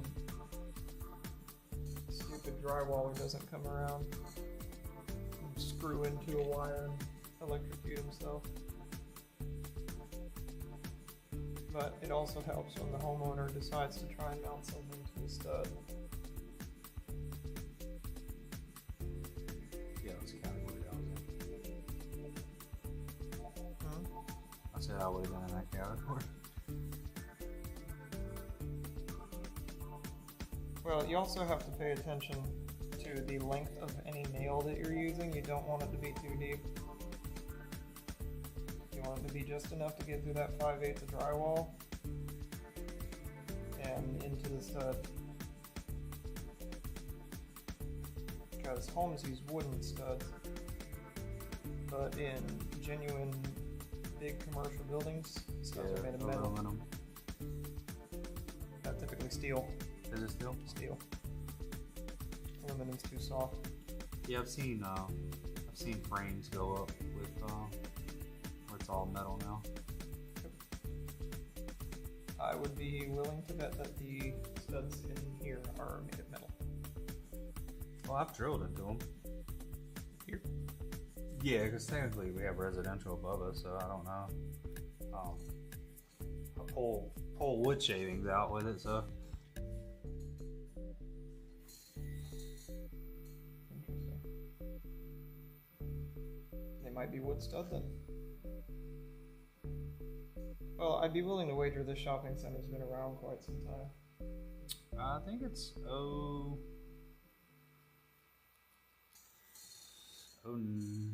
want to say 9 maybe? 08, 09? I can't remember. It's on the listing thing. Very well could be wood stud.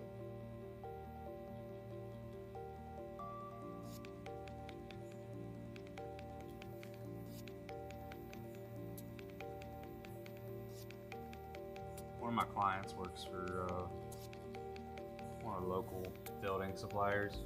And he comes in here and he just breaks down like, that's 1A 5, 6, 7 trim. Like he knows it all about like the code at the store. Well, in terms of lights, every company has a different name for everything, so I'm not going to sit here and tell you model numbers of lights because I physically could not.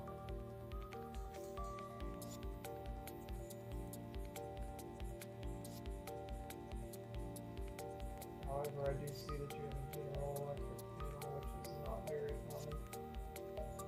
Why is that? Most modern builds nowadays use Eaton, Siemens, or Square D. You will very rarely see a General Electric panel.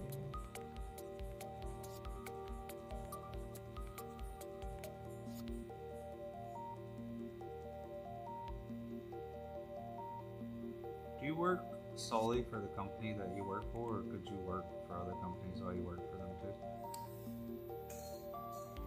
too? Legally, no. But we can, or well, we do sometimes do things called moonlighting, which is basically side jobs. We're not supposed to be doing that. Okay, say less. The reason I brought that up is one of the guys in my network group. I know he's growing his business. And he's probably looking for dependable people to work with him. So you need an electrician? Oh, likely, yeah. He last I talked in the meeting, he like focuses on EV hookups for homes and stuff like that. Oh yeah, Yeah. that's a monopoly nowadays, and I can do that like the back of my hand, dude. Well, I might connect you guys and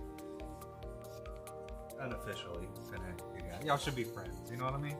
Not talking business.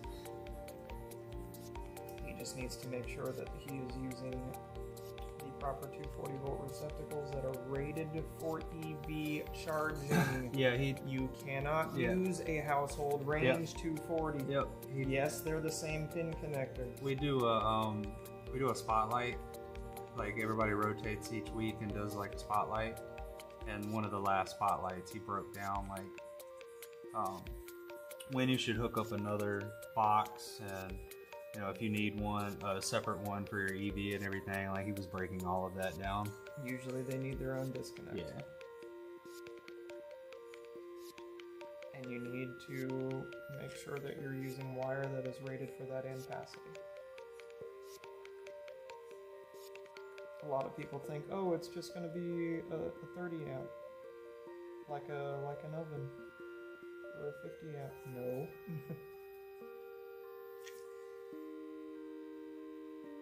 Because ideally what you want to do is you want to use the smallest size wire that you possibly can, rated for that ampacity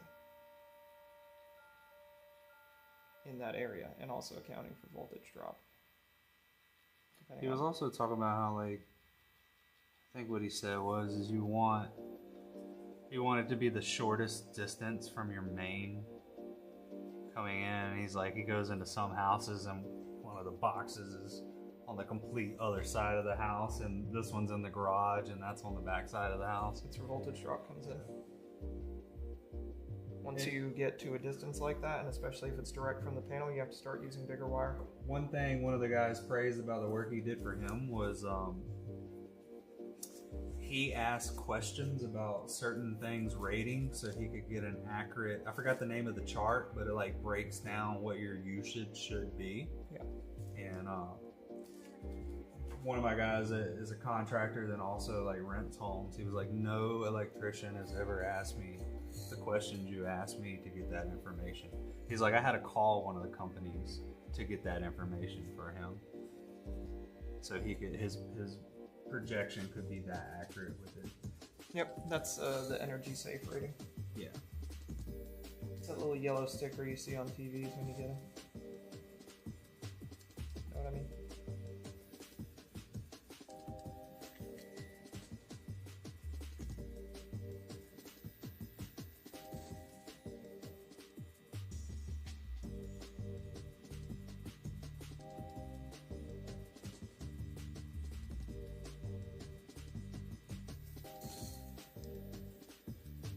You doing okay? I'm good. Just taking. Hungry as hell. It's gonna be oh so sweet. Yes, it is, dude. What are you gonna eat? Probably 2 ginormous burgers Yeah. from somewhere. Probably stop by Wendy's on the way home. You ever go to Bad Daddy's? Dude, I love Bad Daddy's I burger bar. have to say that's like the best burger I've had in this area. Dude, that sauce.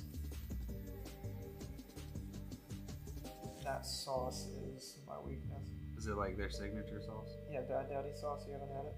With, Oh, I probably have. I just didn't with the fries? notice it. Yeah. It's kind of smoky. It's got a little bit of a kick to it.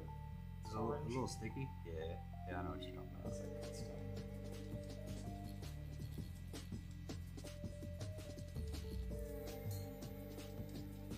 Their milkshakes are also incredible. One of the only places I can find that still serves a milkshake in glass. Yeah, I don't think I have one of those yet. Everything tastes better out of glass. Prove me wrong.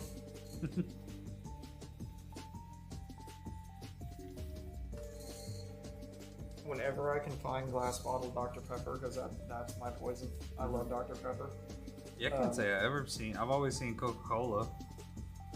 Yeah, and occasionally like a Mountain Dew or something, but Dr. Pepper is very hard to find in a glass bottle, and if you can get it, it's some of the best stuff on the planet. But my favorite soda ever to exist. is it in made with the history- real sugar too, like a Coca-Cola? Yep. But my favorite soda to ever exist is glass bottled Grape Crush. Glass bottle Grape Crush. It's impossible to find. You can always find the orange, but never the grape.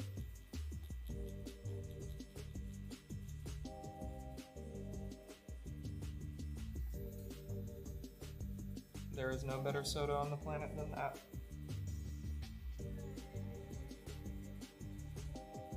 But I have been trying to replace sodas with with. Liquid Death teas. Oh yeah, They use stevia, yeah. so it's less sugar and it's not as bad on my teeth. I like Liquid Death. They're just expensive. Yeah, that's the problem. I like their. I think it's a Arnold Palmer one. Yep. He used to be called the Armless Palmer. Did they get a cease and desist? They sure did, and now it's called the Dead Billionaire. That's funny. I like their sense of humor. But I have a box of Armless Palmers that I've never opened that I'm trying to sell for a ridiculous amount of money on eBay, and no one's bought them. Sugar Skull said, unpopular opinion, but Cherry Pepsi is the best. Cherry Pepsi's pretty good. Honestly, if I can't find a Dr. Pepper, I settle for Cherry Pepsi or Cherry Coke. Mine, I don't even think they make it anymore, but when I was a kid, the fucking vanilla Coke was my shit.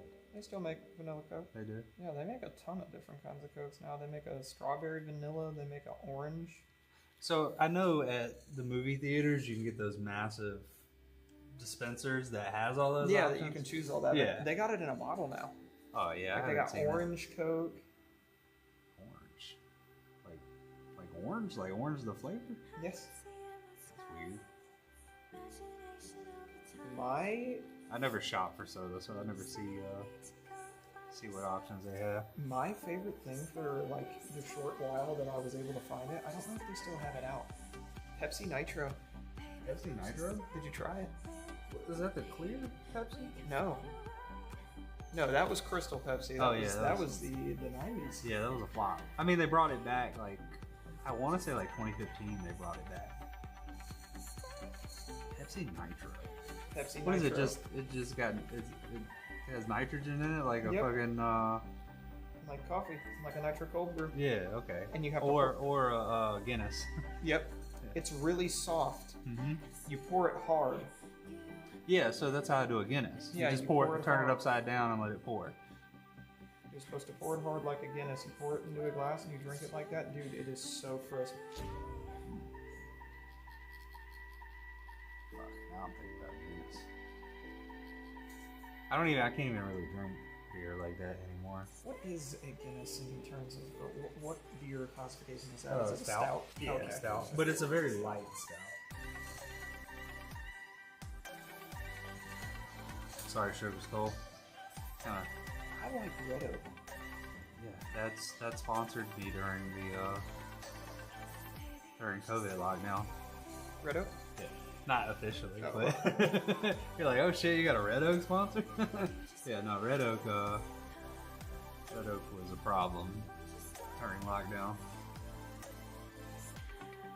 I like how you looked at me like that. It's the only beer I can stand. I am not a beer guy. I am unfortunately a whiskey and tequila guy. I used to do the regular Red Oak for a while, but then I guess the last few times I went with their Hummingbird.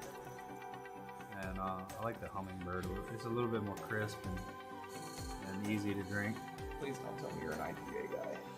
Used to be. I'm retired. That's nasty. Yeah, I'm retired from that life. On the back end of its popularity, I started to get into it and trying them from all around. My buddy in New Jersey, we used to get this variety pack from the local store that they would just throw like random bottles and cans in this 12-pack. And I tried some crazy ones. I tried like grape liqueur IPA. I remember it was good. It was It's like biting into a tree and then looking at an orange. yeah, sniffing an orange.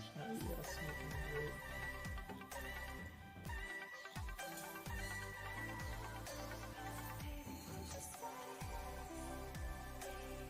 My thing when I'd quit drinking for a while. My thing was fountain diet Cokes, like from the store. You just get a fountain soda. Man, I don't even want to know how much money I spent on fountain drinks, and they're cheaper too. But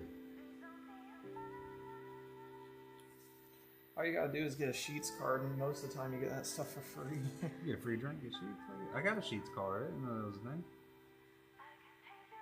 Yeah, have you not paid attention to your points and whatnot on the app? No, I don't have the app. I I just had a card and I use the card when I go in there. Or I guess I give them my Bro, number. then what is the card good for? I don't know. They offered it to me and I took it. Yeah, download the app, bro, and punch in that number on the app. You could probably have like tons of points. You can get free food, free drinks, free everything, dude. What's wrong with you? The only thing that I ever did I that used to work at Sheets. the only thing I ever did that for was BP's. Yeah. I had the BP app, and like every 5th fountain drink, they'd give me one free. No, Sheets just be giving you that stuff for free. Well, that's good to know. Odd thing, I usually buy my wine at Sheets. 'Cause it's The usually box like wines or the bottles? the bottles, because it's usually like $3 cheaper than I remember the first grocery time store. I was at Sheets as like a 16-year-old kid, and I remember the first time that someone walked up with the 19 Crimes bottle with Snoop Dogg's face. No, on that's it. it. That's what I'm talking about. That's what you drink? That's what I drank. I Oh drank my the God. Cali Red by Snoop Dogg. It's got a slight sweetness to it. It satisfies my want for red wine, and I also don't really get a hangover off of it unless I have 2 bottles, and then that's enough. But I just thought that shit was fine. yeah, that's what I had at Thanksgiving. We had 2 bottles of that and a couple other brands, and I made apple pie moonshine. I didn't make the moonshine, but I made the mix. I took Buffalo Trace makes 125 proof corn liquor that comes in a small bottle. And A real honest white lightning. yeah, like when I tasted it, it like brought me back. Like it brought me back to where being back home, getting some of that Franklin County, and I was like, damn, this like tastes like an actual real deal. But then I took and poured out like about half of the real apple juice, not like that filtered apple juice. We can take Yeah. a break for a moment if you want to. Nah, just Move around a little bit. Stretch the glutes a little. And we're good. But I dumped that into half of one of those and then sprinkled some cinnamon sugar in it. I got a bottle of some crazy holiday cream shine at the house. Holiday cream? Yeah, you've never had cream shine? Like sipping cream? By shine, you mean moonshine Yeah. and cream shine. I've had the banana one, like the Yeah, the banana pudding. by Sipping cream. Old by Old Smoky? Smoky. Yeah, Yeah. that one's my favorite. Oh, okay, yeah. Yeah, it's cream shine. Yeah, it's so sugary, but I used to kill one of those in a night. One in a night. One bro. in a You night, would've bro. been blackout. Nah, man, that was. I mean, yeah, eventually it catches up to me, but yeah, that used to be my shit, dude. I'll have a It's glass. so sugary though. It's so fucking sugary. It is very sugary, but this one, I'm not sure who makes it. I have a picture. You like that picture? No, I took a picture of it because I was like, hey, because mom got it for me and we're going to drink it for Christmas because our Christmas tradition is get drunk as hell on Christmas and open presents.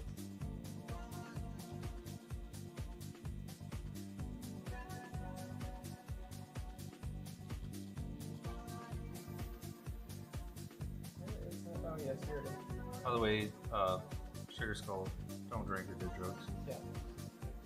Not at that age. Oh yeah, I've And had I have some of that moonshine before. Holiday Nog. It's I've never had the holiday nog though. moonshine cream liqueur, so it's cream shine. I do like eggnog. So many calories in it though. I love eggnog. I love rum and eggnog as well. A little Captain Morgan in there, we're good. Oh, Captain. Know what I'll never drink again in my life? Kraken. What? Oh, the rum? Yep. Is Kraken a rum? Whatever Kraken is. Yeah, I'm pretty sure Kraken rum. Yeah, it's terrible. That's bad. I like gin too. I like gin. I like gin, but not Indian food. Oh, look. All, I feel like gin is pretty spicy. Like, with, you're about to tell me nasty. I actually, unironically, like Jaeger. I mean, it's okay. It's also it's its Rumpel. own. Okay, Rumpel, yeah. But Rumpel comes with regrets. Rumplemans. No, what comes with regrets is drinking. In general. Don't no, drink. not that. It's not extreme, but it's a mix of German liquors. Mm-hmm. and it is called an angry. Oh, I got you. Yeah. And what is it? It's like a it's- blue motorcycle of German liquors. Yeah. Yeah. And it's Jaeger, Rumpel, Red Bull, and I forgot what the last one is. I don't know, but what it tastes like liquid fizzy candy cane. It is dangerous. Somebody told me that it was going to be the most disgusting shot I've ever had in my life. It was not. Yeah, but a lot of people don't like Rumple Mints. They just drink it because it's so potent. Now, if you want to drink something potent, go ahead and grab a bottle of 99 bananas. Yeah. That's honestly, I mean, it wasn't really out during high school, but that makes me think of drinking in high Or school. Mad Dog 2020. Yeah. That's your era. Yeah, it is. Yeah. We were talking about this yesterday on stream of like the Four Loko days. Oh, that's bad. Yeah. Or at least they used to be. I think they've kind of. Yeah, they had to change a lot about it. I mean, you can still go to Costa Rica and get the original ones, but and I only know that because I have a friend that used to do yoga retreats in Costa Rica, and he said they still sell the original Four Loko down there.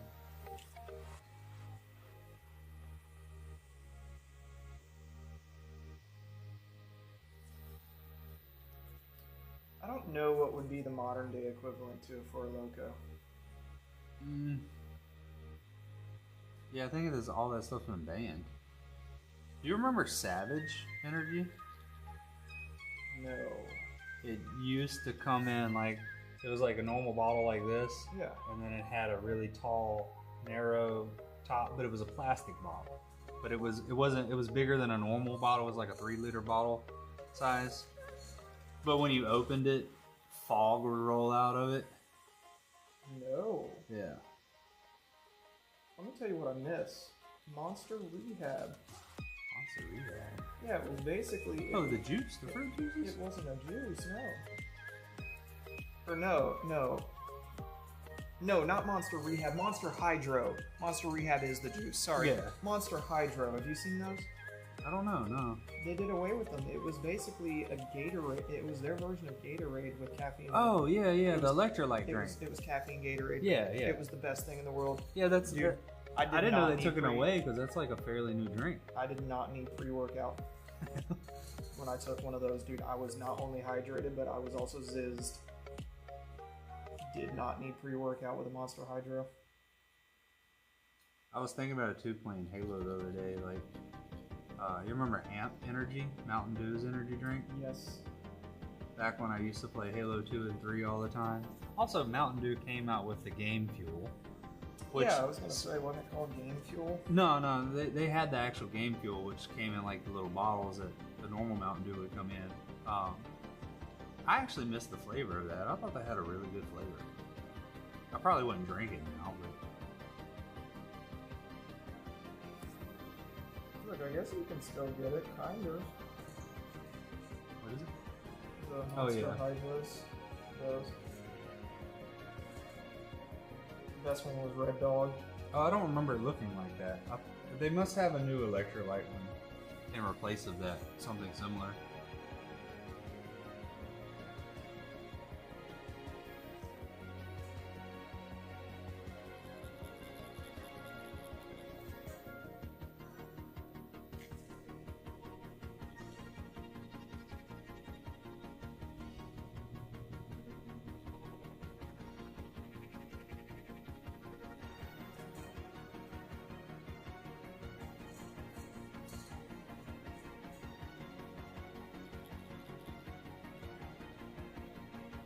Yeah, they've been discontinued.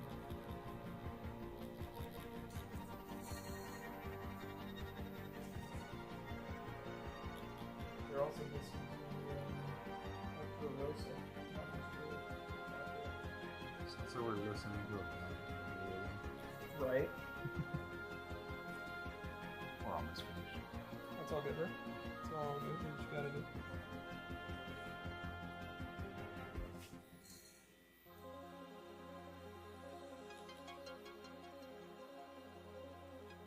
That other A down there, is that done? No. Okay. So kind of like the top one. I finished out that top one. But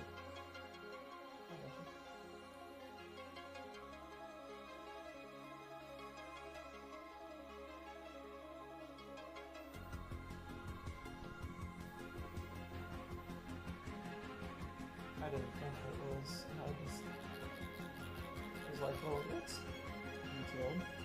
Like, yeah, it was because it was it's kind of like broken apart, like the texture of it is. yeah, So I just committed enough to see those textures. yeah.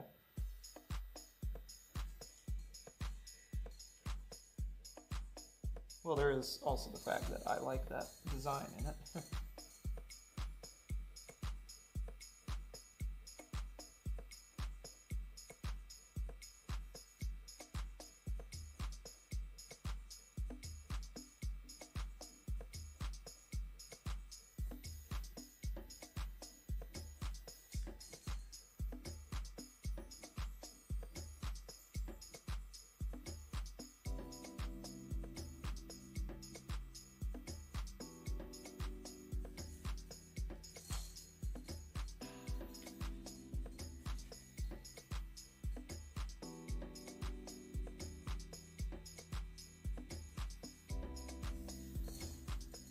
That really does feel a lot stabbier now.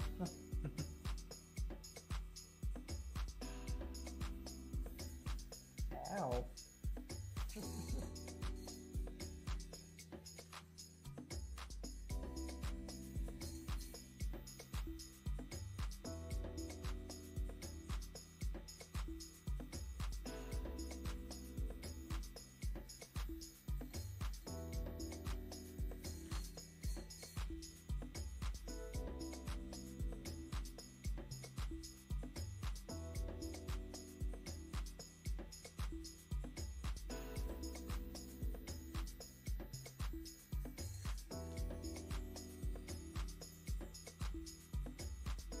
Mind and body entirely coerced. Eyes profound and enticing draw me in. I wish this skip song thing worked with that Erotic heat completely consumes me. device. Forbidding desire, the strongest sin. I need to give in to my body's plea. You want to skip this song? Flames Yeah, touch dude. simmons, You fills think you could them tell it to do it? with No, because if I talk to this one, it connects to my MacBook, and it won't. blood. It won't skip the one that's connected to my other laptop that I'm streaming from. The sweet seduction is haunting my dreams, yearning to act on these debauching schemes.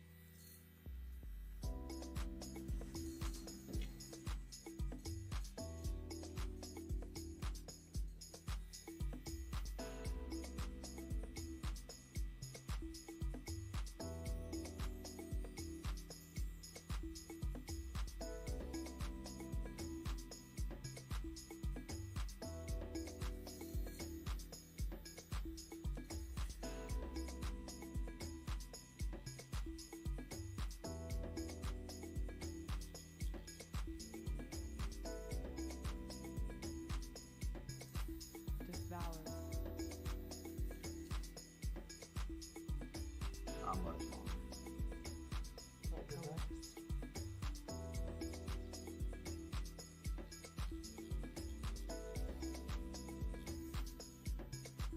Devours. The strongest sin. Coerced.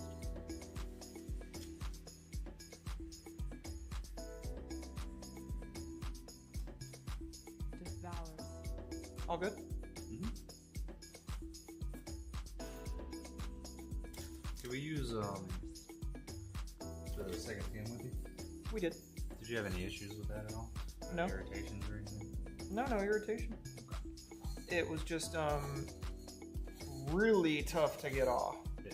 Well, that's what you want. You wanted to stick really well. It did for about 3 days. Alright, so I'm wiping you with the solution, but I have to clean you one more time before I apply that. Oh. So this kind of takes a little bit of the irritation out. before we get those photos and whatnot. Ouch.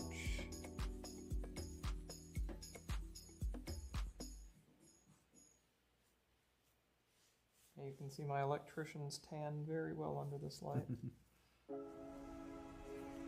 Not a farmer's tan because I have a glove line. Yeah. You see it. It's one tone. It's almost 3-tone. Yep. Yeah. Well, especially right now since my hand is like going red. Like you can see on this one almost.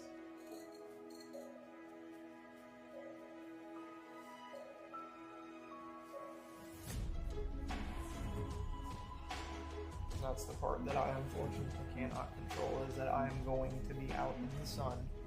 I have to wear at the very least a t-shirt. Well, as you get your sleeve tattooed, you're gonna have one of them sleeves on. Mm-hmm. All right, how about take a look at that? Just hit this hand sanitizer.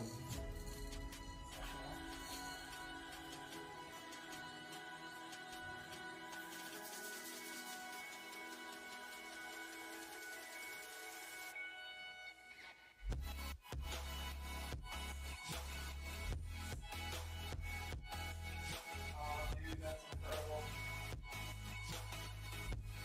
Yeah, I was hoping.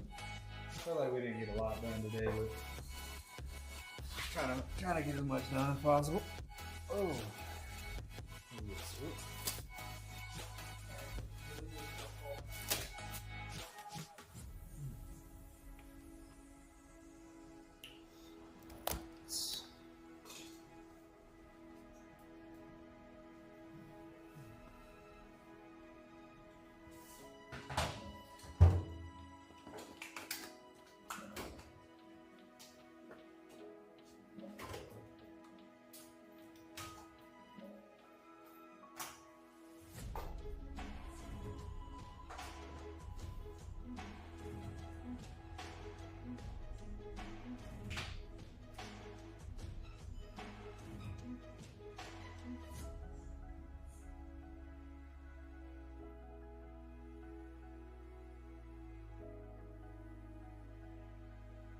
I'd be the last man to rush something like this. So very good.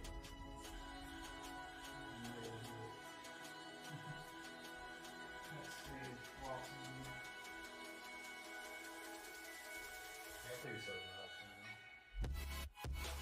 Once all the shading in there and everything, like the ribbon and the card's really gonna pop out.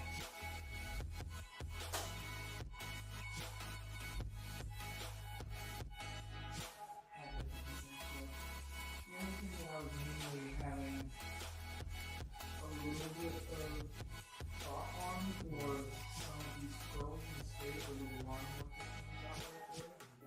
Like I was thinking originally that kind of clashes with the very soft design of the texturing on some of these. Just having like a random bit of line work there. You kind of get what I mean? Yeah. But Also, though, I can come through and shade, like a light shade in it, and almost make it look like it's 3D a little bit. we could do that. Because the original that I showed you had lines that represented shading in it. But when I was drawing it, I decided not to do the lines in there. But we could do like a little bit of shading to make this fold look a little 3D on it. We're also going to try and get some of that. Yeah, we're gonna do that too. That's not gonna take long at all, doing that like texturing in there with it. So And a little bit of that texture in line points as well. But yeah, definitely. Yeah. 3D. all right, I'm gonna do, guys. I'm gonna do like a finished photo of everything. So if y'all just hang tight, want to see what it looks like in its entirety so far. I'm gonna hit the be right back screen so I'm not rotating this camera and making y'all dizzy. And then I'll show y'all what it looks like so far. So just hang tight with me.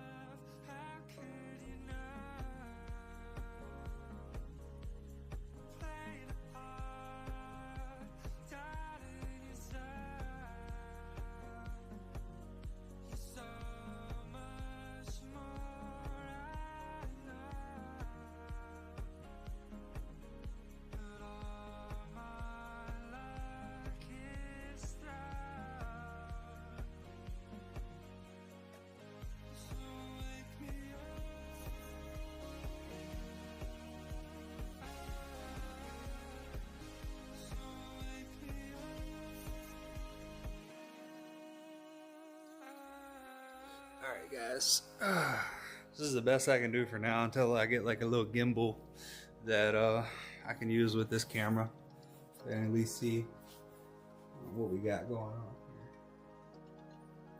So we got like the eye that has the key slot in it that we're gonna do on the bottom, and eventually we're gonna have like a guitar on the lower arm, and then the top or the neck of the head of the what is it? The neck. The neck will be an actual like skeleton key head, and then it'll come up, and we got some more of like the music notes kind of flowing through here, and then the flowers on the sides kind of encompass it, but you can see like we're using the music ribbon to kind of like frame off the shoulder nicely. And we're going to texture the card, and we'll have more drop shadow with the card so the card really stands out after we get all that shading in there. So you can see the direction that we're going with it.